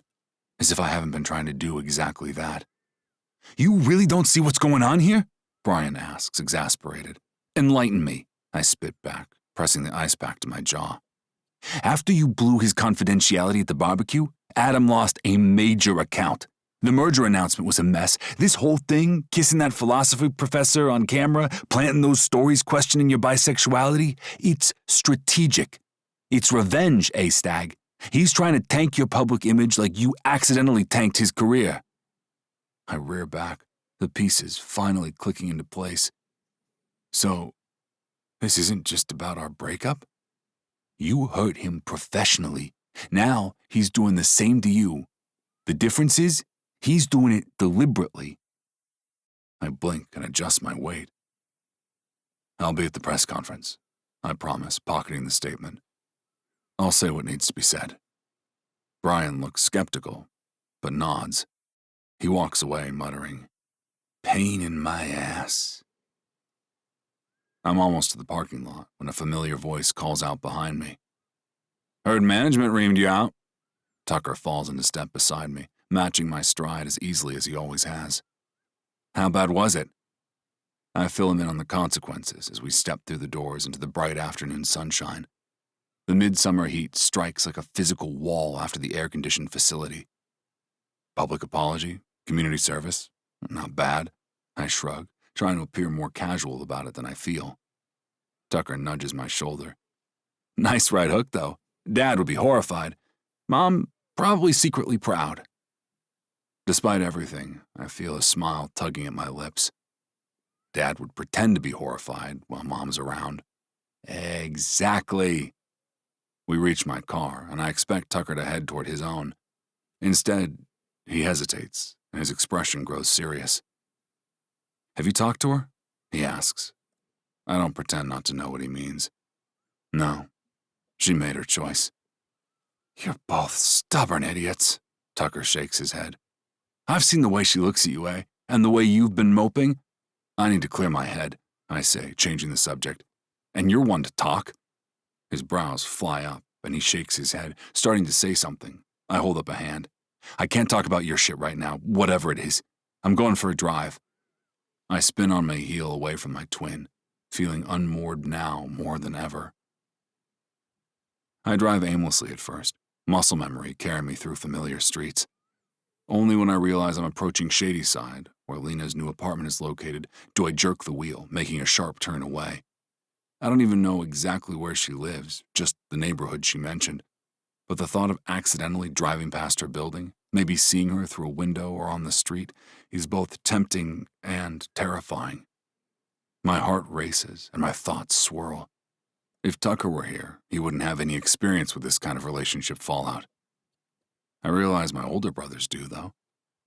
I swallow the bile rising in my throat and veer toward Gunnar and Emerson's place. I haven't called the head, haven't even decided if I'm going there until I'm parking outside their building. I hesitate in the car for a long moment, questioning what I'm even doing here. Gunnar and I have never been the talk about our feelings type of brothers. But I need someone who'll understand, someone who won't judge me for being a mess over a woman I've known for less than 2 months. I knock on their door, perhaps harder than a normal person would. There's a muffled curse from inside, then followed by shuffling footsteps. The door swings open to reveal Gunnar, hair disheveled, wearing only sweatpants. Behind him, I glimpse a door slamming shut. Shit, I take a step back. Bad timing, I didn't call. Alternator? Gunnar blinks, then recovers. No, we were just... He runs a hand through his hair, glancing down the hall. It's Alder. Emerson's head pops out from behind the bedroom door, her face flushed. Hi, Alder. She smoothed down her shirt, which is definitely on backward. I was just napping. Right. I start to back away. I'll go. Sorry to interrupt your nap. Don't be stupid. She'd never fall asleep on my watch. Gunnar grabs my arm, pulling me inside. Emerson throws a pillow at his head, which he catches with practiced ease. He grins at her and turns back to me. Give me 2 minutes to get decent, and then we can talk. I stand awkwardly in their entryway while they straighten up, feeling like an intruder. After a moment, Emerson disappears into her music room, her curls tamed into a messy bun. Cello begins to play behind the closed door, which I realize gives Gunnar and me an additional layer of privacy. Gunnar retrieves 2 beers from the fridge, handing one to me. So, he says, dropping onto the now straightened couch. What brings you to interrupt my afternoon delight?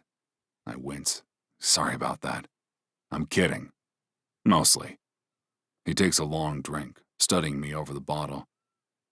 Management chewed you out good? Fucker is a blabbermouth. He is, but... Gunn gestures toward my bruised jaw. Figured there'd be consequences. I collapse into the armchair across from him. Community service, public apology, gotta pay for Adam's plastic surgery or whatever. Worth it, though? I consider the question longer than I should need to. Yes? No? I don't know. Gunnar watches me, his expression more serious than usual. You wouldn't drive here unannounced about that, though. No, I admit after a long pause. A beat of silence stretches between us. Then, Gunnar says quietly, So, the dentist? I start to defend myself, but he cuts me off with a wave. I'm not judging. Em and I like her. A lot. The sincerity in his voice surprises me. The summer fling isn't such a carefree thing after all, is it? The phrase, my phrase, thrown back at me from that family dinner, lands like a punch. Don't. Look, I saw you two at our wedding, the way you looked at each other. Gunnar leans forward. She looks at you the way Em looks at me. That's rare, eh? My throat tightens. Yeah, well, she also moved out the second things got complicated. I'd argue things have been complicated for you guys from the start. A sharp knock interrupts whatever Gunnar was about to say. He rises to answer the door, and I'm not entirely surprised to see Tucker standing there, a six-pack dangling from his hand. Twin sense. Figured you'd end up here, he says to me before nodding at Gunnar. Gee? Fucker. Gunnar takes the beer. He's moping about the dentist. Yeah, well, he's been pathetic since she left, Tucker says, dropping onto the couch. I'm right here, I protest. Good. Tucker grabs a beer. Then you can listen to people who actually care about you. Gunnar retrieves his phone from the coffee table. Want to see something interesting? He scrolls for a moment, then turns the screen toward me. Em got the first batch of wedding photos this morning. I stare at the image, Lena and me on the dance floor, our bodies close, eyes locked. Even in the still photo, the intensity between us is palpable. Her hand on my shoulder, mine at her waist, the way we're leaning in like magnets drawn together. Em said everyone at the wedding was talking about how you two couldn't keep your eyes off each other, Gunnar says. Or your hands, Tucker adds. I look away from the photo. It doesn't matter. She chose her career. So did you, Tucker says, unexpectedly serious. She worked her ass off to get where she is. You of all people should understand that. It's different, I argue. Is it? Gunnar challenges. You've both dedicated your lives to your careers. You've both made sacrifices. The question is whether this sacrifice is worth it. His words hit home in a way I wasn't expecting.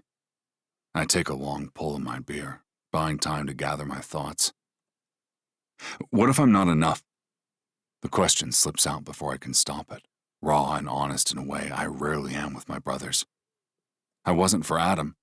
Adam's an asshole, Gunnar says firmly. That doesn't reflect on you. You're comparing apples and garbage, bro, Tucker adds. You know what I was afraid of when Em and I first got serious? Gunnar sets his beer down. Not that I wasn't good enough for her. That what I was asking her to accept, the publicity, the travel, the scrutiny, wasn't worth it. That I was selfishly pulling her into a life she never asked for. I look up, surprised by the admission. Gunnar and Emerson have always seemed so solid, so sure. What changed? I ask. Nothing. I'm still afraid of that sometimes. He shrugs. But I realized it wasn't my decision to make. It was hers, and she chose us even knowing what it meant. Tucker nods thoughtfully. It's about trust, man. Trusting that she knows what she wants, what she's willing to risk. He hooks his gaze on mine, and I know he's got something on his mind, but I'm grateful that he's letting me focus on my exploding life. We don't know Lena like you do, Gunnar adds, but that woman doesn't seem like the type to make decisions lightly. Or back down from a challenge, Tucker says. Gunnar swipes to another wedding photo, this one of Lena talking with our mother, laughing about something. Mom loves her, by the way, he says. Keeps saying she's never seen you so comfortable with someone. Even Odin approved, and he judges everyone, Tucker adds. I stare at the photo, feeling a complex mix of emotions. Seeing Lena laughing with my mother brings back memories of how easily she fit into my family and how naturally she became part of my life. The question is, Gunnar says, what are you going to do about it? I don't know yet. I pull Brian's crumpled statement from my pocket, smoothing it on my knee. Can we talk about something else? Gunnar shrugs and crushes his beer can with a belch. God, I love the off-season. Is that your press conference script? Let's see. Tucker reads it over my shoulder. This is corporate bullshit. You can't say this, Gunnar agrees. If anything, the Fury should release a statement that bisexuality is real. Thanks, Gunn, I say. I stare at the paper some more and sigh. Maybe I need to find my own words? I'm surprised by the certainty I suddenly feel. Something honest. Brian will hate that, Tucker claps me on the shoulder. I love it. We spend the next hour brainstorming what I could say instead, how I could be sincere while still being professional. By the time I'm ready to leave, I have the bones of something that feels right, something that acknowledges the mistake without denying the humanity behind it. Thanks, I say as my brothers walk me to the door. For, any time, Gunnar says. And for what it's worth, I'm sure she misses you too. I lean past Gunnar and conduct an eyebrow conversation with my twin, explaining that we will talk after things settle for me and that he can tell me whatever's been weighing on him. Tucker nods. At least talk to her.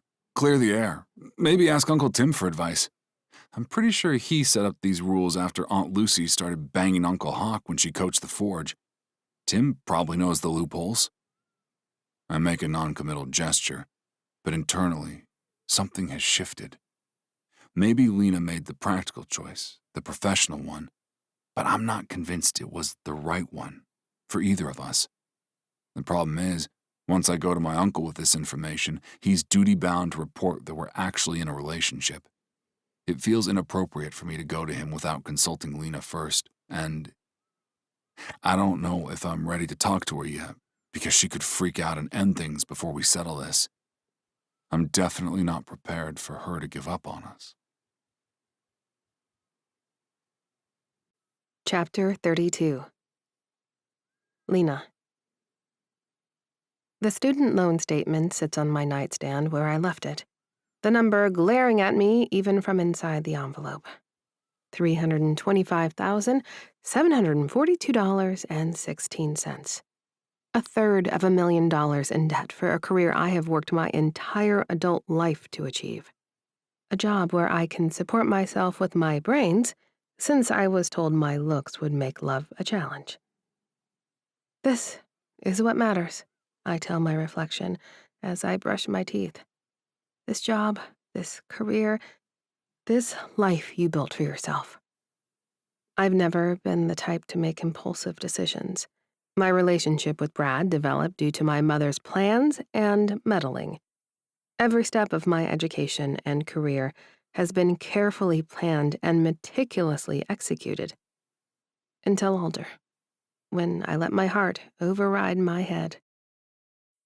The manila envelope from Sarah sits beside the loan statement, and the photos inside serve as a tangible reminder of what I walked away from. However, that was the right choice. The professional choice. The only choice that ensures I can pay off my mountain of debt and build a career I sacrificed so much to create. I brew a single cup of coffee in my cheap machine, and as I sip this mediocre brew, I reaffirm my decision. I need to secure my position as team dentist. No distractions, no complications, no Alder Stag. No matter how much my chest aches at the thought. When I arrive, the Fury training facility is buzzing with activity. The summer youth hockey camp is gearing up for its second session, and coaches are assessing which players show promise for hockey academies. I pause to watch as a young boy, perhaps 10 years old, struggles to insert his mouthguard. He grimaces at the generic shape, trying to make it fit comfortably. The coach calls him to attention, and he reluctantly puts it in, his expression clearly uncomfortable. Something clicks in my mind. In my office, I pull up research I've collected on innovations in protective equipment. Several universities have been experimenting with impact sensing technology in football helmets and lacrosse gear, but application in hockey has been limited. Half the cases I saw at the emergency room were gruesome sports accidents gone awry, and at least half of those could have been prevented with proper mouth protection. I sketch rapidly on my tablet, envisioning custom-fitted mouthguards created with advanced 3D printing technology and embedded sensors. The sensors could measure impact forces, tracking potentially dangerous hits and providing real-time data on player safety. The concept isn't entirely new, but its implementation throughout an organization, beginning with youth programs, could revolutionize how we understand and prevent concussions and dental trauma. If I can't fix my personal life right now, at least I can excel professionally, I mutter, already drafting an implementation plan. By mid-morning, I've outlined a comprehensive proposal. Digital scans of each player's mouth, an advanced 3D printing of perfectly fitted mouthguards produced in-house rather than sent from a lab, and embedded sensors to collect impact data. Additionally, a partnership with Carnegie Mellon's Biostatistics Department to analyze the results. The youth camp provides the perfect testing ground, a controlled environment, consistent supervision, and players at a crucial developmental stage when protecting their growing bodies is essential. I sent a brief email to the facility manager asking about the leadership meeting schedule. The response came quickly. Fury's leadership team meets daily at 3. Today, they'll discuss youth programs and community outreach. Perfect timing. I refine my proposal, add preliminary cost projections, and compile research supporting the technology's potential impact. By lunchtime, I've crafted a concise presentation that emphasizes both player safety and the organization's opportunity to pioneer cutting-edge protective technology. As I review my notes, my phone buzzes with a text. For a heartbeat, I hope it's Alder. Instead, it's my mother. Another thinly veiled criticism about my life choices. I silenced the notification without responding. Focus, Lena. This is what matters. At precisely 2:55, I arrive outside the conference room. Through the glass, I can see Coach Thompson, Charles Sutton, and several other members of the Fury leadership team reviewing documents. My pulse quickens as I knock on the door. Coach Sarah looks up, surprise flashing across her face before she gestures to me. "Dr. Sinclair," she says. "We weren't expecting you." I apologize for the interruption, I say, keeping my voice steady despite my racing heart. "I have a player safety initiative I'd like to present if you can spare 5 minutes. Sutton checks his watch, then nods. "You have the floor, Doctor." I connect my tablet to the room's display and launch into my presentation. The nervousness in my stomach transforms into professional confidence as I outline the mouthguard innovation. Each player would receive a custom-fitted mouthguard created using advanced 3D printing technology, I explain, showing the mock-ups I've created. But the embedded sensor technology is what makes this program truly innovative. I advance to the next slide, displaying diagrams of the impact sensors. These sensors would measure force vectors, frequency, and intensity of impacts. The data would be collected and analyzed in partnership with Carnegie Mellon researchers, helping us identify patterns that could lead to injury. The athletic trainer leans forward, visibly interested. "We've been looking at similar technology for helmets." "Exactly," I nod. The mouthguard application is particularly valuable because the jaw is so dynamic. And since mouthguards are already mandatory equipment for youth, we're not adding anything new to the player's gear. Sutton, who I expected to focus on cost, asks, "Implementation timeline?" "We could begin with the youth summer program as soon as we get a printer in," I say, relieved by his interest. It's a perfect testing ground, controlled environment, consistent supervision, developing players who would benefit most from the protective technology and long-term data collection. Coach Thompson shares a look with Sutton, then says, "We're actually starting a community service initiative with the youth program. Alder Stag will be working with those kids as part of his disciplinary action." The sound of Alder's name sends a shock through my system, but I maintain my professional expression. "That timing works well. We could coordinate efforts." Sutton taps his pen against the table thoughtfully. "We're holding a press conference tomorrow about Stag's community service. Would this be ready to announce by then? Show the organization's commitment to player safety alongside our disciplinary actions?" My mouth goes dry at the thought of standing beside Alder at a press conference, but this is exactly the opportunity I need professionally. "Absolutely," I hear myself say. "I can prepare all the necessary materials." "Excellent." Sutton stands, signaling the end of the meeting. "Thompson, make sure Dr. Sinclair has whatever resources she needs for this. I want Pittsburgh leading the conversation on player safety." As the room clears, Coach Thompson hangs back. "Good initiative, Doctor," he says. "The press conference is tomorrow at 11. The communications team will prep you beforehand." "Thank you for your support," I say, gathering my tablet. He studies me for a moment longer than feels comfortable. "Interesting timing." "I'm not sure what you mean," I say, though I suspect I do. "Nothing." He shrugs. "Just nice to see everyone focused on their professional contributions to this organization." The emphasis on professional is subtle, but unmistakable. Message received, Coach. Back in my office, I close the door and lean against it, exhaling slowly. Professional success and personal turmoil are all tangled in a knot I can't seem to unravel. Tomorrow, I'll stand alongside Alder before cameras and reporters. I'll need to maintain composure while ignoring the memory of his body against mine, his voice in the dark, and the way my body stretched to accommodate him. I sink into my chair and start drafting emails to the equipment suppliers I'll need to contact. Focus on the work, not on Alder's bruised jaw or how it felt to trace my fingers along it at the gala. Not on the way his eyes would crinkle when he laughed at something I said. Not on Gordy's excited greeting when we'd return home together. Home. It felt like a home in a way no place ever has.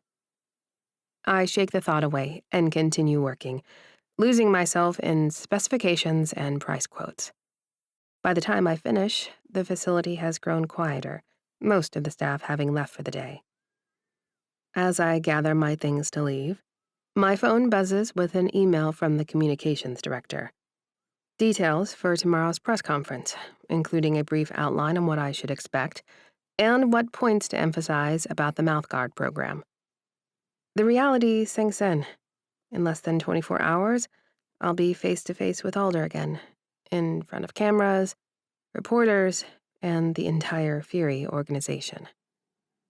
As I drive home through the evening traffic, my mind splits between rehearsing my talking points for tomorrow and wondering how I'll manage to look at Alder without revealing everything I feel. The mouthguard program is a solid professional accomplishment, precisely what I need to secure my position. I should be celebrating this win. Instead, I'm dreading the moment I'll have to stand beside the man I walked away from and pretend he means nothing to me.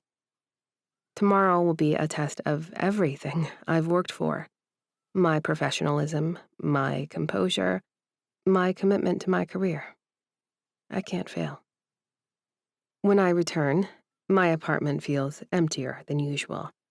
I set my laptop on the kitchen counter and stare at the sparse furnishings and blank walls I haven't bothered to decorate. Despite my best efforts to make it a home, the place still feels temporary. I reheat leftover takeout and eat, standing at the counter and scrolling through my presentation notes one more time. The information blurs before my eyes, and my mind drifts to tomorrow's press conference, to Alder. Will he look as tired as I feel? Has he been sleeping any better than I have? Will there be an opportunity to speak privately, or will we maintain this painful distance? In bed, I stare at the ceiling, sleep eluding me despite my exhaustion. The apartment creaks and settles around me, the sound still unfamiliar. I miss the soft snoring of Gordy at the foot of the bed, the steady breathing of Alder beside me. Without fully thinking it through, I reach for my phone and type a message to Sarah. How do you handle seeing her every day? This is so much harder than I expected. My thumb hovers over the send button, a moment of doubt. Sarah and I aren't friends, not really. We've had one meaningful conversation. This text is unprofessional, inappropriate even. I send it anyway. I immediately regretted it. Sarah reports directly to Coach Thompson. What if she shares this with management? What if this undermines everything I've worked for? The 3 dots appear almost immediately. Sarah is typing. My heart pounds as I wait. Her reply comes through. Being a woman in pro hockey is not for the weak. Neither is loving someone you shouldn't. Loving. The word jumps out at me, sending a shock through my system. Is that what this is? Love? The possibility has been hovering at the edges of my consciousness, but seeing it spelled out so plainly makes it impossible to ignore. Before I can process this, another message appears. We'll talk after the press conference. Get some sleep. Your career and your heart both matter. I reread the messages, then a third time. Sarah understands. Not just the professional constraints, but also the emotional reality.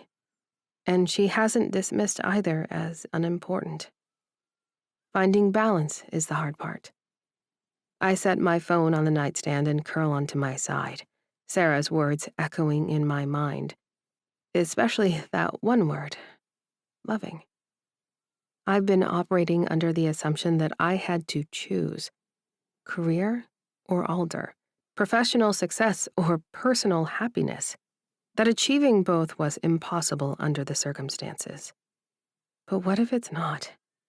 And if so, what am I willing to risk for it?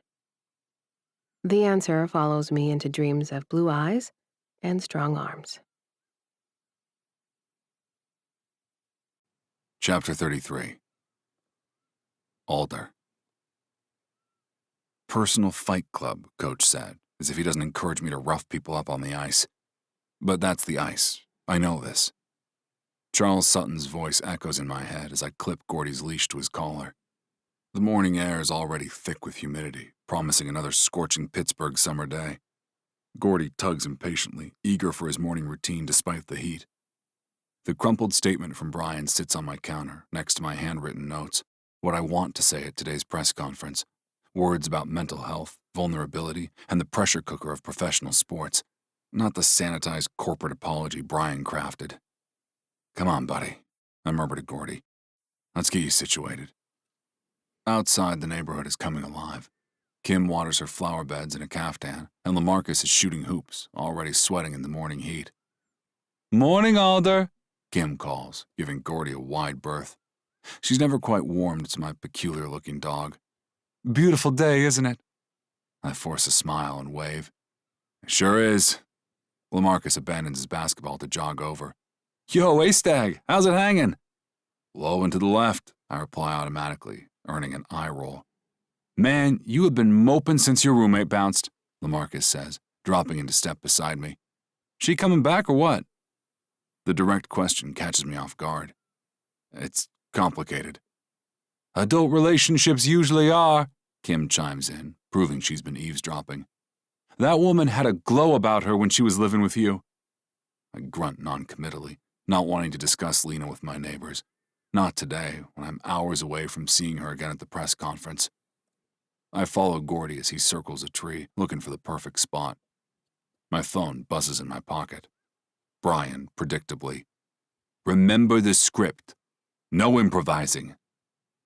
I stare at the message for a long moment. I'm exhausted, but I know I can't read the statement Brian drafted. I also can't continue like this, seeing Lena at work, not kissing her, not pulling her into my arms. She is the one with the unique skills here, and she can't afford to lose this job. So, I pull up stats on teams within driving distance of Pittsburgh. Cleveland, Columbus. Hell, Detroit is only 5 hours away. I start to wonder how quickly Brian could get me traded. I'd have to live away from my twin, from my family, from Lena. But the weekend visits would be worth it. I'm considering texting Brian about setting up a trade. I envision the steps afterward. Leaving the team, leaving the city that's always been my home. Can I bear it? For Lena? Yes, in a heartbeat. But would she even want that sacrifice? Would she even accept it, knowing what the Fury means to me? I would make that trade if it meant keeping her in my life as a partner. Hockey is what I do, but Lena is becoming who I am. I lie on the floor next to my dog and ask his opinion on moving. He stares at me like I'm nuts. Well, I tell him, something's going to change tomorrow. Not sure what, but I'm at least going to tell the truth. My new suit fits perfectly, as expected. The Stag brothers have kept the same tailor for years, an older Serbian man specializing in fitting enormous athletes. Even Tucker, who hates dressing up, admits that Gregor's suits make us look less like hulking monsters, more like James Bond on growth hormones. I adjust the jacket, checking my bruised jaw in the mirror. The discoloration has faded to a yellowish purple, still visible, but no longer the angry red it was days ago. My knuckles have healed faster, the joys of access to professional medical support. My phone rings, Brian again, as if sensing my wavering commitment to his sanitized statement. Morning, sunshine, I answer. Tell me you're going to stick to the script. No greeting, just straight to the point. Classic Brian. Good morning to you too, Brian. Yes, I slept well, thanks for asking. Cut the crap, Stag. This is about damage control. Say the words, Look contrite, move on. Don't you want a milk ad like your brother? I sink onto the edge of my bed, Gordy immediately jumping up to lay his head in my lap. What if there's something more important than damage control? A long, exasperated sigh comes through the speaker. There isn't. Not in professional sports. Maybe there should be. Save the philosophy for off-season charity galas. Oh, wait. You punched someone at the last one. Brian's tone sharpens. Just stick to the script, Alder. Please. I end the call without promising anything, which will drive him crazy. Good. Let him sweat a little. My phone buzzes with a text from Tucker. Don't let Brian neuter you. Say what you need to say. We've got your back. I smile and type back. Thanks, fucker. See you there? His response is immediate. Front row. Gun too. Even called Dad and Odin to watch online. The support of my family steadies me as I finish getting ready. Whatever I decide to say today, I won't be standing alone. The Fury facility has more media presence than I expected for what should be a routine disciplinary press conference. News vans from all the local stations crowd the parking lot, and a cluster of reporters hover near the entrance like vultures waiting for something to die. Quite the turnout, I mutter as I navigate them, ignoring shouted questions. Once inside, I'm immediately intercepted by Melissa Chen, the team's PR director. Her expression is a familiar mix of professionalism and barely concealed stress. There's been a change to the program, she says, walking briskly beside me toward the conference room. Dr. Sinclair will be presenting a new player safety initiative after your statement. My step falters. Lena will be there? Melissa gives me a sharp look at the familiarity, but continues smoothly. Dr. Sinclair will speak about a new mouthguard program for the youth hockey camp. You'll speak first about your community service, then she'll present her initiative. You'll both take questions afterward. I nod, trying to process this unexpected development. I'd prepared myself to face the media, to decide whether to read Brian's statement or speak my truth. I hadn't prepared to do it with Lena in the room watching me. I catch a glimpse of her through the glass wall of a side conference room. She's seated at a table, surrounded by communication staff, reviewing notes. Her dark hair is pulled back, and she's wearing a black suit that somehow makes her look both professional and achingly beautiful. As if sensing my gaze, she looks up.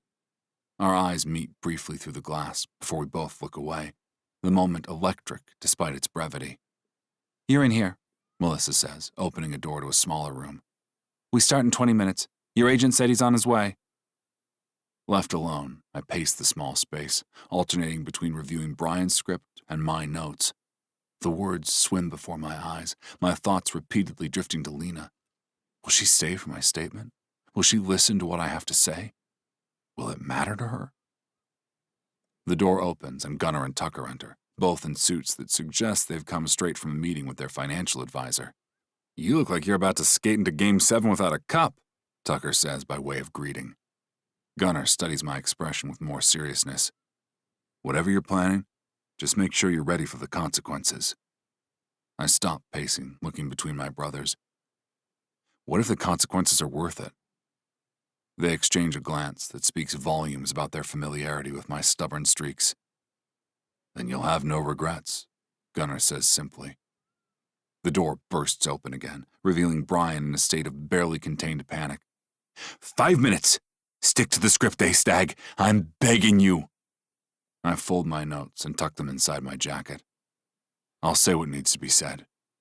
Brian looks to my brothers for support, but finds none. You're all gonna be the death of me, he mutters. Drama queen! Tucker coughs into his fist.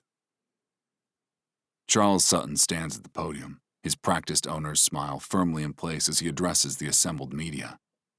Commitment to the highest standards of conduct from every member of our organization, he's saying as I tune back in. The Pittsburgh Fury believes in accountability, which is why Alder Stag has agreed to apologize for his actions and commit to community service with our youth hockey program. I'm seated at a long table to the side of the podium, acutely aware of Lena, who is several seats away. She hasn't looked at me since we entered the room, her attention fixed on Sutton or her notes. Now, I'll turn the microphone over to Alder Stag. Sutton gestures toward me, his expression making it clear this is my one chance at redemption. As I approached the podium, the weight of multiple expectations pressing down on me, Brian's desperate face in the corner, my brother's supportive presence in the front row, Sutton's stern vigilance, and Lena, whose expression I can feel but don't dare look at directly.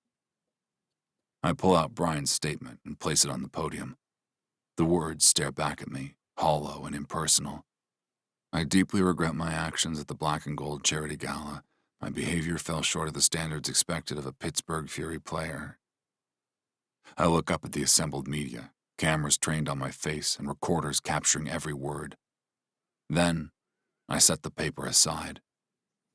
I was supposed to read you an apology that someone else wrote, I begin, about regrettable actions and commitment to sportsmanship. But that wouldn't be honest, and you deserve honesty. A murmur ripples through the room. I see Brian cover his face with his hands in my peripheral vision. Yes, I hit Adam Lawson at the charity gala. No, it wasn't professional or appropriate. I take full responsibility for that action and accept the consequences. I pause, feeling the familiar pre-game focus settling over me. This isn't a script anymore. This is real. But I'm not here to just apologize for losing my temper. I'm here to talk about something more important. The mental health of athletes. Another ripple through the crowd, this one accompanied by the rapid clicking of cameras.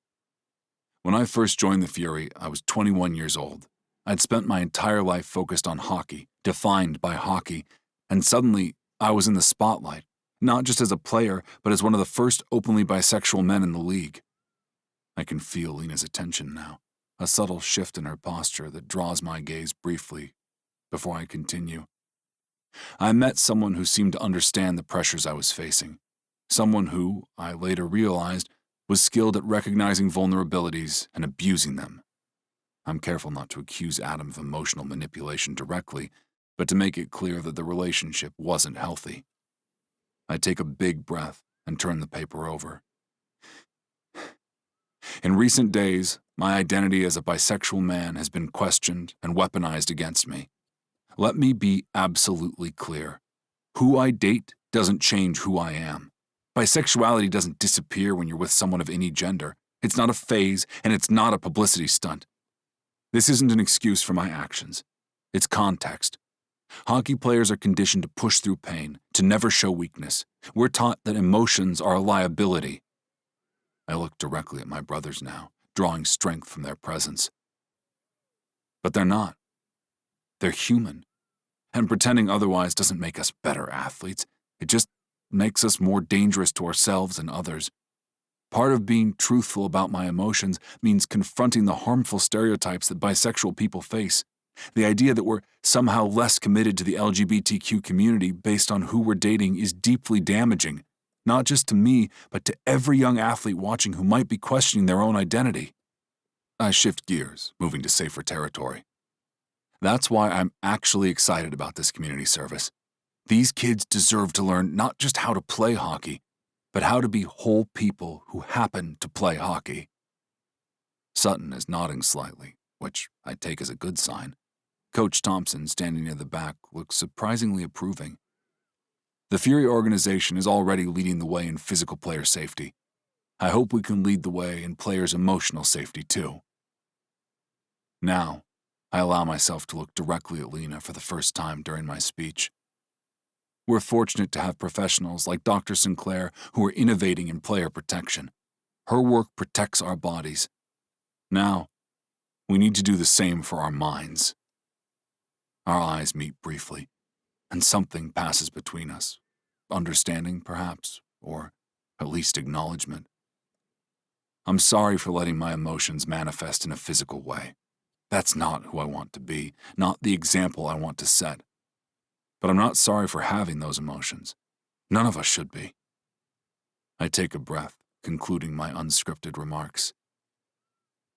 I'm looking forward to working with these kids and being part of an organization that values the whole player, body and mind.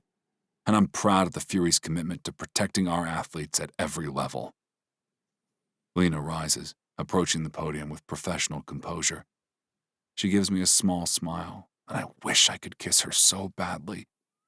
Instead, I step back, taking the seat she vacated, and watch as she presents her mouthguard program with confidence and expertise. Pride wells in my chest, alongside a deep ache of longing. She's brilliant, passionate, and completely in her element. The media is responding enthusiastically, and I notice both Sutton and Thompson nodding along with her points. Brian slides into the seat beside me, his expression a mix of relief and lingering annoyance. "That wasn't the script," he whispers. "But it wasn't a disaster. Nice work tackling the bi-erasure." "I wasn't playing an angle," I reply quietly. "I meant it." He studies me for a moment, then sighs. "I know. That's why it worked." Lena concludes her presentation, and the moderator opens the floor for questions. Most are about the mouthguard program, and some are about my community service. I answer the questions directed to me as honestly as possible, without drifting into territory that might make the organization uncomfortable. Then, a reporter from the Press Gazette stands. "Mr. Stag, your comments seem to reference issues between you and Adam Lawson. Care to elaborate?" I lean toward the microphone. "The particulars of my love life aren't relevant to today's announcements. What's important is the work we're doing with youth hockey and player safety." The reporter doesn't look satisfied, but sits down. Another immediately rises, this one from a local TV station. She directs her question to Lena. "It's interesting that Mr. A. Stag brings up the Fury stance on player bodies and minds. Dr. Sinclair, there's been speculation about your personal relationship with Mr. A. Stag. How do you respond?" The room goes silent, all eyes turning to Lena. I hold my breath, knowing whatever she says next could change everything. Chapter 34. Lena. The reporter's question hangs in the air, a ticking time bomb waiting to detonate my carefully constructed, professional facade. The conference room falls silent, all eyes turning to me. I can feel Alder's gaze from where he sits at the table, the weight of his attention almost physical. Time seems to stretch as I consider my options. Should I deny everything? Should I stick to the sterile script of, "We're colleagues, nothing more"? Should I redirect the mouthguard program and ignore the personal question entirely? Sarah's words from last night flashes in my mind. Your career and your heart both matter. In this suspended moment, I realize that whatever I say next will define both my professional standing and my personal future. The path of least resistance would be to deny, deflect, and maintain the safe distance I've been struggling to create. But I'm tired of shrinking myself, of making myself smaller to fit the spaces others allow me. I take a measured breath, straighten my posture, and lean toward the microphone. My relationship with Mr. Stag is both professional and personal. I begin, my voice steadier than expected. As professionals, we maintain appropriate boundaries in the workplace. A murmur ripples through the media section. I continue more confidently. However, I won't deny that we've developed a friendship outside of work. It initially formed from shared emotional trauma, but developed because we understand one another in ways that make us well-rounded people. I glance briefly toward management, gauging their reaction. Sutton's expression remains neutral, but Coach Thompson's eyebrows rise slightly. What matters today is that both Mr. Stag and I are committed to player safety, physical and mental, within this organization. The mouthguard program represents a significant advance in how we protect our athletes, and I'd prefer to focus on those innovations. I begin to pivot back to the technical aspects of the concussion sensors, ready to redirect the conversation away from personal territory, when Alder unexpectedly leans forward in his seat, grabbing the microphone. His expression is composed, but his eyes are intense. "I'd like to add something, if I may," he says, his deep voice reverberating. Dr. Sinclair has demonstrated nothing but the highest professional standards since joining this organization. She greets our athletes with empathy and skill. I'm not going to lie. Hockey is brutal on teeth, and our smiles are such an important part of our lives off the ice. He pauses, and I can see him making a decision, crossing some internal threshold. On a personal note, her presence in my life has made me a better player and person. His gaze finds mine across the room, direct and unflinching. Hockey is about the whole athlete, mind, body, and heart. I believe our organization understands this better than most. My breath catches in my throat as he continues. I know I play better, more effectively, when I'm whole, when I'm not compartmentalizing or suppressing parts of myself. That's why I came out, with the full support of my team, and it's why I'm coming out now as having found a person I want to be with long term. The room has gone utterly silent, every reporter sensing the significance of what's happening. This isn't just about a fight at a charity gala anymore. It's about something much more fundamental. In fact, Alder continues, I've asked the team's legal counsel to review personnel policies to ensure all players, including myself, are carefully considered when I pursue this relationship with Dr. Sinclair, which, and here he winks. As I said earlier, the specifics of my love life are not up for discussion today. I feel a rush of emotion at his declaration, fighting to maintain my professional composure even as something shifts dramatically inside me. No one has ever spoken about me this way, as someone who makes them better, stronger, more whole.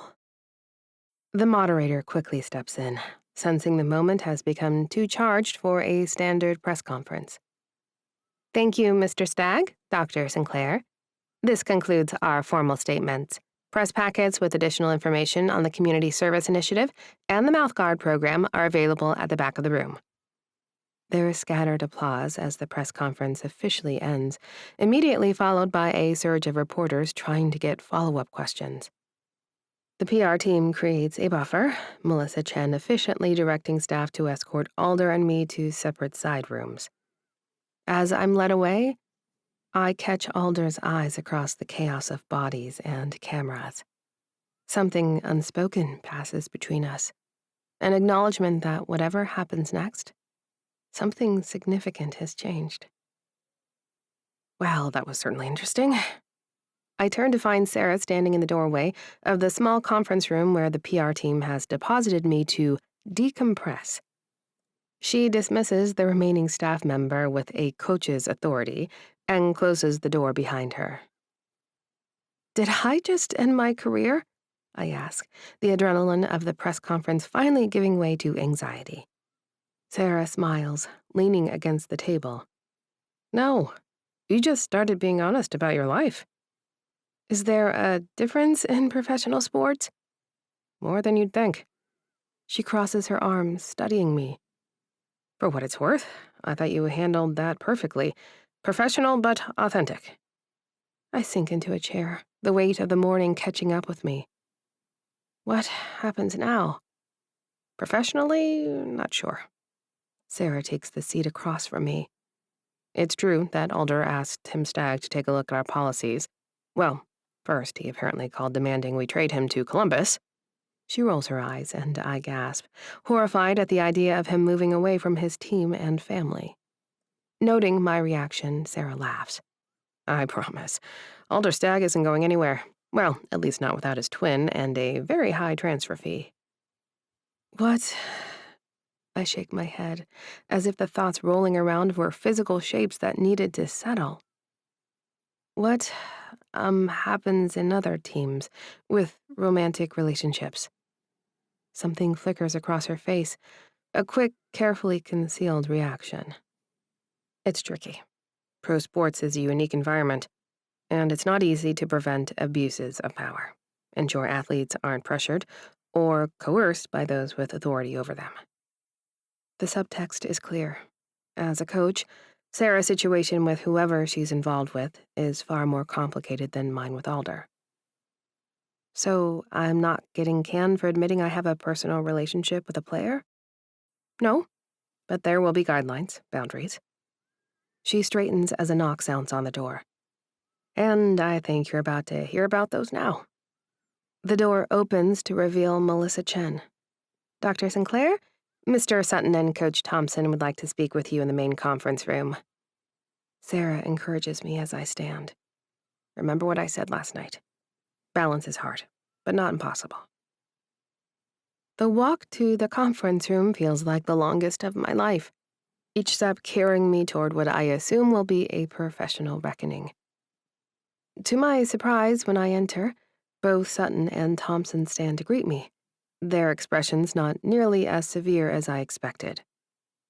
Dr. Sinclair, Sutton says, gesturing to a chair. thank you for speaking with us. I sit, hands folded in my lap to hide their slight tremor. Of course. I want to start by saying your mouthguard presentation was excellent. Sutton begins. The board is extremely enthusiastic about implementing the program. Thank you, I say cautiously, waiting for the other shoe to drop. Thompson leans forward. We also appreciate your honesty out there. Handling personal questions in a professional setting is never easy. Sutton nods in agreement. As mentioned, we've evaluated our organizational policies with legal counsel. Your situation with Alder Stag has highlighted areas that need updating. He slides a folder across the table to me. Inside are several documents, topped by what appears to be a formal disclosure form.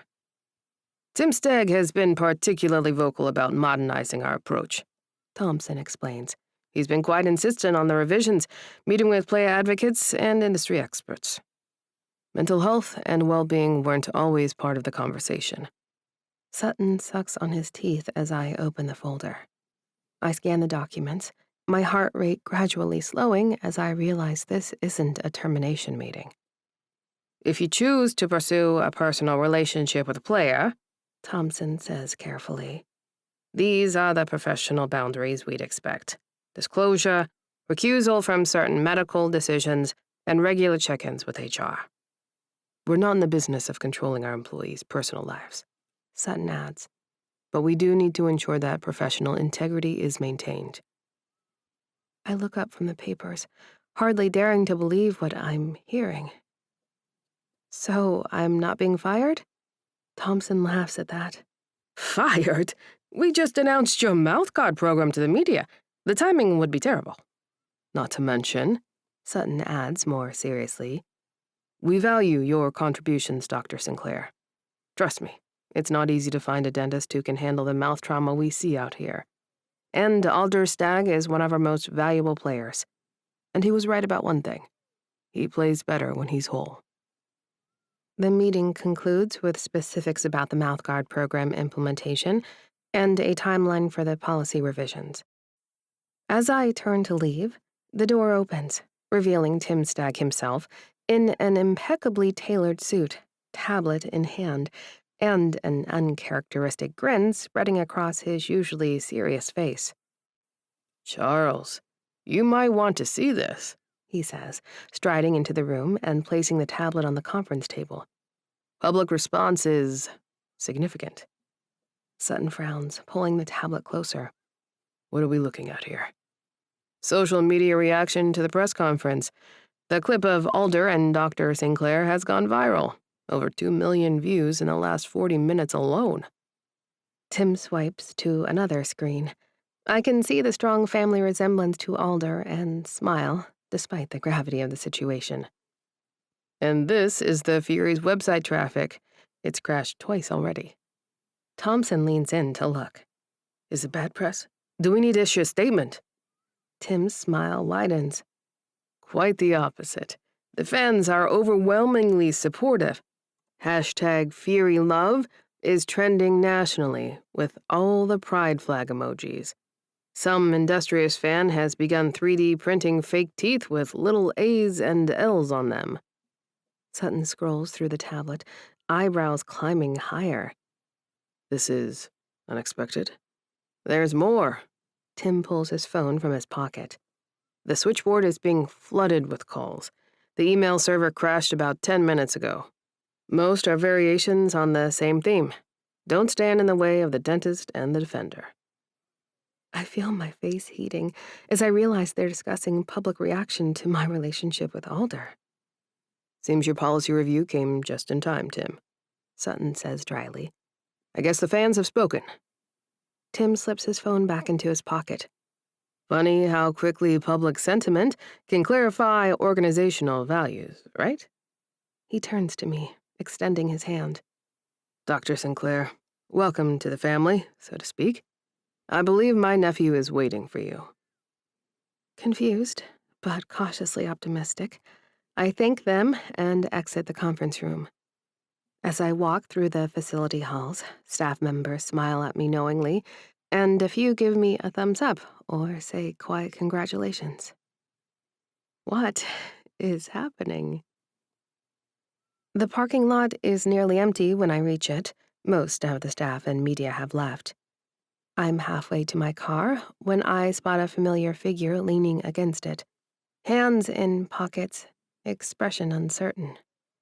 Alder straightens as I approach, his suit jacket discarded, tie loosened, the corporate veneer slipping away to reveal the man I've missed so desperately. We stand facing each other, the space between us charged with everything said and unsaid at the press conference. I'm sorry, he begins, for speaking about you without permission. I should have. You said you play better when you're whole, I interrupt. What did you mean? He blinks. Then his expression shifts to something more open, more vulnerable. I meant that I'm better at everything when you're in my life. Happier, more focused, more me. The simplicity of his answer, the raw honesty of it, makes my chest ache. I press a palm to his face, his skin smooth and soft. You told them to trade you. My voice is a cracked whisper. He purses his lips. That was impulsive, and they shot that idea down real quick. Turns out it's better to address the actual problem head on. I have something to show you, I say, pulling the folder from my bag. I hand him the disclosure forms, watching as he scans them, understanding dawning in his eyes. Management gave me these. It's not either or, Alder. It's complicated, but possible. I take a breath. There's a path forward if we want it. He looks up from the papers, hope and caution warring in his expression. So, where does that leave us? The question hangs between us, encompassing so much more than this moment, this parking garage, this day of revelations. It leaves us with a choice, I say, my voice steady despite my racing heart. And I think I'm ready to make mine. I step forward, closing the distance I've been so careful to maintain. His hands come up instinctively to steady me, warm and solid against my waist. I've spent my whole life making myself smaller, I whisper. For Brad, for my mother, for my career. I don't want to do that anymore. Alder's eyes never leave mine, intense and blue and full of longing that matches mine. You should never want to be anything but exactly who you are, Lena. That's who I... He stops and swallows. That's who I've fallen for. The word hangs unspoken between us. Fallen. Not a summer fling. Not a convenient arrangement. Something real and lasting and worth fighting for. A small commotion draws my attention past Alder's shoulder. To my astonishment, a group of fans has gathered at the edge of the parking lot, some holding hastily made signs. Hockey Heart Healer, reads one. Let the Fury Love, proclaims another. What in the world? I murmur. Alder glances behind him, shaking his head with a bemused smile. Fury fans move fast. He turns back to me, his expression serious despite the growing crowd. Does it bother you, the attention? I consider this, watching as more fans arrive, most keeping a respectful distance but making their support clear. A few months ago, this kind of public scrutiny would have terrified me and sent me retreating into invisibility. But today, I find I don't mind being seen. Not if I'm being seen with him. A cheer erupts from the crowd as he pulls me into his arms, lips finding mine in a kiss that feels like coming home. The sound barely registers. All I can focus on is Alder, solid and real against me, his hand steady on my waist, his heartbeat strong beneath my palm. When we finally break apart, breathless and laughing, he rests his forehead against mine. That was very unprofessional, Dr. Sinclair.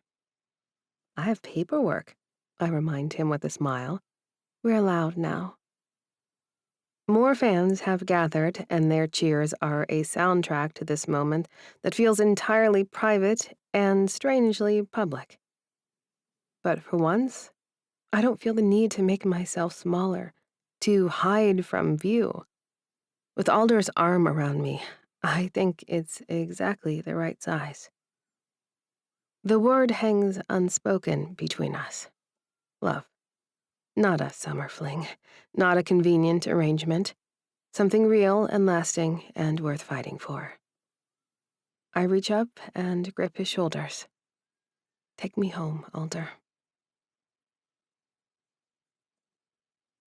Chapter 35. Alder. I can't stop looking at her. All the way to my townhouse, I steal glances at Lena in the passenger seat. The curve of her jaw, her fingers tapped nervously against her thigh, the slight smile that appears and disappears as she processes everything that just happened. Neither of us speaks, the air between us electric with anticipation. We've said what matters in front of cameras and management. Now, we need to say the rest with our bodies. Gordy greets us at the door with the appropriate enthusiasm, his entire body wiggling with joy. He circles Lena's legs, whining and snuffling, ecstatic that she's back where he believes she belongs. I think someone missed you, I say, the first words either of us have spoken since leaving the parking garage. I missed him too, Lena says, crouching to scratch behind Gordy's ears. When she looks up at me, her eyes are bright with emotion. I missed both of you. The press conference feels like it happened in another lifetime. The carefully worded statements, the professional posturing, the tension of waiting for consequences, all of it fades in the face of this moment. Lena, back in my home. Our home, if she wants it to be. Are you hungry? I ask, because I need to say something, anything to keep from grabbing her right here in the entryway. She straightens, stepping closer to me. Not for food. My breath catches in my throat. Gordy, oblivious to the tension building between us, chooses this moment to bring over his favorite chew toy, dropping it at our feet with an expectant woof. Not now, buddy, I tell him, not taking my eyes off Lena. We should probably, she begins. Yeah, I agree, understanding immediately. I scoop up Gordy, who protests with a confused whine, and carry him to my bedroom. I grab his favorite treats from the dresser, scatter them on the floor, and then add his second favorite toy for good measure. Stay, I tell him firmly, backing out of the room and closing the door. The soft click of the latch is like a starting gun. When I turn, Lena is there, just steps away in the hallway, her eyes dark with want. We stare at each other for one suspended moment, the last thread of restraint stretched between us. Then, she moves. Her hands come up to my chest, pushing me back against the wall with surprising force. I go willingly, my back hitting the framed family photos with a thud. I've missed you so much, she whispers against my mouth, and then she's kissing me, fierce and claiming. I respond instantly, my hands framing her face, then sliding into her hair, destroying whatever professional style she'd carefully created this morning. She tastes like she's coming home after too long away. The kiss deepens, months of longing and forced separation disappearing as our bodies remember each other. Her tongue slides against mine, and I groan, pulling her closer until there's not a whisper of space between us. She can feel. Chapter 36. Lena. 5 weeks later. Here we are, Alder says, the car tires crunching on gravel as we pull up to the Stag family ski house. My breath catches at the sight of it. Cabin was the word Alder used, but this is no cabin. The structure rises from the mountainside with multi-story windows reflecting the late summer sunset, a sprawling edifice of wood and stone that commands the hillside. This is stunning, I whisper, watching Gordy's nose press against the car window, his tail wagging furiously. Alder parks and claps his hands. Wait until you see inside, he says, squeezing my hand before getting out to retrieve our bags. I follow him up the stone path, Gordy racing ahead to sniff every bush and tree. When Alder pushes open the massive wooden door, I enter a great room with vaulted ceilings that soar 2 stories high. A wall of windows provides a breathtaking view of the mountain. A stone fireplace dominates one wall, with a comfortable-looking leather sectional arranged around it. The space flows into an impressive kitchen with a granite island and an enormous wooden table that could easily seat 20 people. "This is where you vacation?" I ask, trying not to gape. Alder grins, setting down our bags. "Dad and his brothers all bought it when my Uncle Tim turned 40.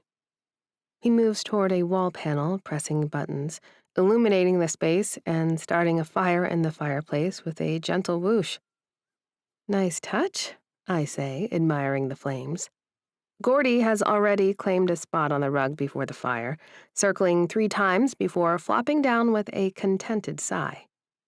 "Smart dog," I murmur, joining Alder in the kitchen as he starts unpacking groceries. "Can I help?"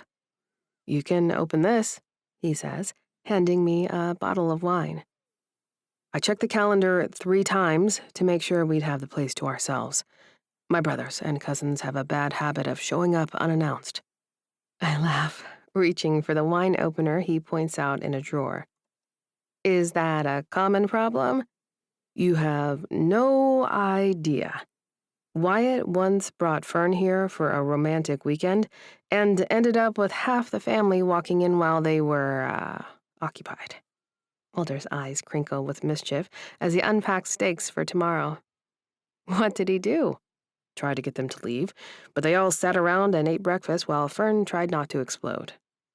Alder takes the open wine and pours a glass for each of us. "To having the place all to ourselves," he says, clinking his glass against mine. "To proper scheduling," I counter, taking a sip. After we put away the groceries and had our wine, Alder gives me the full tour. The downstairs level boasts a theater room with plush recliners, a foosball table, and gaming consoles. Outside, there's a heated pool and a hot tub large enough for at least 8 people. The upper floors contain bedrooms, some with bunks for cousins, others with king beds for the original Stag brothers and their partners. "This one's ours, for now," Alder says, pushing open the door to reveal a spacious room with a king-size bed and a private balcony overlooking the woods. Each door has a small chalkboard, and I watch Alder write, "A Stag plus Lena," in his surprisingly tidy handwriting. I step inside, running my hand along the deer pattern quilt that covers the bed. "It's perfect." Alder wraps his arms around me from behind, resting his chin on my shoulder. "I've never brought anyone here before," he says quietly. The admission sends warmth spreading through my chest. "Thank you for sharing it with me." We unpack in comfortable silence, moving around each other with the ease of people who've learned each other's rhythms. I hang my clothes in the closet beside his and arrange my toiletries alongside his in the bathroom. Such simple acts of domesticity, yet each one feels significant. Another thread binding us together. Later, we eat a quick meal of pasta and salad at the counter, sharing stories and laughing as Gordy tries to convince us he's never been fed. I can see why you love it here, I say, glancing around at the secluded luxury of the space. It feels peaceful. It's my favorite place to recharge before the season starts, Alder admits. No press, no pressure, just mountains and quiet. This easy companionship with Alder feels like breathing after years of suffocation. Want to try the pool? He asks suddenly, eyes bright with boyish excitement. I hesitate, thinking of how I'd look in a swimsuit, then catch myself. This is Alder, who has seen every inch of me, touches me with reverence, and never once made me feel anything but desired. Race you there, I say instead, and his delighted laugh follows me as I head to change. The heated pool gleams under the moonlight, steam rising gently from its surface into the cool mountain air. Alder dives in with athletic grace, surfacing with water streaming from his golden hair. I cautiously enter via the steps, but the perfect temperature soon lures me deeper. Come here, he says, floating in the center. Look up. I paddle over and try to mimic his position, but keep sinking. Like this, he says, sliding his hands beneath me, supporting my weight.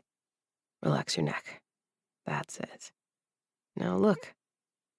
I gaze upward and gasp. Away from the city and the stadium lights, the night sky spreads in infinite darkness, punctuated by stars that seem close enough to touch. It's incredible, I breathe, focusing on staying afloat as he slowly removes his supporting hands.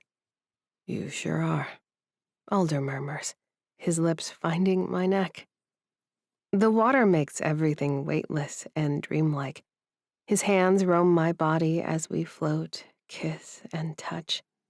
When the heat between us builds too high, we move to the hot tub, where the jets pulse against our skin and steam rises around us like a private cloud. Once properly pruned, we emerge from the water, wrapped in plush robes, and drink more wine by the fire, Gordy snoring at our feet. I tuck myself against Alder's side, marveling at how naturally we fit together, my curves against his angles, my softness against his hardness.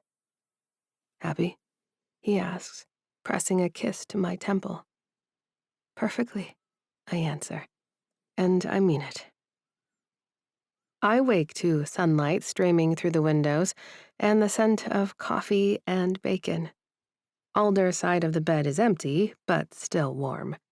Wrapping myself in one of his t-shirts, I pad downstairs to find him in the kitchen, wearing only loose shorts, flipping pancakes on the griddle. Morning, beautiful, he says, sliding a mug of coffee across the counter to me.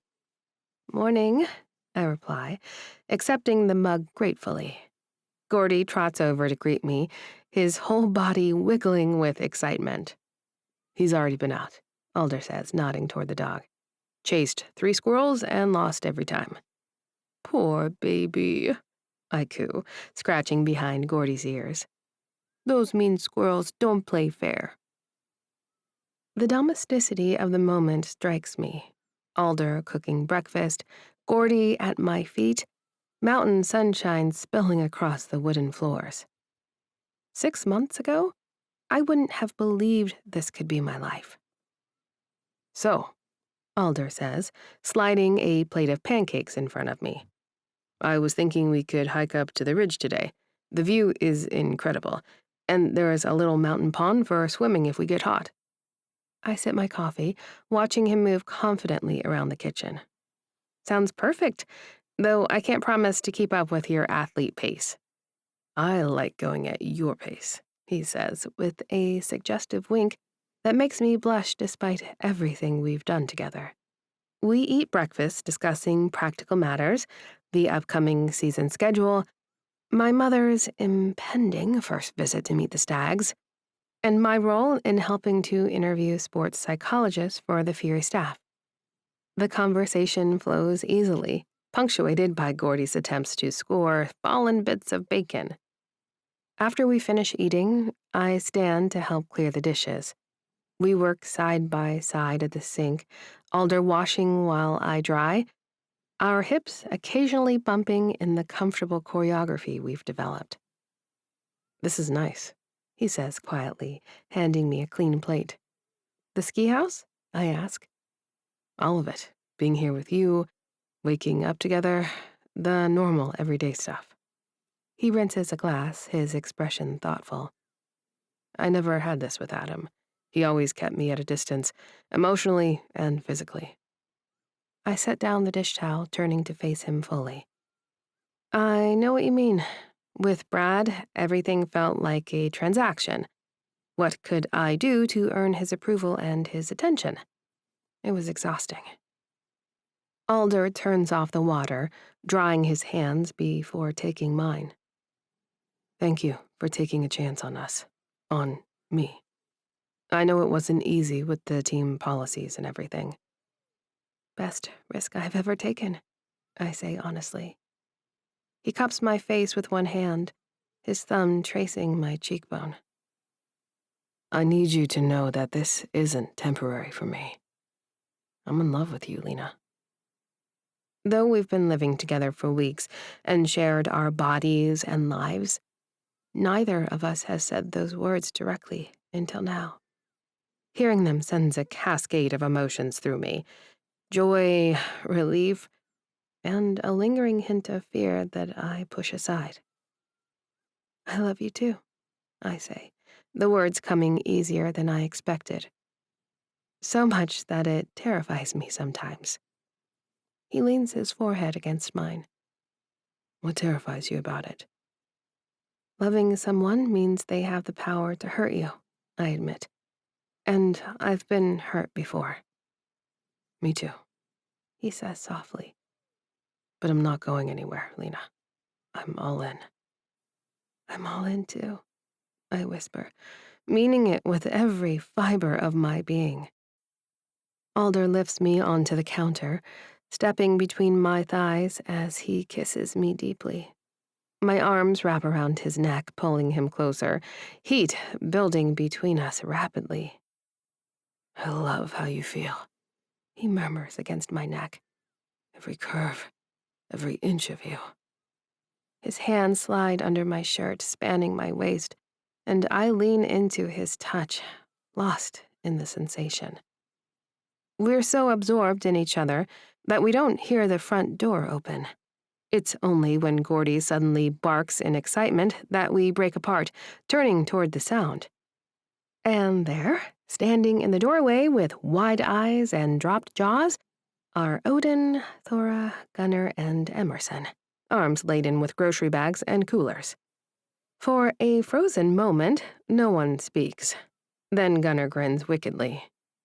"Well, well, looks like we're interrupting dessert." I bury my face in Alder's shoulder, mortification washing over me. But then I feel him shaking with silent laughter, and somehow, the absurdity of the situation hits me too. "I used the damn calendar," Alder says, not bothering to move away from me. "Clearly," Odin drawls, setting down his bags. His girlfriend Thora is fighting a smile beside him. Emerson steps forward, radiating warmth despite the awkward circumstances. "We can come back later if you two need some time to finish your conversation," Gunnar snorts. "No, we can't. I just drove an hour with your cello rattling in the trunk." "I told you to check the calendar," Thora mutters to Odin. "I did check," he protests. "And I noticed that Alder and Lena were hogging it all to themselves." Alder groans. Gunnar raises his hands in innocence. "Don't look at me. Dad wanted a family weekend." "Minus Tucker," Odin adds, shaking his head. From the doorway, Juniper Stag appears, followed by her husband Ty, who sends Gordy into a frenzy of excitement. "Well, don't stop on our account," Juniper says cheerfully, taking in the scene. "You were saying something about love and forever?" She beams at me. And just like that, a romantic getaway transforms into a family weekend. Bags are carried upstairs, and groceries are unpacked. The quiet sanctuary fills with laughter, teasing, and stories. I help Juniper prepare lunch, chopping vegetables, while she tells me more stories of young Alder. Gunnar and Odin set up a horseshoe game outside, their competitive banter carrying through the open windows. Emerson and Thora discuss music on the couch, their conversation punctuated by Thora's distinctive laugh. Alder catches my eye through the window, where he's helping his father set up the grill on the deck. He mouths, "Sorry," with a rueful smile. But I'm not sorry. Not really. There's something magical about being enveloped in this family's warmth, about being treated as if I've always belonged here. Later, when the family has spread out across the property, Gunnar and Emerson swimming, Odin and Thora hiking, Ty and Juniper napping, Alder and I find a quiet moment on the deck. The mountains spread before us, bathed in late afternoon sunlight. "I'm sorry about the change in plans," he says, wrapping an arm around my shoulders. "I promise the next trip will be just us." I lean into him, watching a male deer feel its way through the trees. "It's okay. I don't mind sharing you sometimes." He studies my face. "Really? You're not just saying that?" "Really?" I turn to face him. "I meant what I said this morning. I love you. And I love your family, chaos and all." "Even when they barge in unannounced?" he asks, eyebrows raised. "Especially then," I admit. "It means I'm finally part of something real." His expression softens, and I see the depth of his feelings written plainly across his face. "You know," I say, intertwining my fingers with his, "for so long I tried to make myself smaller, literally and figuratively. With Brad, with my mother, with everyone. I shrank myself to fit the spaces others allowed me." Alder squeezes my hand encouragingly. "But for the first time in my life, I don't feel too big, too loud, or too much," I continue. "With you, with this family, I'm exactly the right size." He pulls me into his arms, his embrace solid and sure. "You could never be too much for me, Lena. You're everything I never knew I needed." Behind us, the door slides open and Juniper calls, "Dinner served, lovebirds!" We both laugh at the moment of intensity breaking. "Coming, Mom," Alder calls back. As we head inside, I realize that the word love no longer terrifies me. Not when it's wrapped in this: family and belonging, and the certainty that I am accepted exactly as I am. For the first time, I feel truly, completely whole. Epilogue. Alder. 4 months later. There's blood on the ice. Again. This time it's Cappy sprawled on his back, red pooling beneath his head as he groans. Trainers surround him, but I watch Lena kneel on the ice in her scrubs, her movements calm and precise as she examines our captain's mouth. It happened fast. High stick from a Buffalo defenseman, no penalty called, and Cappy dropped like a stone. Now the whistle is blown, and all of us are standing on the bench, watching Lena work. "She's a fucking miracle worker," Banksy mutters beside me. "Remember when Doc Bowman would have guys spitting teeth into a towel and sending them back out?" I nod, trying to maintain professional distance, even as pride surges through me. I fidget with my stick, covered in rainbow pride tape. On the ice, Lena extracts something from Cappy's mouth, a splintered piece of the offending stick, I realize, and drops it into a metal pan held by a trainer. She says something that makes Cappy laugh despite his pain, then administers an injection with practiced efficiency. "Dental block," Coach says, appearing at my shoulder, tugging at his tie covered in rainbow hockey sticks, a new regular part of his game day ensemble. "He'll be numb in about 30 seconds. Sure enough, within a minute, Cappy is being helped to his feet. The crowd cheers as he skates toward the bench, where Lena gives him final instructions. When she turns to head back through the tunnel, our eyes meet briefly. Professional on the surface, but I catch the glint of something warmer beneath. "Stop looking at her ass," Tucker hisses, elbowing me as we prepare for the face-off. "I'm admiring her professional demeanor," I counter, readjusting my helmet. "Sure you are." Coach shouts our line change, and we hop the boards together, all business once more. But as I settle into position for the face-off, I can't help the small smile beneath my mouth guard. Months with Lena, and I still get a kick out of watching her work. We won the season opener 3-1, with Cappy returning to score the insurance goal in the third period. The locker room was electric afterward, with everyone riding the high of starting the season right. I rushed through my shower, fielded a few questions from the media about our defensive strategy, and politely declined offers from the guys to grab celebratory drinks. "Hot date with the Tooth Fairy?" Banksy teases as I throw on a t-shirt and jeans while the rest of the team gets dressed for the clubs.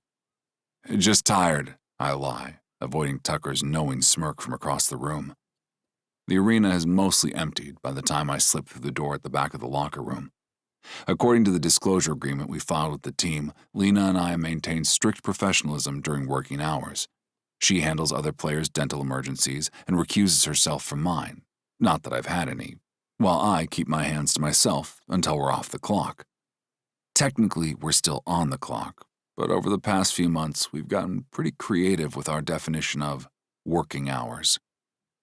Light spills from her arena office into the darkened corridor.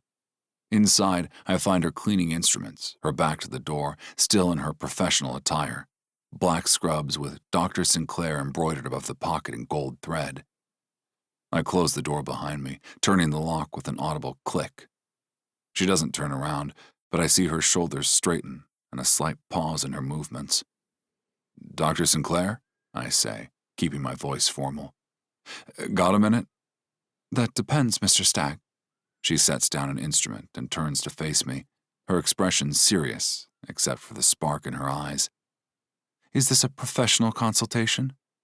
I close the distance between us, backing her against the leather chair. "Strictly personal." Her hands come up to my chest, not quite pushing me away. "The disclosure agreement specifically states that working hours end when the final buzzer sounds," I finish for her. That was 27 minutes ago. "Was it?" A smile plays at her lips. "I must have lost track of time." "Let me help you find it." I cup her face in my hands and kiss her, soft at first, then deeper as she melts against me. "Congratulations on the win," she says when we part, her cheeks flushed in that way I've come to adore. "Thanks for saving our captain." My hands find her waist, lifting her onto the counter with ease. It's so wild to me how you just reach into all that gore and clean it up. She wraps her legs around me, pulling me closer.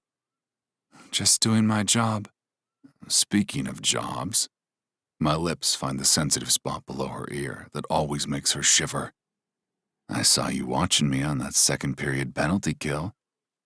"You were extremely competent," she says with mock indifference, even as her head tips back to give me better access to her neck.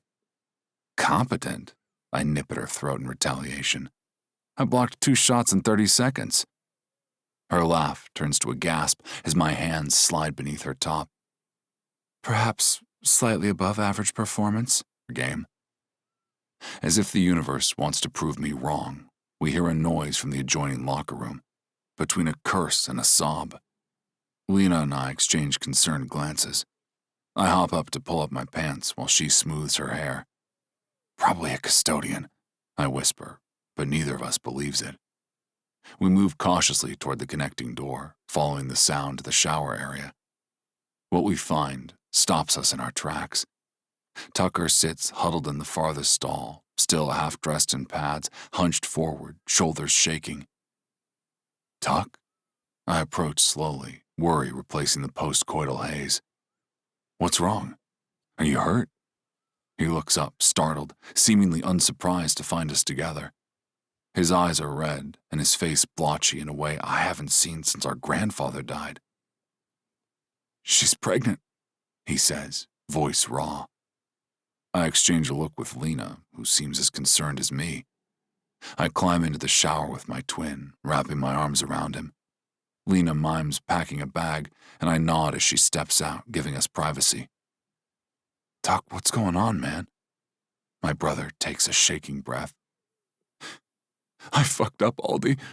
He drags a hand down his face. And he knows it's me. What can I do? Nothing, he wails, leaning his head against my shoulder. Eventually, I convince him that he reeks. I step out to let him shower, and then Lena and I drive him home, promising to get his car with him in the morning. Back at the townhouse, I can't help but compare Tucker's anguish to my happiness. 6 months ago, I couldn't imagine anyone filling the emptiness I felt before Lena. Now, I can't imagine my life without her in it. As she slides into bed beside me, I'm reminded of the small velvet box hidden in my sock drawer, waiting for the perfect moment.